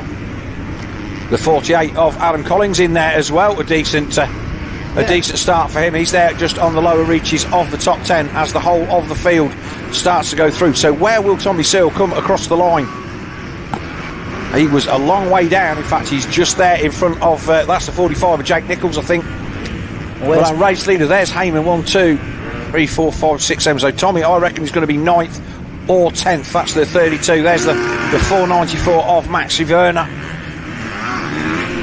who's the second of the Gabriel SS24 KTMs. 337 of Glenn McCormack in there as well. And the 456 Chambers KTM of Ollie Coleman. Our race leaders then already round and over the line for the first time, and it is Heyman from Oriol Oliver, and they have already started to check out at the front. 2.5 seconds the gap back to Joe Brooks.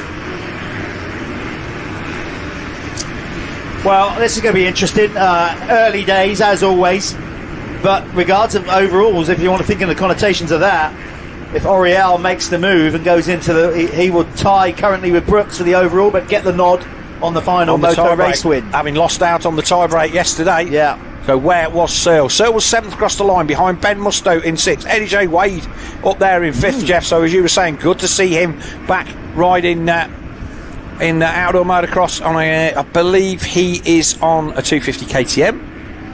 Yes, I spoke to his dad Phil yesterday. That's what he's doing. Obviously, the Starks are not eligible for this championship, electric bikes, just yet. Did race against his dad. His dad was a good ANCA championship rider back in the day on 125s in the early to late 80s, and possibly even a bit newer than that, but I know he's a similar age to me, so I would say that is probably the time frame that we are looking at. But it is Charlie Heyman on the SC Sport Homes Husqvarna that will be your Planet Moto first lap leader. And like I say, we watched them come across the line, and it was the battle for the first that took her right. But it is Charlie Heyman that will be our Planet Moto first lap leader. Oliver trying the line. Oh, Charlie messes up. That's the lead gone. Yeah. And this is what Willie Simpson was saying. There's so many different lines in this track now. Line choice is everything. So is Heyman just going to shrug that off? Obviously, this puts Aurel Oliver on a 3-1 and in the box seat for the overall. But we've seen him make mistakes yesterday, Jeff.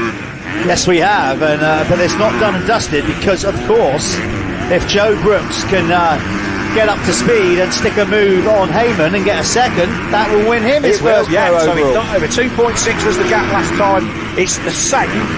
So Brooks will know, he will be getting the signal from his mechanic that he needs second for the overall. Yeah, I'll tell you, the top four in particular spaced out a bit this time. Here comes Brooks now, kind of getting up to speed. And I saw cars markers there. Remember, he was the quickest rider in the opening moto, but had a DNF for whatever reason, didn't finish, so he's got the pace. I did not see that, Jeff. Well, he must have gone missing late on. Yeah. Yeah, he completed 8 laps out of 14. All right, so half distance. Okay, so I completely missed that. Won't be the first thing I've missed, and certainly won't be the last. But like I say, the racing out the front of this one, so frantic in that first moto. Yeah, it was. It really was. But you'd have to say Oliver here is Aurel is in a strong position. He's got to hope that Charlie Heyman stays back there and fends off any attack from Joe Brooks if he wants to win this round 7 of the Moto MXGB British Championship. We said when he gets out in front of the clear track, we saw it at Blacksall. Class act. Yeah, and Tommy Searle not able to make any moves on Ben Musto. In fact, it was 2.6 seconds, the gap, 6th and 7th, as Oliver just makes a little bobble. So Searle not making any inroads into the riders in front of him at the moment. Oliver leads from Charlie Heyman. Brooks there in 3rd on the Triumph, and then it's Carsmakers 4th, Eddie Wade 5th, Musto 6th, Searle 7th, Adam Collins in 8th on the Gas.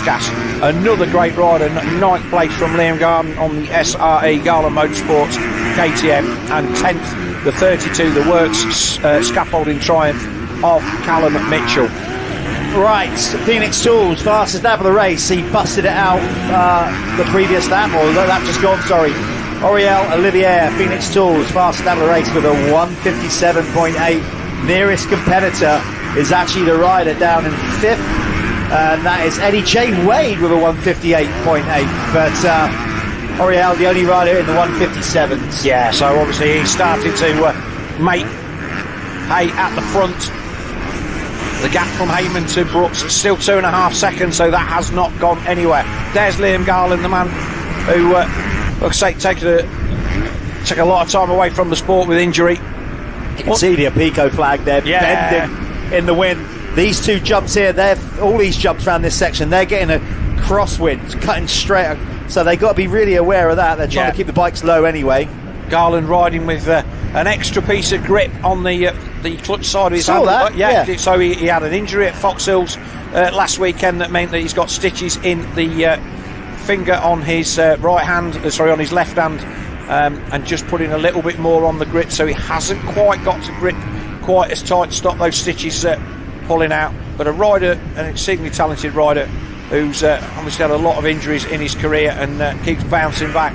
As it stands at the moment, this is going to be a top 10 overall. He might even manage he might even manage 7th or 8th, because we've got obviously Karsmacher's up there, who was a DNF in the first one, and Eddie Wade, who was not at the sharp end. Eddie Wade was 10th in race 1. So Garland has got the might have the better of him, although Wade a few places up further. He's coming under pressure then from the KTM junior team, the Gabriel SS24 KTM of Max Werner. And who's that sweeping round the outside? That is the 32 of Callum Mitchell on the work scaffolding Triumph. Oliver's lead out 3.5 seconds.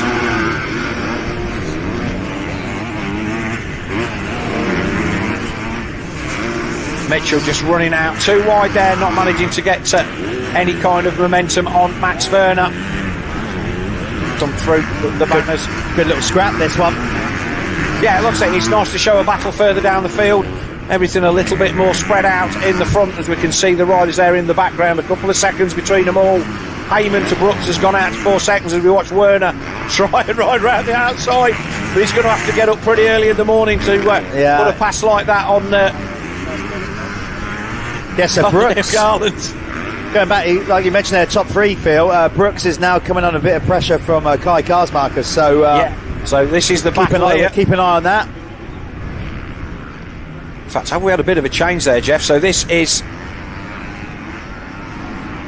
that Karsmacher's? No, it's Kawasaki, but yeah, I don't think it... Right, so there's Heyman, there is Brooks. No, was that him? Yeah, it is number 33. I'm sure it is. Is that Wade? No, that's Wade. Wade is... Yeah. So Wade, Eddie J. Wade has powered the 217. He's passed Karsmacher's on that lap. So this is, and he's going to go round the outside of Brooks. So that's definitely not what Joe Brooks wanted. Eddie is feeling it. He is, isn't he? Wow, like getting back used to the old combustion engine. Yeah, I've been ridden the Star EV in the Arena Cross series. And it looks, Brooks seems to be labouring. Yeah, he does a little quite bit. a lot, actually. I'm not sure if that's. Well, he won the last race by 6 seconds, mate. He's entitled to that. He rode the race of his life. Let's take that as his. I'm just wondering if it's more than that. If it's some kind of technical issue. Yeah, he did. That was missed again. Yeah. So another place lost. Maybe all that mental energy putting into that opening moto has taken his first pro win has really caught up with him. Hey, look. We don't know. No excuses there. It's just look, he had the race of his life about an hour and a half ago, and he was hoping that he could have like something that he never expected to do, and it hasn't happened. We saw the same thing with Ben Musto down at Landrake, where he hopefully was going to take. Yeah, he's there as well, and Tommy Searle, Ben, he's back there in 7th. But again, Phil, we don't know what's going on under that lid. We don't know if it's like he might be having a technical issue. He did look like he missed a gear earlier on in the lap, so we'll just keep an eye on where he is. But the 422 of Charlie Heyman then. Now, if that's Heyman, and we've had another change there, Jeff, because Heyman is no longer in 2nd place. Okay, let's check this out. Yeah, it was showing. I think he was over the line. It's still showing. Let's just have a quick look. So let's have a look. So here is Joe Brooks. And there is that's Musto. So that's Musto. The Kawasaki is in front of him. Tommy Searle is now closing in on those. Yeah, Tommy should just be just behind those two. There he is. Yep, coming in the shot. I will say that for those of you who are wondering why we're struggling to see things, so we've got the sun in through the door now on our screen at a bit of a jaunty angle, and not as easy to see the numbers on the bikes as they come towards us. So there's Heyman. So it's Heyman, Wade, and then I think it's Karsmacher. Yeah, then Brooks, then Musto, then Searle. So that's right. But let's see what the gaps have changed. So I think Brooks is in front of Heyman. Well, Eddie Wade has just set the quickest lap of the race. Right, Eddie Wade's up to 2nd, so that's what we missed. Brooks is back to 5th, which we saw. Yeah. So Wade up to 2nd, Heyman 3rd, Karsmaker's 4th, Brooks 5th, Musto 6th, Tommy Searle 7th. So Wade's the man on the move. I'd say he's just set the Phoenix Tours fastest lap of the race in the process. Well, I mean, what's all this? What's going on? Where's this been all season? He's not been here all season. Well, he hasn't been here. This is his first British Championship all year, as I said, because he's been doing races for Stark out in Europe on an electric, obviously Stark electric bike. But wow, he's found his feet again on the old fossil fuel. Yeah. So burning. So how far is Oriol Oliver away at the front? 6 seconds. So the Spaniard on the Gabriel SS24 KTM has a comfortable advantage at this point. Meanwhile, we are going to have to do the fingers and thumbs as to what the podium is going to be. But I think I'm just going to concentrate on the winner. At this moment in time, it's looking like it's Oriol Oliver, Charlie Heyman, and Joe Brooks will be our podium, because obviously Eddie was nowhere in race 1, metaphorically speaking. Yeah, he's back in 10th. Was a deer net. So I think that is going to be our podium. Musto is going to be possibly 4th, with Tommy Searle in 5th. Well, at least he won't have to miss the podium. Well, as always, a lot can happen, as proven in this class in particular. So that's just as it stands. There's still time to go, but we're confident in our mathematics to say that Oriol Olivier with a 3-1 will take the overall victory. Yeah, 11 minutes 15 plus 2 to go in the second of our MX2 JMR 101 races here this afternoon. And then obviously Charlie Heyman still currently going to be leading the under 21 championship.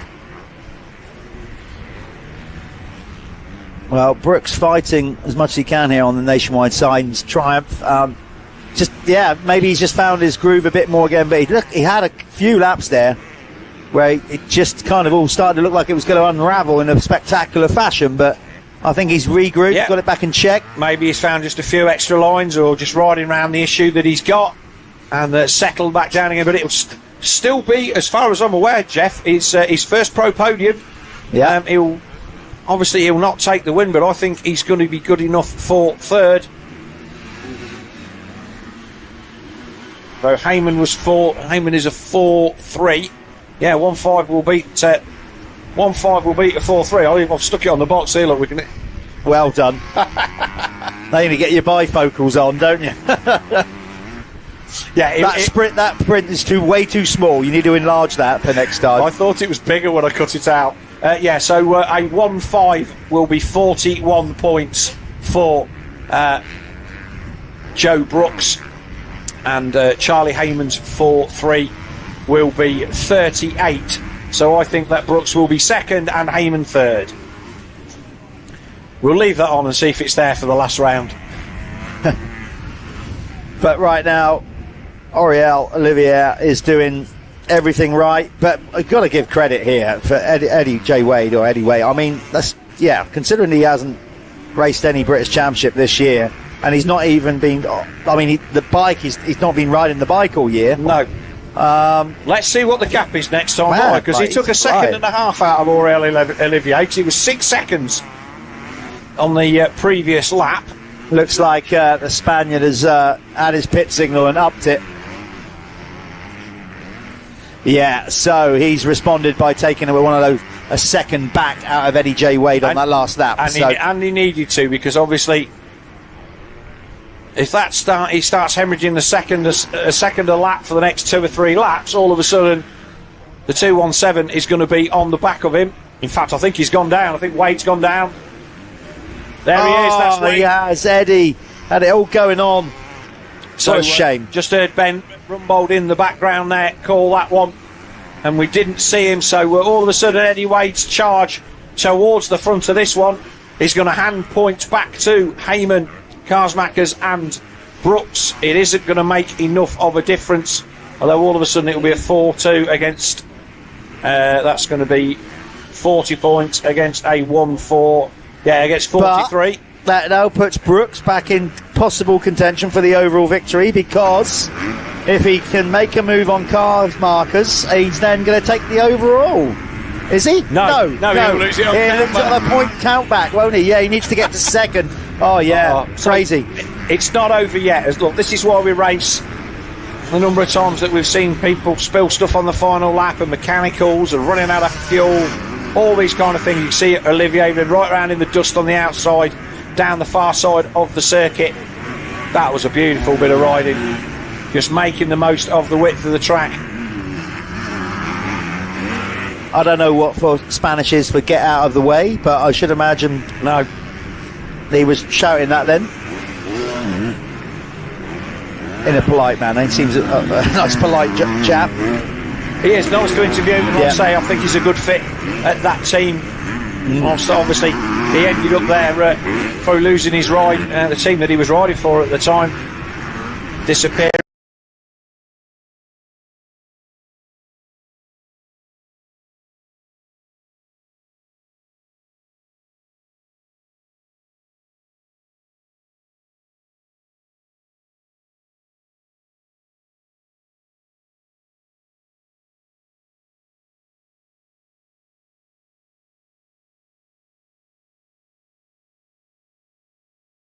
Yeah. We've lost Charlie Heyman. Heyman's down 7th. We have. I was just going to say that. He picked up on that, and slowly but surely, Searle edging his way up the leaderboard yet again.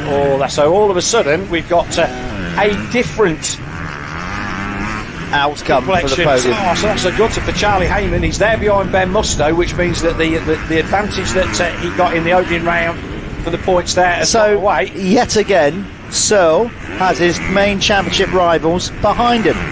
He does. You know, just like that. They were both in front of, a little while, and now all of a sudden, the tables have turned, and Tommy is yet again gaining points on Charlie Heyman and Ben Musto. So Askew's out of the equation, we know that. Yeah. We did not see what happened to the SC Sport Homes Husky. That's a bit of a... Yeah, that line for... Was that 494 from Vernon? That was a bit... I think to be fair, I think he got shut onto it a little bit by the slower rider. But Brooks then up to 4, so it will be Olivier.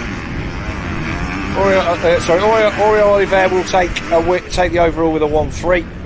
It should be Joe Brooks with a 1-4, and then let's have a look and see. Well, he's looking tidy. I think he's, brilliant style. He's so nice and relaxed and fluid on the bike. Yeah, 2-5 for Tommy Searle. He's likely going to put him on the box.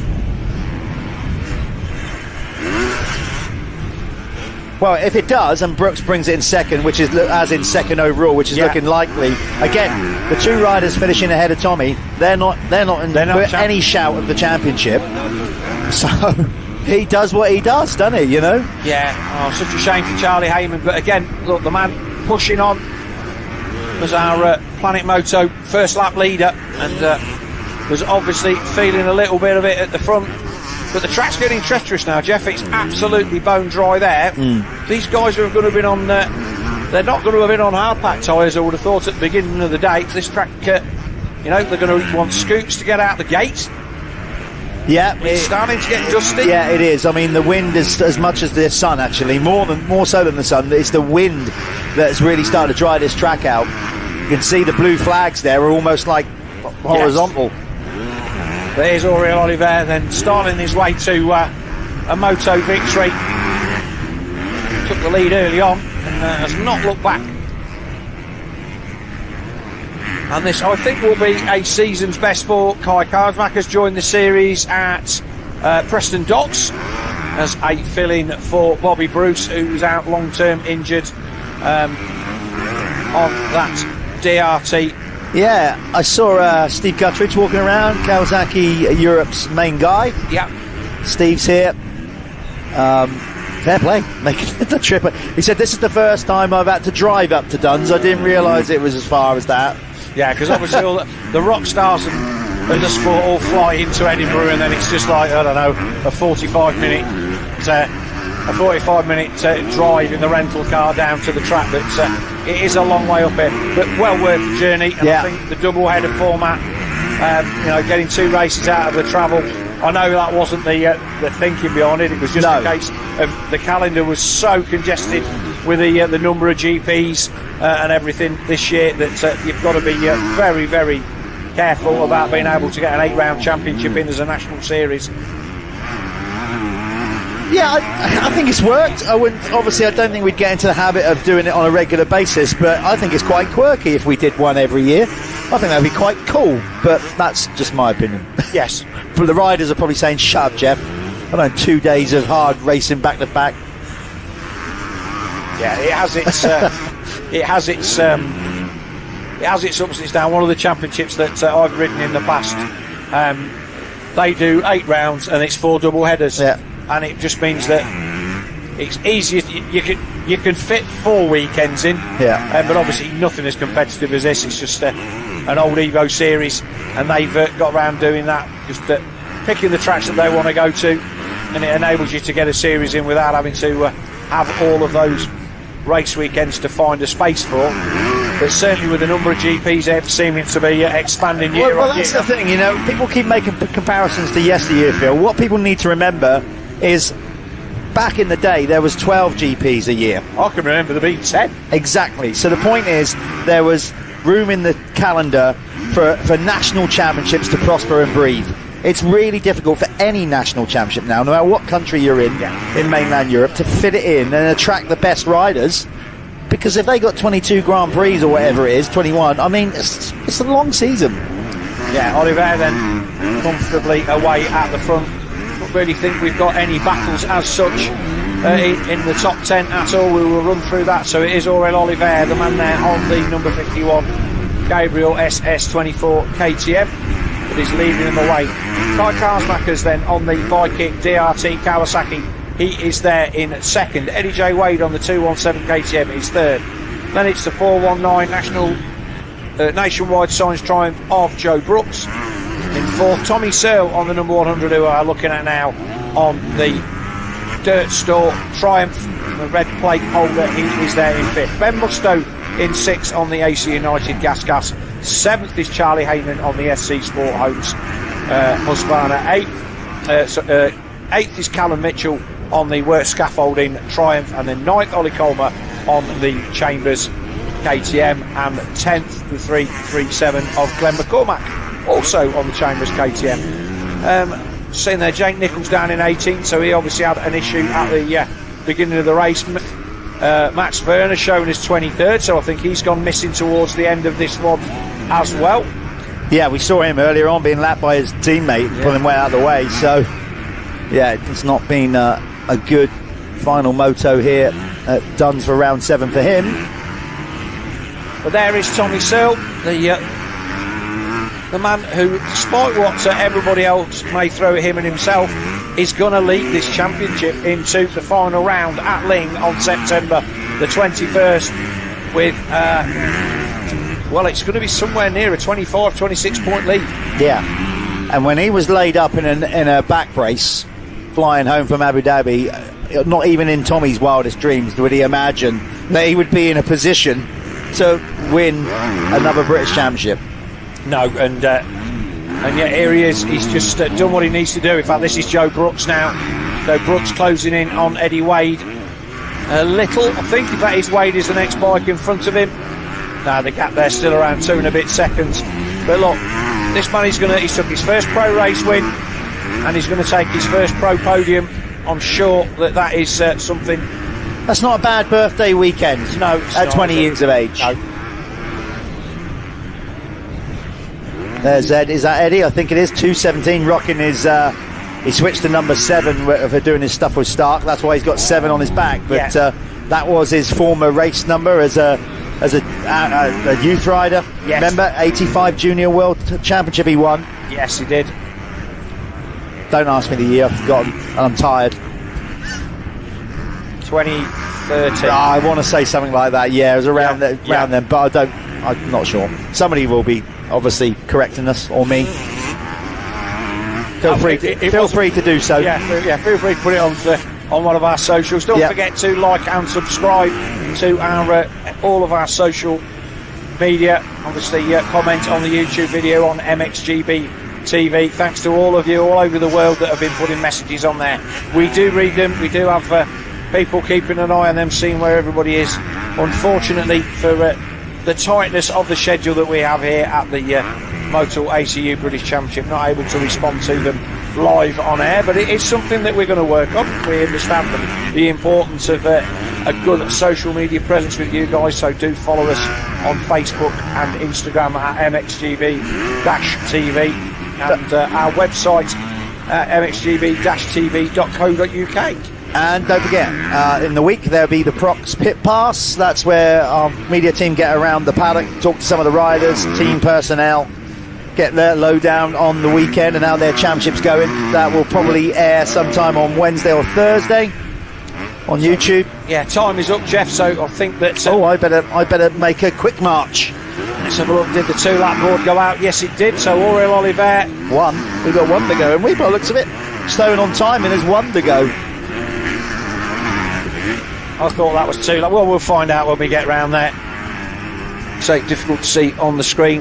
Yeah, it says 1 lap to go on the screen, so we will wait and see. So Searle has managed to pass Ben Musto on that lap as well, so more points for Tommy. So 2.5 is going to see him 3rd on the podium. There's the 57. The man coming back from injury of Carl McNichol on the 2nd of the Acer United gas gases. So Ben Musto then having a promising start to his race weekend, just struggling towards the end of the motos, as we see Aurel Oliver put in a lap on the 2nd of the works scaffolding triumphs of Lennox Dickinson.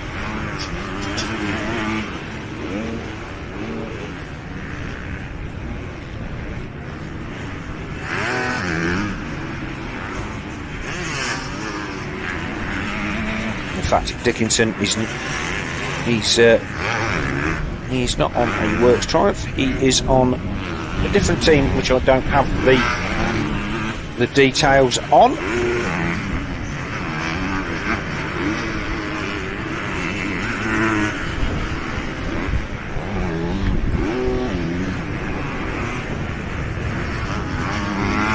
Yes, George Hopkins that is the teammate, but there comes Aurel Oliver. He takes the checkered flag and the race win.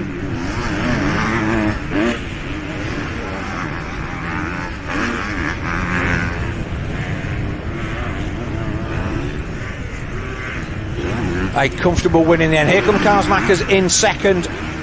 So the Dutchman then, so I think that's the best result for him so far in his short British Championship career. And as a result, that's DNF in the first race obviously means he's going to be nowhere in the overall. Brooks comes across the line in 4th. Eddie J. Wade snuck across in front of him in 3rd.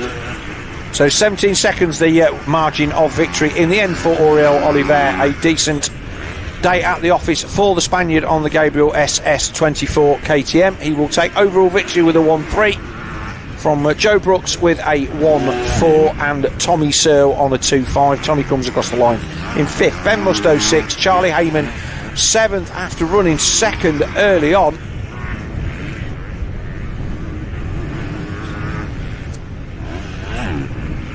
Now that's a disappointment for him. Here comes the 4.56 of Ollie Colmer.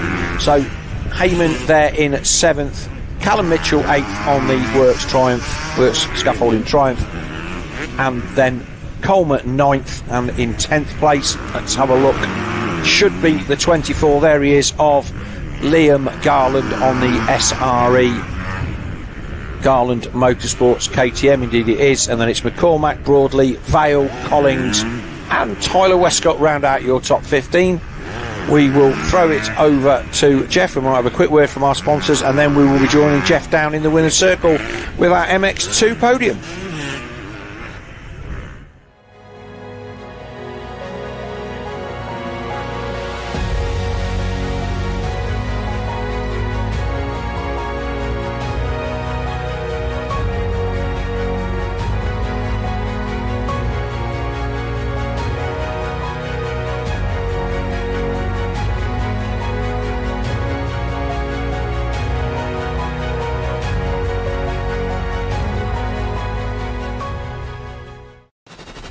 This is Dirt Storm. Your online one-stop shop for off-road essentials. All the latest products from the top motorsports brands. Gear, bike parts, protection and accessories.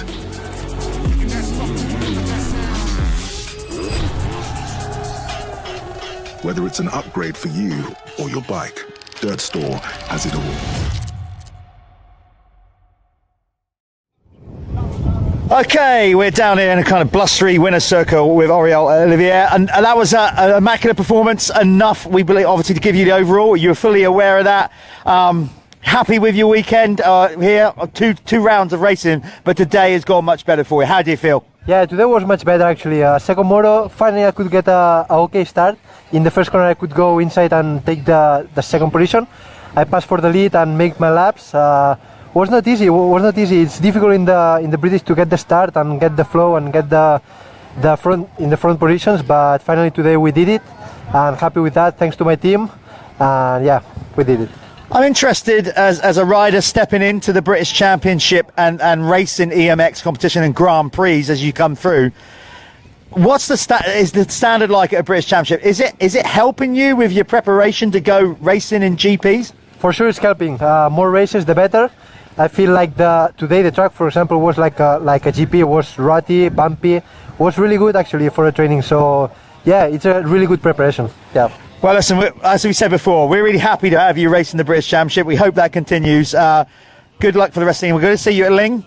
Yeah, we see you at Ling. Yeah. Okay, that's good to know. Well done. Your overall winner today, Oriol Olivier. Great stuff. Now, we lost again, second and third. I don't know where they went. I don't know if they had a noise check. Here he comes. Eddie, I've got to get Eddie in. Eddie finished third. He's without his bike, but let's get him in. Eddie, wow. We've mentioned in commentary, you know how to race motocross. You're a former Junior 85 World Championship winner, but I've been racing indoors, riding a very different bike in regards of electric bike. That was some performance there. For a minute, we're like, first round back racing the British Championship, and you were really going for the win. Yeah, I've been racing Supercross since 2 years ago. Been doing that for a bit, and then obviously since Abu Dhabi, I've not really rode much. I did pick that bike up a week ago. Had two sessions on it, not changed anything, and I just decided to come ride this for a bit of fun. I got the speed in all the races. Just had a few too many tip overs and crashes, but that one got a decent start. Come through second and pushing there, but just got away from me. But yeah, I had a load of fun, and might be doing the next one. Let's see. I bet it's a bit weird getting used to actually hearing the noise of your own bike again. I mean, just that alone. How did you find that, getting back on a petrol-powered machine? Definitely haven't forgot. It took me a little while to get. I kept stalling it to begin with. I kept not pulling the clutch in and stuff, but it don't take me long to get back used to it. And yeah, definitely lining up with 40 riders instead of about 10 or 12 on the arena cross is a bit different going into the first corner. But yeah. Well, look, we enjoyed it. I'd love to think that you enjoyed it enough that maybe, just maybe, we can twist your arm and you'll actually come back and do a whole season next year. I know it's still a long way to go, but would you consider doing that? Yeah, maybe. I'll see what happens over the winter time and talk to a few people, see what we can do, and I might end up doing it. That'd be good if you did. Great ride. There you go. So Eddie J. Wade finishing third in that moto. Let's bring in Kai Karsmarkers. Again, this is becoming a habit, you know, in the British Championship. We're seeing you up here. Let's talk through the entire weekend. How did you find it? I'm assuming your first time to Duns. I think that's correct. How did you find it over the 2 days? Yesterday didn't felt so good. Practice on the first race were good, but second moto just didn't felt like myself. And then today got a good lap time. We was very close with Oriol and Brooks. And then first race, I think, riding was really good. I was coming through the pack and set a fastest lap of the race. And then unfortunately I had a bike problem. And then second race we changed the bike and finished second. Shame about the start that I'm not every time there, but the riding is quite good, so I'm quite happy about it. And in general, racing the British Championship, are you enjoying the experience? Is it enough that we're gonna see you racing in the UK more regularly? Yeah. I won't be at the last round because I'm in Australia, but maybe next year. Yeah. We hope that maybe turns into a yes. Well done on a solid performance. There you go, Kai Karsmarkers. Okay, this mic, I'm getting 2 mics, as long as it's not an ice cream, and I put it. There you go. Okay, I'll hand that back to Ben. Yes, everybody on the live stream, we got one to go here. That's the Pico MX1 class coming out. You heard Conrad in his interview here after the first race. He wants more. He wants to race Jeffrey Hurlins. Is he going to do it in this last moto? He, of course, can also wrap up the championship. Let's not forget that. He's just got to beat Adam Sterry. So a lot on the line for Conrad in this last race. Let's see what happens. A Pico MX1 coming up next.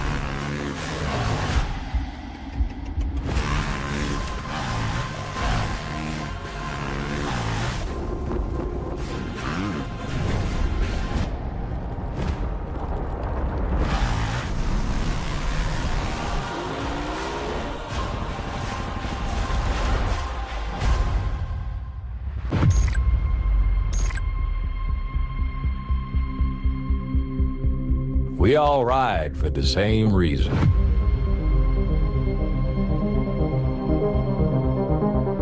We all race for the same goal.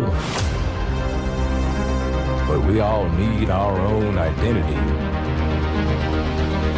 Do it your way. Ride.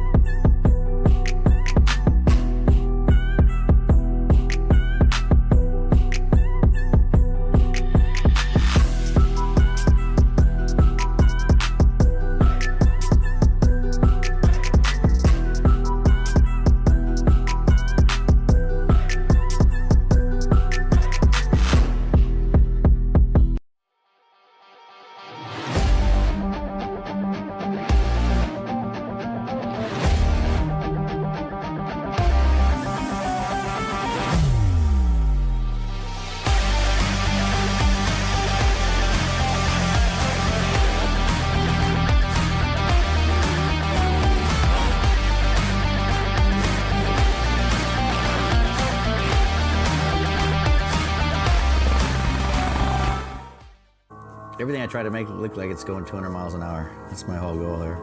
I'm Troy Lee, and this is our new signature goggle collection. We've been doing collection probably for about 15 years with Oakley, doing a couple goggles every year, a couple pairs of glasses every year. My love is my motocross team, and so first off, we probably have more red in line, but then I always like to throw something weird in. You gotta freak them out a little bit, you know? American flag, stars and stripes always work good, so we add a little bit of metal flake to the oval here and add a little bit of chrome to it. Really, I'm always more excited about the next one I'm working on. It's like I can't wait to get to work and start sketching some new ideas. My name's Troy Lee. I'm the owner of Troy Lee Designs, and super proud to be working with Oakley. They make the most beautiful product on the planet.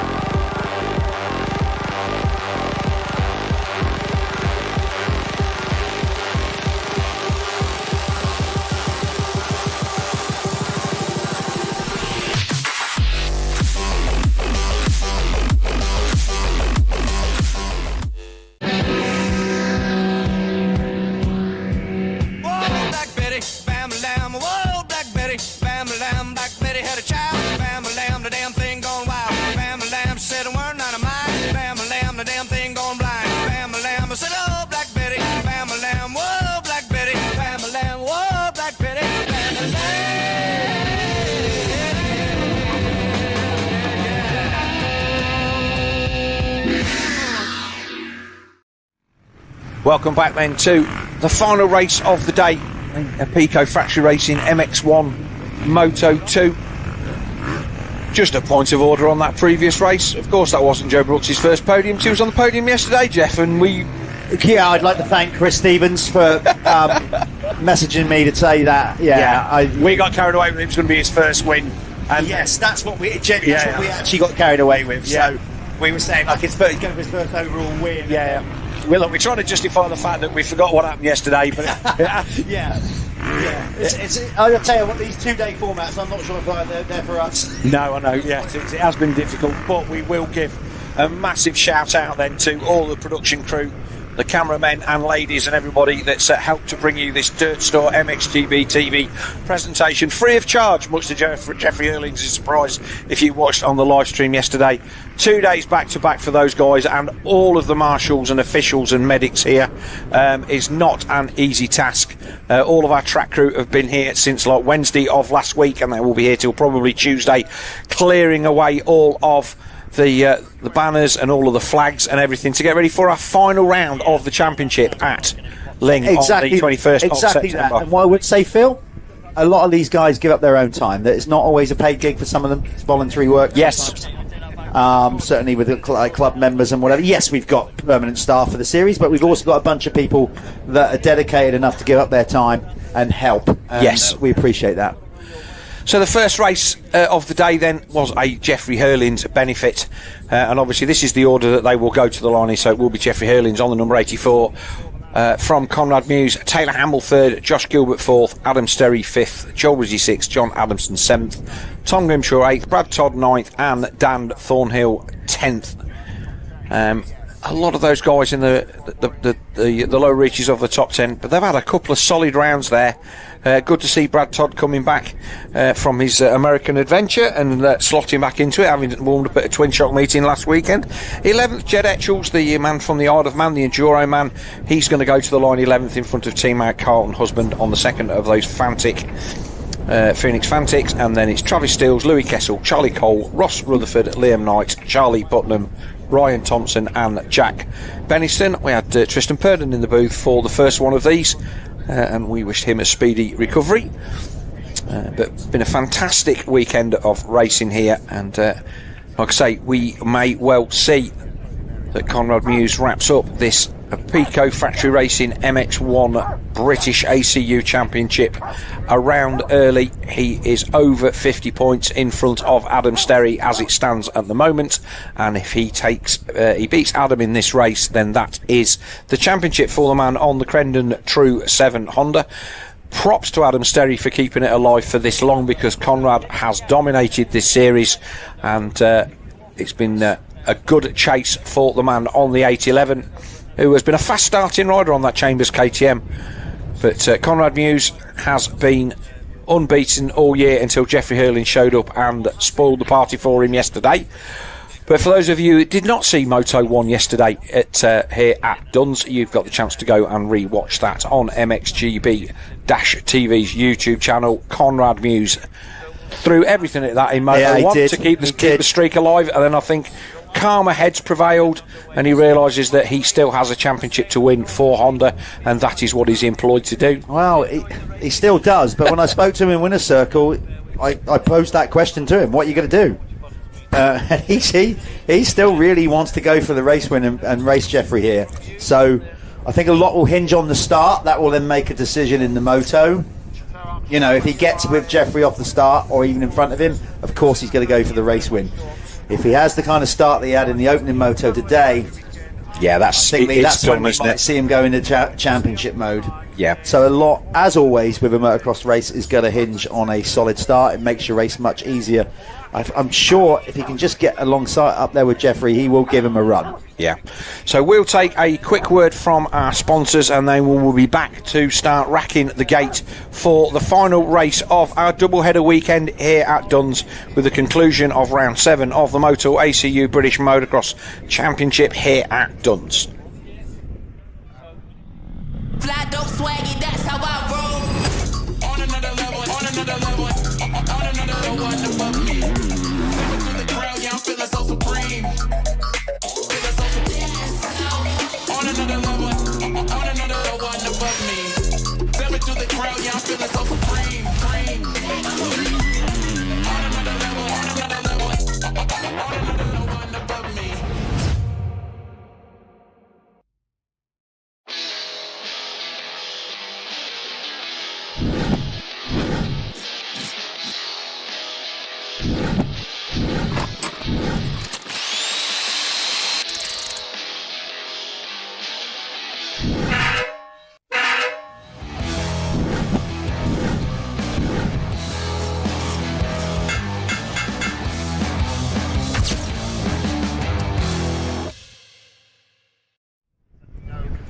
So the first of our riders then come to the line, and it is the bullet, the number 84 of Jeffrey Hurlings.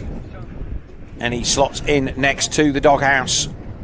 We've seen Conrad Muse go the other side of him. Now, has Conrad given himself a little bit more room there this time? I believe he has. So Conrad has gone 3 or 4 gates over from Jeffrey Hurlings this time. He's gone the other side of the 23 of Taylor Hamill on the DRT Bike-It Kawasaki. Well, he's been critical of himself in the post-event interviews, and winner's circle. Conrad just not executing the starts. Well, he needs one. If we're going to come out of Duns here with, this is the only time we're going to see Hurlings, the last time we're going to see Hurlings race the British Championship this year. Yes. We don't know what the plans are for next year. It would be great if he comes back, but this is it. If we're going to get a showdown, we need them both to get off the line together, and let's get at it. Yeah, the 134 of Liam Garland goes by in the background, and 91 off Charlie Putnam. And there is Conrad Muse on the 426 Crendon True 7 Honda. And yeah, he's still all about the business, Conrad Muse, as Jack Benniston from Colville drops in next to the current championship leader.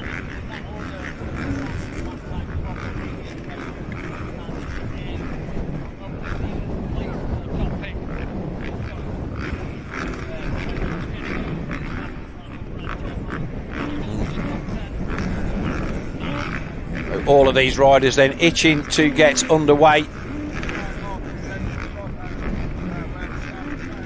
15-second board. A rider then just getting a little bit of assistance to get the start device on. Not sure who that was.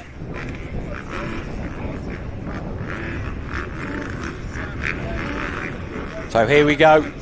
The 15-second board will go up, and for the final time this weekend, it will be a gate drop. Here we go, 15 seconds, 5 seconds.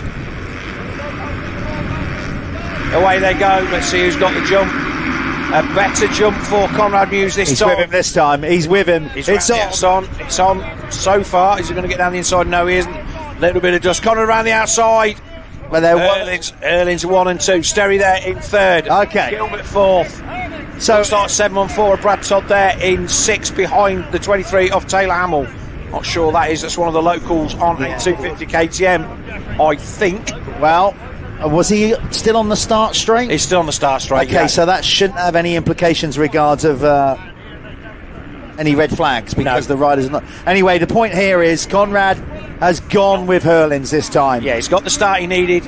Has he made any changes to that Crendon True 7 Honda as they sky it off that jump at the top end of the circuit and then start through the infield section? And it is the bullet, the number 84,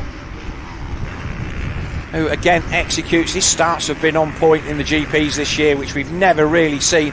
Oh, big moment there. Was that a moment for Conrad? Or was that I think he was changing. I think he deliberately went from right to left to get on that outside line. I don't think it was a major mistake. I've got to say though, Phil, look at the pace already. I mean, he's gone, isn't he? God, that is ridiculous. And I thought Conrad was going to him, so maybe you're right. Maybe that was a mistake.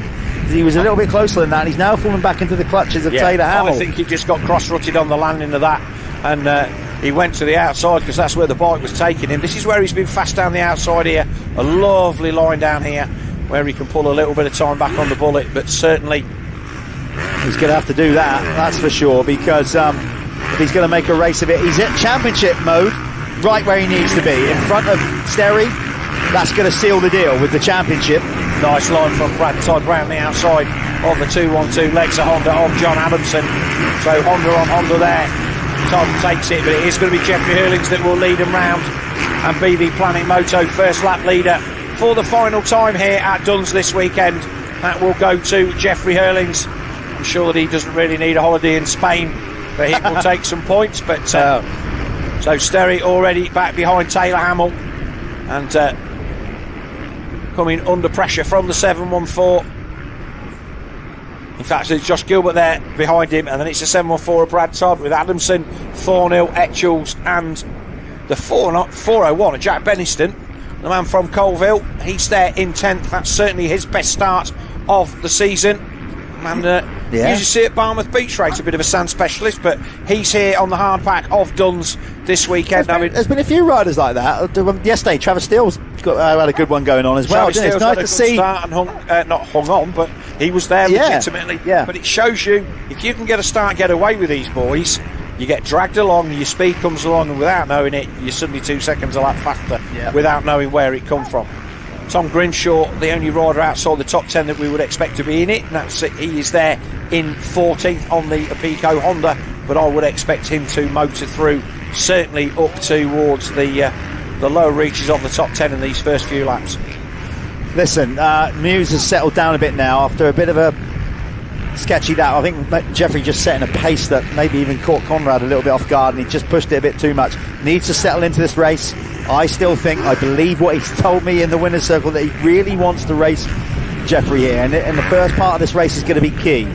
If he loses the toe and Jeffrey gets away, I think he'll just go, that's that, bring it in, I'm going to clinch the championship, thank you very much. It was only 2.1 seconds over the line, however, so it wasn't a massive amount of time. Let's see what the gap is this time by.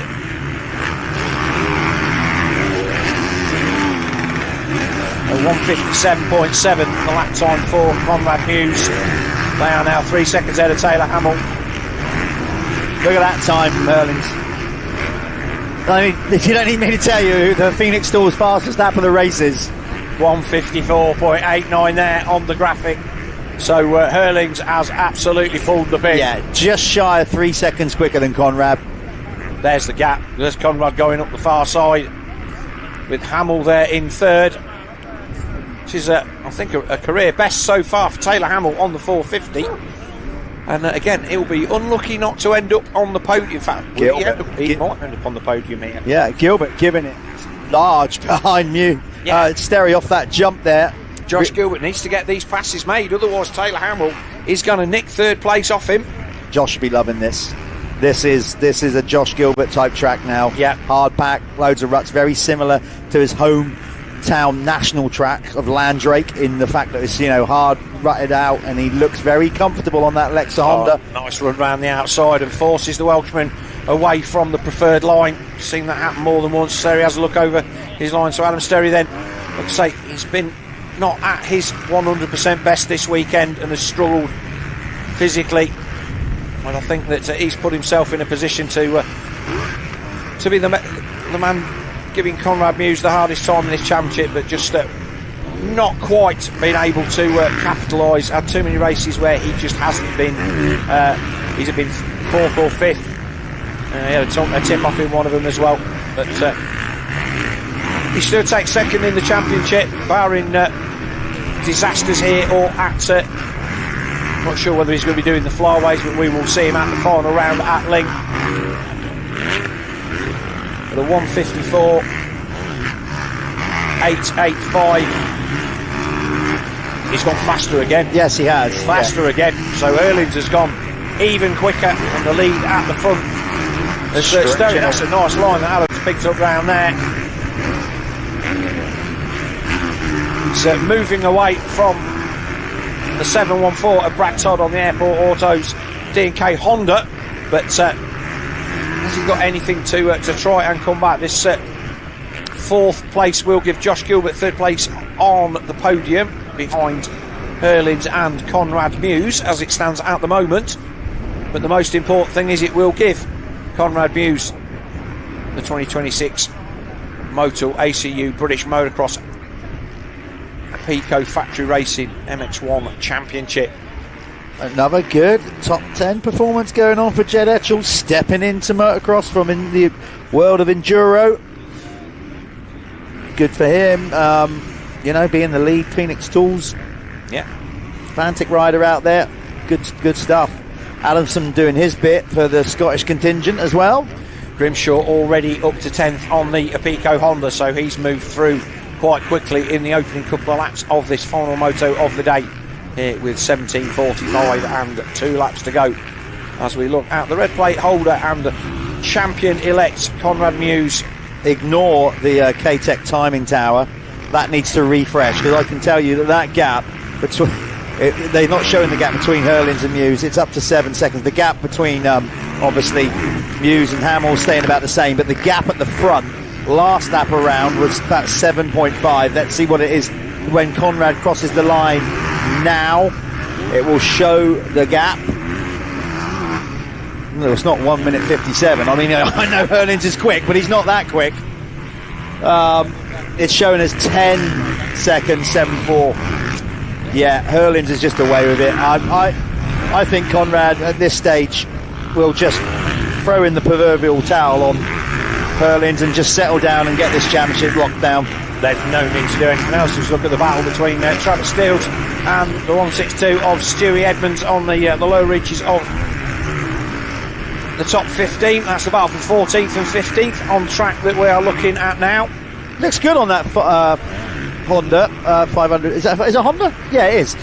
Travis Steels. I hadn't seen him, for a while riding like this, but he's got a nice style and he looks really good on that Honda, I have to say. Showing in his results. Yeah, Tom Murphy in there as well.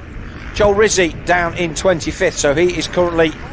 So is that the rider? That will be the rider that went down off the start. Yeah, there you go. That's answered that. Yeah, so it will be Joel. That's a shame because Joel had his best performance so far this year on the Triumph, I believe, in Moto 1. As we look now at Taylor Hamill, he looks like he has fallen victim to the 326 of Josh Gilbert. Yeah, that is Josh Gilbert there on the Lexa Honda. Gilbert's riding well. I mean, to live with Conrad is not easy. To live with Hurlins is next level, particularly on current form. MXGP, talking about, arguably one of the greatest, not arguably, one of the greatest riders of MXGP. But let's not forget, as much as we saw some great action yesterday between Conrad Muse and Jeffrey Hurlins, the chance to see arguably the best motocross rider, certainly of recent generations, live at your local track in the British Championship is worth the entry fee alone. And obviously we're trying to show the racing that's going on further down the field where the interest is. But I would pay money to watch Jeffrey Hurlins ride around a flat field because he is just such an absolute perfectionist in the way that he rides. And we will watch the GP next week from Turkey, knowing that he's come here to get some good practice for that meeting. Gives this series credibility. He was the 2024 champion, let's not forget. But obviously, fixtures and injuries notwithstanding. Yeah, when any GP rider turns up, it's always good. Always a big crowd of people stood around the truck trying to get an autograph, picture with him, all that kind of stuff. So it's cool. Yeah, and he's pretty approachable. Like I say, I had a great chat with him yesterday, both on and off camera, and a thoroughly likeable guy. Obviously, everybody and his dog wants a little bit of time and something out of him, and you always try to not be that guy. But obviously, he's more than happy to give his time up, and very appreciative of the British fans and the people that come out to support him at these British Championship rounds. Last year especially, we were lucky to see him in every round of the championship, where he took the number 1 plate from under the nose of Conrad Muse, and obviously Conrad going to be winning that back this year. Be interesting to see if he runs the number 1 or whether he runs the 426. I always like to see the number 1 plate. So do I think it looks great. I can say, going back to last week at VMXDN, I thought, I don't know, Tommy Searle just looked that little bit cooler riding a number 1, and the fact he was on a 2-stroke. Yes. That's nothing against Triumphs or anything like that. I'm not having a bother with that. I'm just a 2-stroke fan, and honestly, just seeing Tommy rock the number 1, it's just... Yeah. Even that year Carmichael ran it, at the final round, I thought that looked absolutely brilliant. You work all your life to win the number 1 plate. You're going to ride it, and that's one of the things I always like Roman Febvre for, the fact that he ran. I think he rocked the number 1 plate in GPs the year he won it as well. But this race then, 13 minutes plus 2 laps to go. Jeffrey Hurlins leading by a reasonable amount of time from the champion-elect Conrad Muse. He's got 4 and a bit seconds over Josh Gilbert, with Taylor Hamill there in 4th, Adam Sterry 5th, Brad Todd 6th, John Adamson on the 2nd of Alexa Hondas in 7th, Dan Thornhill, another great performance inside the top 10 in 8th, Jed Etchells in 9th on the Phoenix Tools Phantom and 10th place Tom Grinshaw. So we watch Gilbert then He's having fun out there, Josh. Listen, he might not be able to chase down the 2 ahead of him, but it's been a good ride. To me, his body and English language looks like he's having fun. He's flowing. And was that Conrad just ahead of him? I mean, 4 seconds is not a great deal, really, considering where they're at and how Conrad dominant, other than Jeffrey being at this round, how dominant Conrad's been all year. Is that Conrad? No, it's not. It's Brad the 7. I'm trying to see. Was that Brad Todd? That looked like that was Brad Todd, yes. So he's gone off the edge of the circuit at the top, at the end of the start straight, going back the other way. I think that's where that is. So Brad Todd will drop out of 6, which will push Adamson, Thornhill, Etchells, Grimshaw. Charlie Cole on the 772 Kawasaki. He is now going to move up to 10th. Carlton Husband will make 11th. Louis Kessel will move to 12th. And Jack Beniston on the 401. He will move up to 13th after making that really good start in 10th. So he is having a really, really good ride. So here is Gilbert. I'd say the gap across the line then between Hurlins and Muse is out to, well, it's quite a lot. I think, well, look at this. Gilbert, I thought he was. Yeah, it looked like he was closing. I think he was closing. And that is the case. Yeah, he's. What did he take out of him last lap around? Well, he took 3/10 out of him, so it's coming down. Conrad does not need to fight. It was 49 points prior to the first of our motos here today, and Conrad took a chunk of change out of Adam Sturridge. Probably took about 8 points out of him, so even if he lets them by, it is not going to make any difference to the outcome of the fact that the 426, the red plate holder on the Crendon True 7 Honda, is going to clinch another British Championship. Yeah, I mean, he's just got to beat Sterry. Actually, he hasn't even got to beat Sterry, because Sterry had not the greatest first race this morning, and dropped another, what was that, 6 points to Conrad. So Conrad doesn't even need to beat him in this one, as long as he stays within like a couple behind Sterry.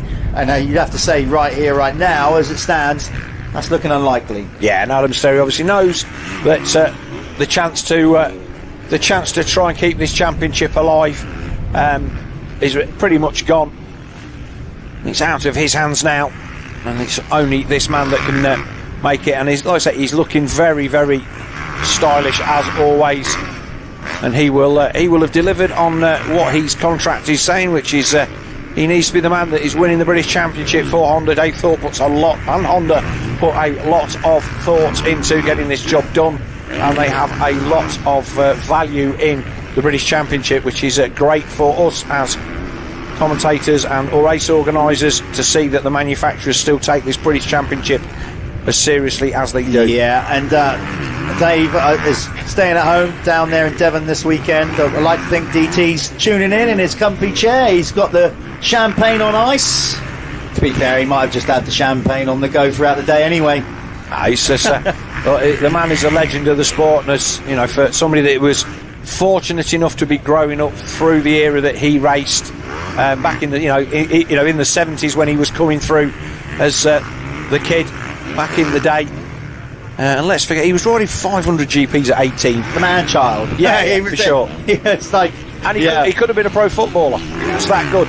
But he's here now with Son Ryan, and they're taking the Honda brand, which obviously Thorpe was synonymous with throughout the whole of his career, pretty much.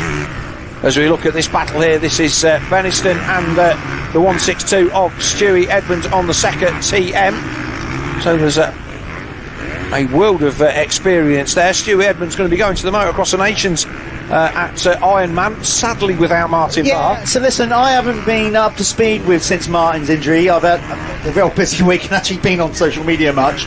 Have they made any kind of announcement who's going to be replacing Marty, or what's the deal? Not as far as I am aware. So I know that they were looking at getting a replacement rider in, but whether that is actually going to happen.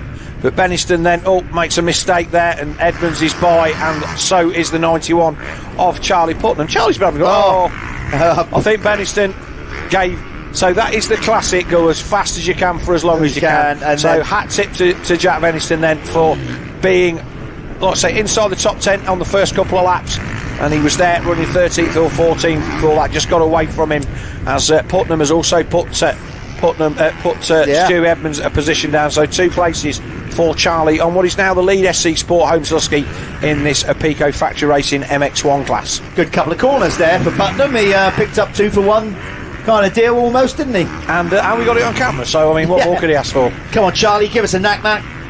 He won't get. I'll be surprised if he does. Maybe on the last lap.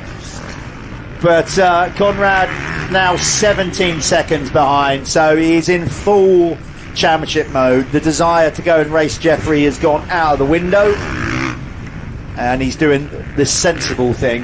Yes, indeed. Because ultimately the record books will show he will be the 2025 MX1 Pico MX1 champion. His bank account will also show that. Yes, nobody will. Again, it's always when you look at the record books. Yeah, we can look at adding his name to the list of British champions from many years back. Just before you mention the previous winners, you're going to mention the bloke. I've actually had a WhatsApp message from Dave Thorpe. Apparently there's no budget for champagne after Conrad's win. Lots of laughing emojis. And apparently he's on sparkling water on ice because all the budget's gone into the actual race team. Excellent, and obviously nice to know that he is watching the coverage here from Duns this weekend as we cut back to Jeffrey Hurlings then with 5 minutes 40 on the clock. And again, the speed of this man, he's lapping well into the bottom end of the top 15 by now. Got to say, I mean, we know how amazing he is anyway, but these last 3 MXGPs for Hurlings, he'll be certainly going into them with confidence back to an all-time high. I mean, he absolutely blitzed the opposition. The last GP, his home GP, of course, and then this, as he's already mentioned, this is great preparation for Turkey. Yeah, look, he's here because he could have sat at home and, you know, just gone and bust a few motos out on the practice track, but he wants to race. We saw this last year, ride himself back into race fitness after injury. The only way you do that is to race, and as he comes round, he's going to put a lap on Jack Beniston, who's just picked himself up off the floor, and the 295 of Ross Rutherford, one of the local Scots riders, who again, he's been a good British Championship rider back in the day. Ross, used to see Ross, him all the time. He's a good lad, affectionately known in these parts as Bunga. Always good value. I like hanging about with Ross. He's a funny bloke. Always good banter and real popular. So great to see Ross out there still turning the laps. But Hurlings then, he's on that outside line as well. Found a nice run down there. Does he stay out wide a bit longer? No, not really. But again, it's having this vision. This is what you need to be the best rider in the world. And as I've said more than once this weekend, let's not forget that he went 1-1-1 at his home GP at Arnhem last weekend. The 16th victory for him in his home GP. You know, talking about DT who's watching, you know, you could argue that Dave will sit there, even in his book, you know, a couple of championships that maybe got away. If you actually stop to think about it, all the success that Hurlings has had, and actually some of those others that could have been if it wasn't for injury, and he keeps bouncing back. You know, again, he's proven it. Like, a lot of people wrote him off at the start of this year. Yes, he's not going to, you know, winning the World Championships isn't going to be a big ask, but look how he's coming on strong at the end of the season again. I mean, he's a class act. The only thing for me is the shame that he is not going to be at the Motocross of Nations, and as well, I can't remember whether we were on air or off air when we spoke about it yesterday, because I did get a chance to talk to him while you were doing the podium interviews for the for the RFX 125 class, and he just said, look, at the time when that decision was, there's Charlie Cole, he's gone out of 10th place, I think that was for Charlie. But yeah, he just said, look, at the time the decision needed to be made from the team and all the budgets and the planning and everything, nobody knew, including me, how good I was going to be coming back to fitness from the collarbone breakage when I'd not had surgery. It was an unknown. So he was more than pragmatic about it. Yes, he would love to be going, He is still on standby should anything happen to the other riders that are in the team between now and the end of the season. He was prepared to go if that's required, but like you said, Glenn is holding off on a rich run of form, and obviously Kai Karsmacher is Kai de Wolf is going to be, he's going to be the star man for them. It's a tough one, that, isn't it? Like, I wonder, how long do you stay on standby for? I mean, is he likely to go? I can't see him go into the event if he's not going to ride, but like, I don't know what it will be, but obviously, I think it's cold enough. Calvin Vlanderen and Kai de Wolf is the team, and if either of the MX1 guys get injured, then I guess that he will step in. But from a logistical point of view, at the moment, everything is around the fact that he is currently not going to go, and if they have to air freight a bike or whatever, I don't know, but we will wait and see. But he was quite pragmatic about it. He wasn't bummed about the fact he was disappointed to not be going, but he was totally on board with the fact that the decision had to be made when it was made, and he is where he is now. I'm looking forward to seeing the last 3 GPs, because obviously we've got everybody back. We've got everybody back from injury. It's a full gate. If there's anybody missing, not overly thrilled about the fact that that the tracks are where they are, but nothing we can do about that. But the fact that we've witnessed him again come back and give us a riding clinic as a reigning British champion, and in some ways I think that the fact that he's here and Conrad is going to take the championship. Herlings as the previous holder, there's kind of a little bit of something. There feels like there's something nice about the fact that Jeffrey won it last year and Conrad's here to take the title this year. I'm just thinking as well from a KTM standpoint. I should imagine they're happy that Jeffrey's coming to form, because I don't know if there's any talk of team orders with 3 to go. Might go into the final round, but he could play a part in the championship, because obviously Febvre has still got to cover Coonan for the championship. There's a lot going on there, and KTM must be happy that he's found some form right at the end of the year. Yeah, but look, we're talking about championships. We've got 15 seconds left on the clock. It's going to be 2 laps to go next time by, and this next 2 laps is probably going to be the longest 2 laps, certainly of this year, for that man with the 426 red plate, the Crendon True 7 Honda of Conrad Mewse. There is Josh Gilbert, who is currently in 3rd, so that's the gap back to 3rd place. Conrad then currently 2nd.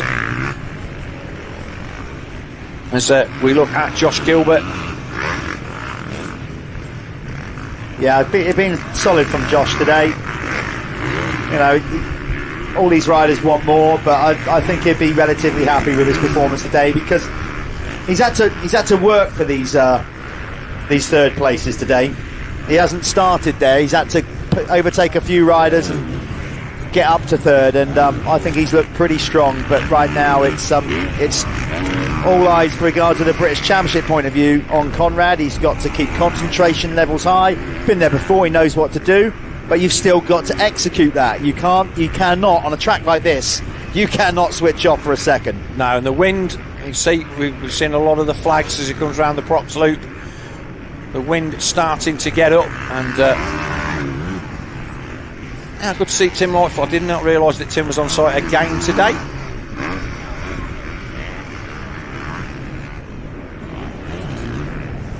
So he'll be here to hopefully hand over the championship trophy to Conrad Mewse. Yeah, I knew he was here yesterday.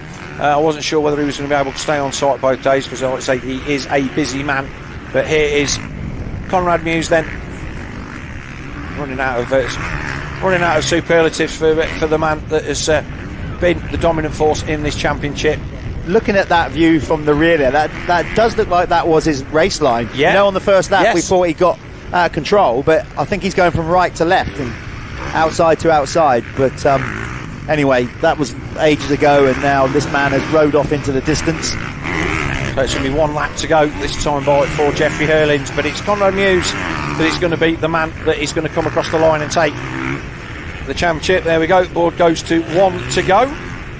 Jeff is going to decamp down to the winner's circle, and I think we are going to obviously try and take in all of the championship celebrations down there with our roving camera. But Hurlings then lapped up to the number 6 with Carlton Husband in 10th position. This shows the speed of the Dutchman. And the final lap showing then on the K-Tech Tower. Don't forget, we've still got one round of the championship to go.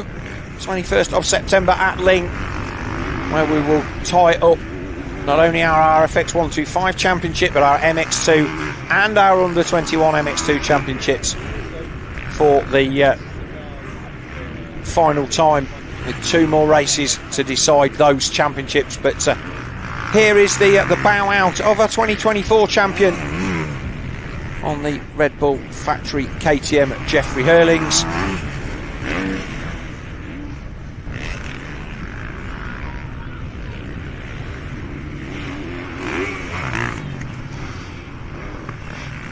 Like I say, he has now motored away at the front of this one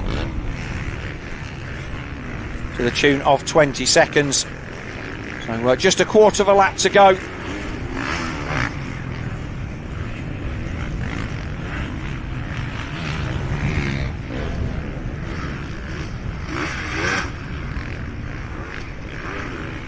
And he will take the checkered flag.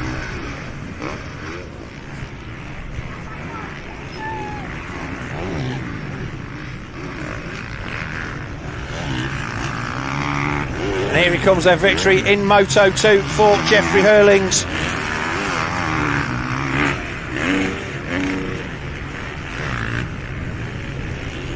And here he is, the man riding in for the championship. The 426 of Conrad Muse then on the Crendon True 7 Honda. He's going to come up past pit lane.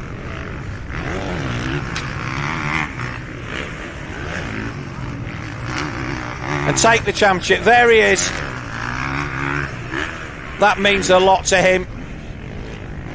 Conrad Muse then takes the plaudits to the crowd. The marshals out there, high five with our ACU officials. But Conrad Muse then, the 426, will take victory in the 2025 Pico Factory Racing MX1 category here at the Motul ACU British Motocross Championship. Puts his hand out to Josh Gilbert. Gilbert will finish on the podium here this weekend with third, so it'll be Hurlings will take the win. Muse second, Josh Gilbert third. Being greeted then by the team. There we go. They're down in the face. The champagne. Jeff's down there with the mic. Let's see if he can get a quick word then with our championship winner. The goggles come off. I think Jeff's going to try and put the mic underneath the nose of Conrad Muse.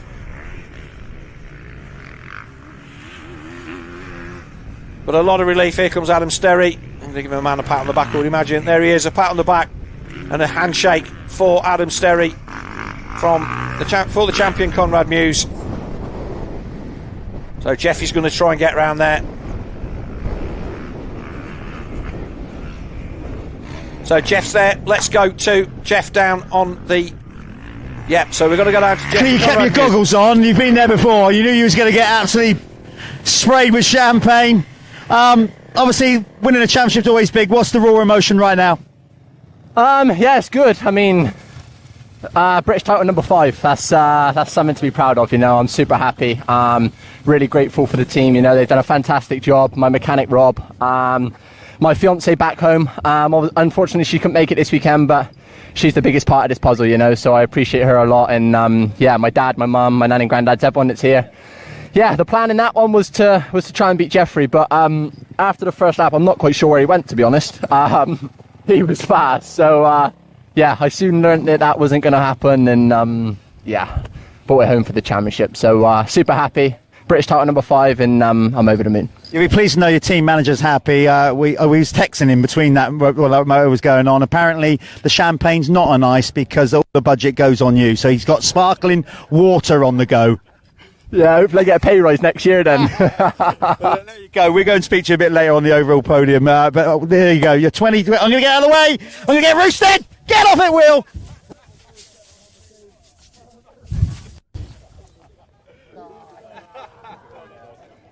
I knew you were going to do that. Stop. Think about it. It's not in my coat, so I think no, good. Still scope. Okay.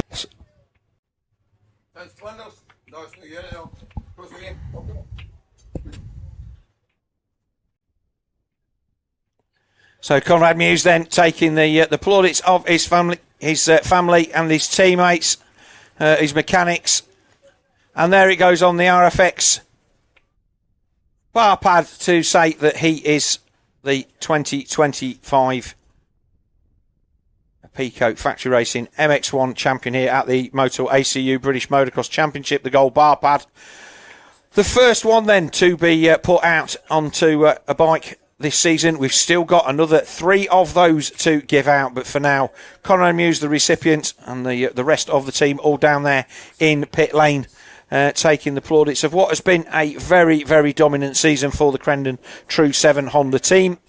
And I'm sure that everybody else will wish them a very, very enjoyable evening. I'm sure that they, obviously I say we'll party late into the night, but everybody needing to get home from here from Duns. It's been a fantastic 2 days of racing. I think we are going to go back to Jeff down in Victory Lane at some point, because obviously we want to get to talk to the guys who finished 2nd and 3rd in that race as well. Yeah, so we are going to go throw back to Jeff down in Victory Lane.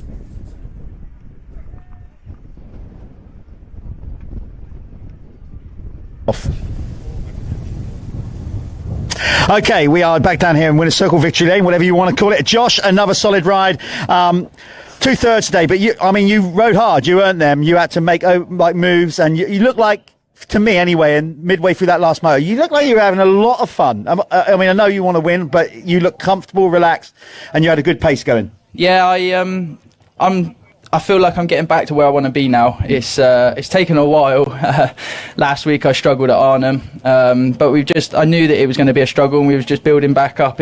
It's like that little 1-2% at the end. You just coming back from nothing, and then now I enjoyed the track today as well, which helped. And then I'm just feeling a bit stronger in myself on the bike, whereas before it was kind of, I was almost pacing myself for the whole moto because I knew that strength-wise it wasn't there yet. So today is the first day like I felt like I could push from start to finish. My starts were terrible today. Really need to go and sort those out again. It's gone from being really good but not strong enough to now starts not quite so good and I'm getting strong. Yeah, so to tag along with Conrad for that whole moto at the end, I come through to there too. It was good. I was really happy. Well, as I said, it's a long way back when you get that kind of like virus that takes it all out of you. So it's good to hear that you're finally feeling good. And I guess the objective now, as always, is to finish the season as strongly as you can. I know you won't tell me if you did know, but how's any plan? You know, are you feeling good about next year? Any plans in the pipeline? I know you can't always tell us that, but you know, are things looking rosy for next year? Not at the minute. No. Well, it's sort of things are kind of in the pipeline, but yeah, at the minute it's a little bit still uncertain. So I just got to keep my head down and hopefully finish the year strong. Yeah. Okay. Well, good luck on today. Well, on the rest of the series. Well done today. There you go, Josh Gilbert. He comes in a 3rd overall. So what we're going to do now, also here at the event as well as the live stream, watching at home, we'll probably throw back to Phil just very quickly. Maybe try and get some more adverts in from our incredible partners while we sort out. We're hopefully going to keep the stream going and actually show you the podium presentation. Likelihood is that I'm going to hand over the mics to our event commentator Ben Rumbold, who will talk us through the podium presentation. Hopefully we've got everybody here. We'll probably start with the 125 class. So if you're watching at home or wherever you are in the world, don't go too far away. We're going to do the overall podium presentation here for round 7 of the Moto MXGB at Duns. Don't go too far away. We'll be back with the podium real shortly.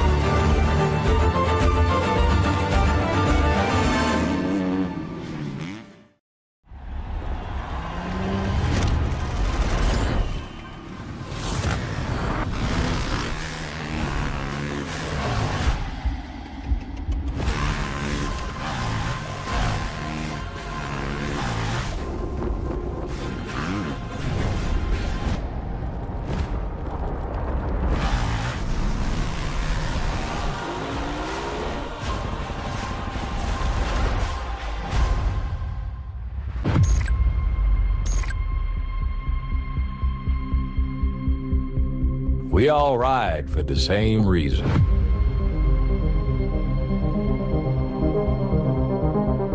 We all race for the same goal. But we all need our own identity. Do it your way. Ride.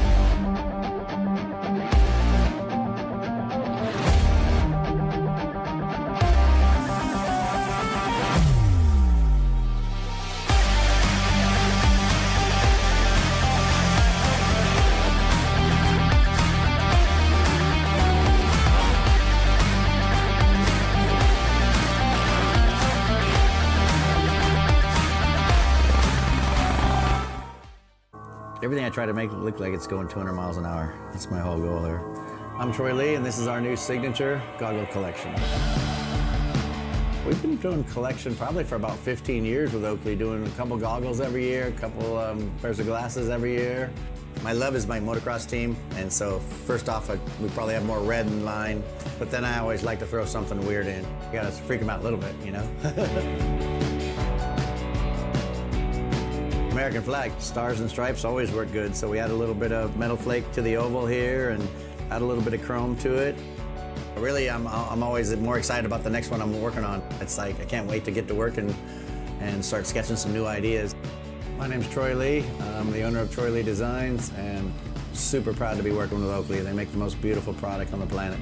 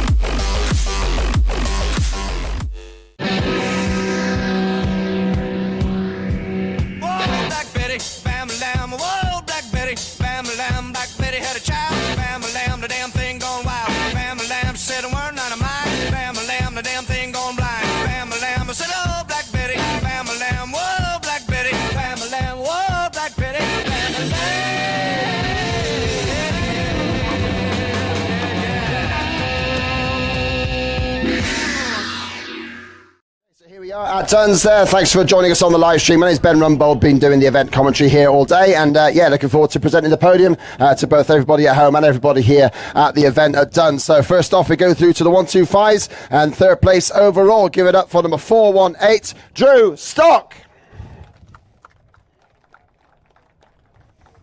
Great stuff. So we'll get the trophies presented there, and yeah, get things sorted out. I'll have a quick word with Drew as well before we move to the next rider.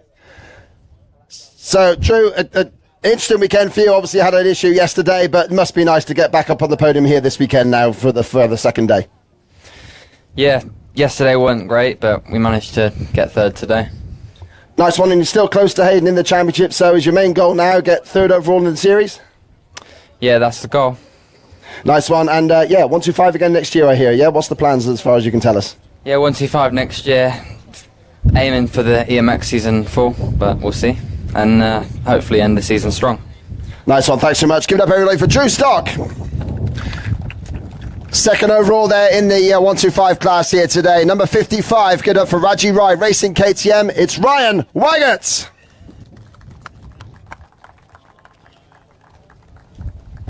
So that's it. Pick your trophies up and come and join me for a quick chat there, Ryan, before you settle into place. So yeah, from this way if you can. Perfect. That's it. Don't knock the bottle over. Perfect.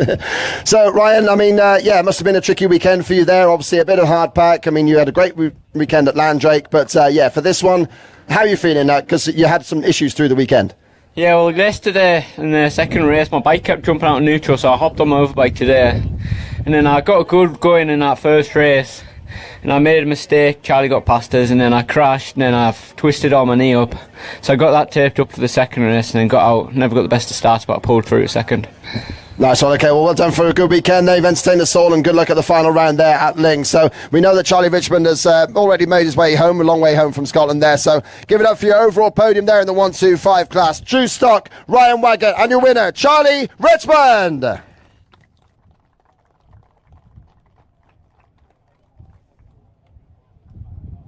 Nice one, got your photos, guys. So yeah, we'll work our way through to the MX2 class. We'll see if we've got the riders here for us. So yeah, we'll get our way through to the MX2 podium. Thank you, Drew. Thank you, Ryan, for sticking around. Great stuff. Okay, so yeah, you're a podium there in MX2 then. Third place overall, Dirt Store Triumph Racing number 100. Give it up for Tommy Searle.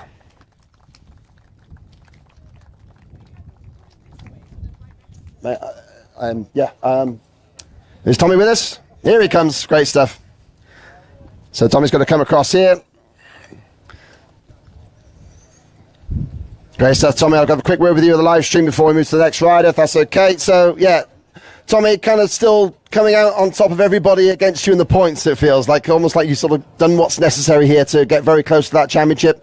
Almost possible in the first race at Ling now. Yeah, no, it was. That's exactly what I did today. It's a lot 2 days up here. Whoever come up with that idea, hopefully they've got it out of their system and don't suggest it again next year. But I did what I needed to do today. I got a bad start in that second race, and then yeah, I just done what I could. I was tired, to be honest, really tired. Big weekend last weekend, big weekend this weekend. Just glad to get out of here. And like you said, every race I made points. I think I don't know how many. 20 something points. So yeah, now it goes to Ling, and obviously the goal is to wrap up a championship, which would be great because they don't come around easy. I think I've got 4 in my whole career. Do you know, it's not like I've won them every year. So hopefully I can add one now. It looks a good chance, but you never know until it's over. The other riders are going fast every single week. They're young and they're hungry, and it's nice to race against them. Thanks so much for talking to us, and yeah, I wish you all the best at that final round there at Ling. Give it up, everyone, for Tommy Searle. Second place overall then on the Triumph, it is number 419. Give it up for Joe Brooks.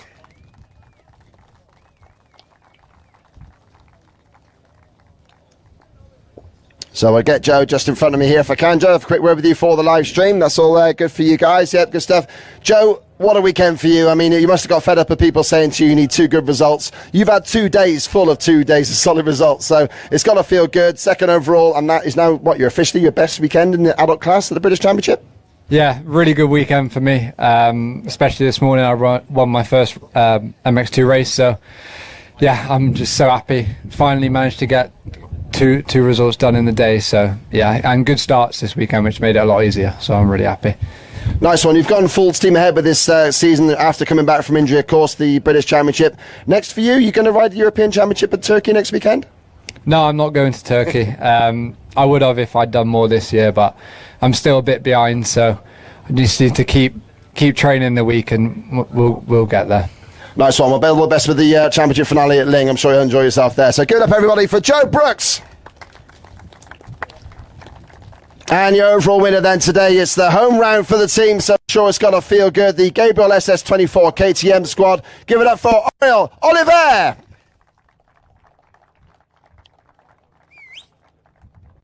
Oriel, we'll get things in there for you. So you had a couple of crashes yesterday, but today looked pretty perfect. Not quite the best off the start, but you picked your way forward. How are you feeling on this sort of track? Is it more your sort of preferred terrain or not really? Yeah, my terrain, like in Spain a little bit, and yeah, it was quite rough. It was a really good preparation for the GPs, and yeah, yesterday was more slippery, a little bit up and down. I crashed 2 times in the second moto, but today was a little bit more decent, and yeah, second moto made my way a little bit easier with a good start.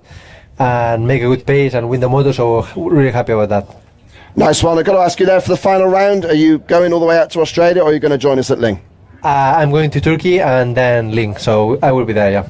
Fantastic. We look forward to seeing you in the final round there. And also the red plate holder, of course, is the Dirt Store Triumph Racing rider. Tommy Searle leads the championship. The under-21 winner for today. That went the way of Joe Brooks. So give it up for your podium then in MX2. Tommy Searle, Joe Brooks, and your winner, Oriol Oliver.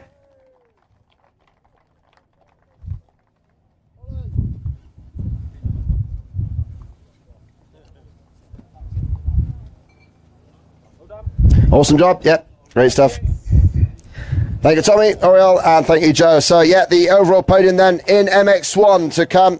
So we have got the third place rider. Hopefully they've all managed to get themselves back here. So third place overall for Lexa MX Honda, number 326. Give it up for Josh Gilbert.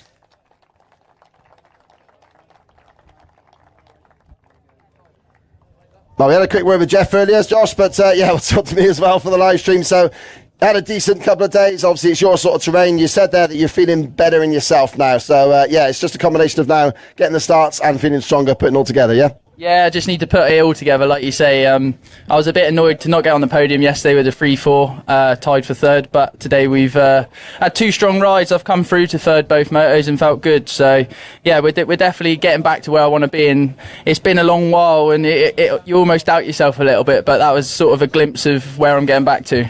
Nice one. You've got a couple of weeks off now before Ling. Is it training? Anywhere special you're going to go to get this handy feel going on? Yeah, I will do. I haven't thought about it yet, but yeah, just go back and do what I have been doing, because like I say, I'm getting back to where I want to be. Fantastic. Congratulations on a fine third overall. Give it up for Josh Gilbert, everybody. Okay, and now heading into our second overall. He sealed up the championship today, so he's got the red plate as well. Give it up for Crendon True 7 Honda, number 426, Conrad Muse.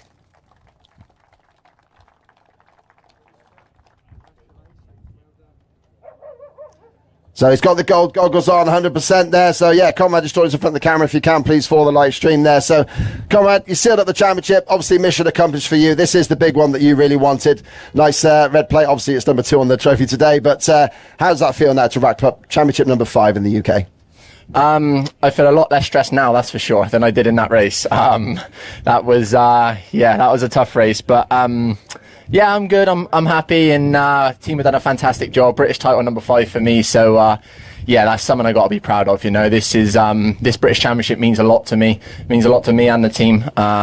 So to wrap this one up is fantastic. So yeah, it's been great racing all year. Massive shout out to Crendon True 7 Honda Racing team. They've done a fantastic job. My mechanic Rob, practice mechanic Luke, puts all the hours in the week. So yeah, all my family and friends that have come to watch today, and it's nice to wrap this one up here. Fantastic job. And also, yeah, I mean, back to Ling there. Obviously, you got a couple of weeks off there. Much you're going to do in terms of training? Obviously, we know your 2026 plans now as well to stay with the team. But yeah, what have you got planned between now and Ling? Is it celebrate a little bit? Wow, yeah. Yeah, celebrating, but not too much. Obviously, the season's not over yet. So, yeah, still working towards Ling. But, yeah, who knows? You may see me on a 250 there. Oh, interesting one. Okay, good stuff. Ooh, that's got people talking. Okay, so you're, well, here we are. We've got a gold plate presentation here. So you're British champion for 2025. Give it up again for Conrad Muse.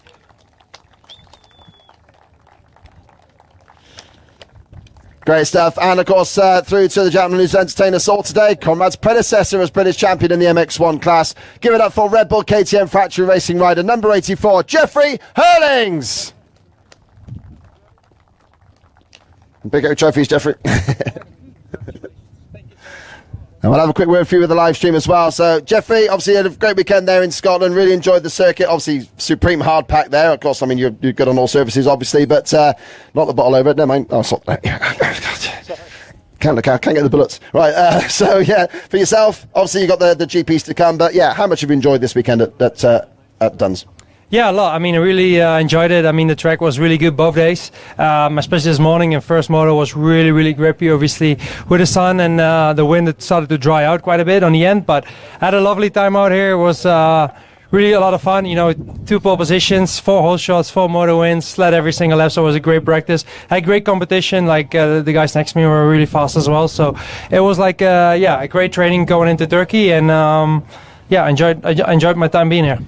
Good stuff. Do you think we're likely to see you here at all in the British Championship next year? I mean, I know you like to race. So how's that looking for next year? Yeah, last year actually was quite tough because I did so many races. So I did the full GPs, and then I did the Dutch Championship, and I did some international races, plus I did the full British ones.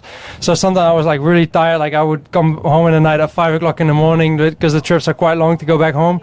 But maybe I'll do a couple. Maybe I'll do the championship. I don't know. I haven't really thought about it until now. So let's just focus on this year first, and then see what the future will hold us. Great stuff. Thanks for talking to us, Jeffrey, and thanks for coming here today. Give it up for your podium here at Duns, everybody. Josh Gilbert, Conrad Muse, and your winner, Jeffrey Hurlings. What we're doing. Just do the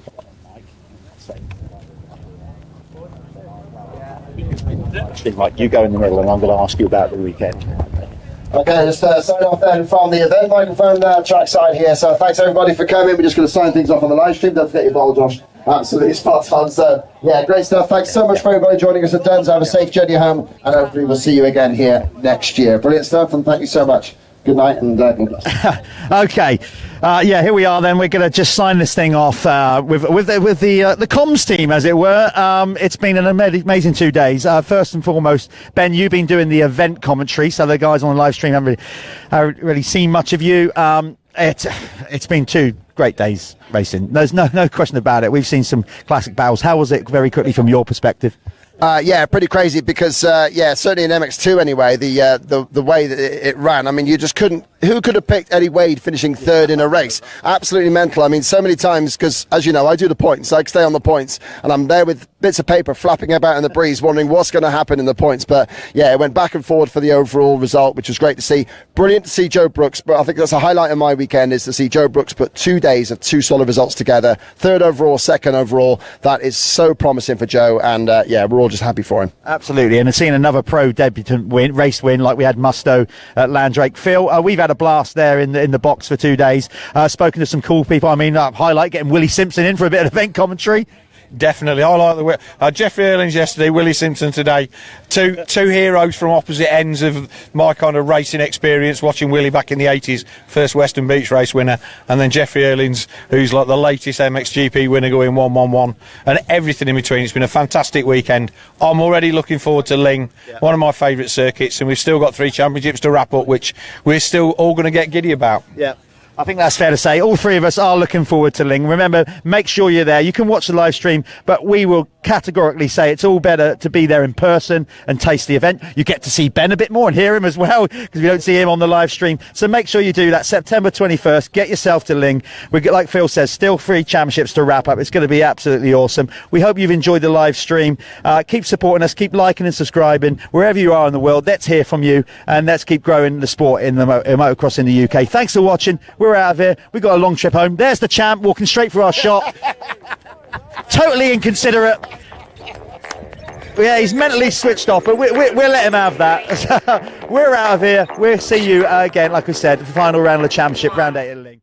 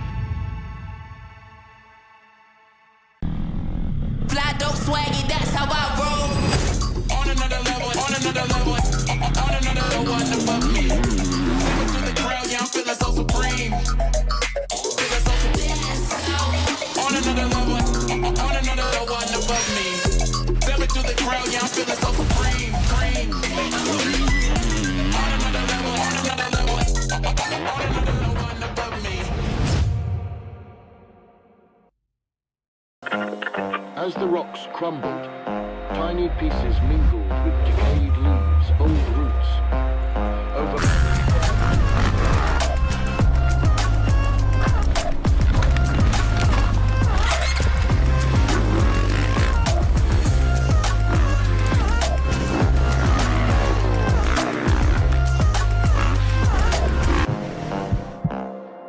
Dirt. This dirt was special.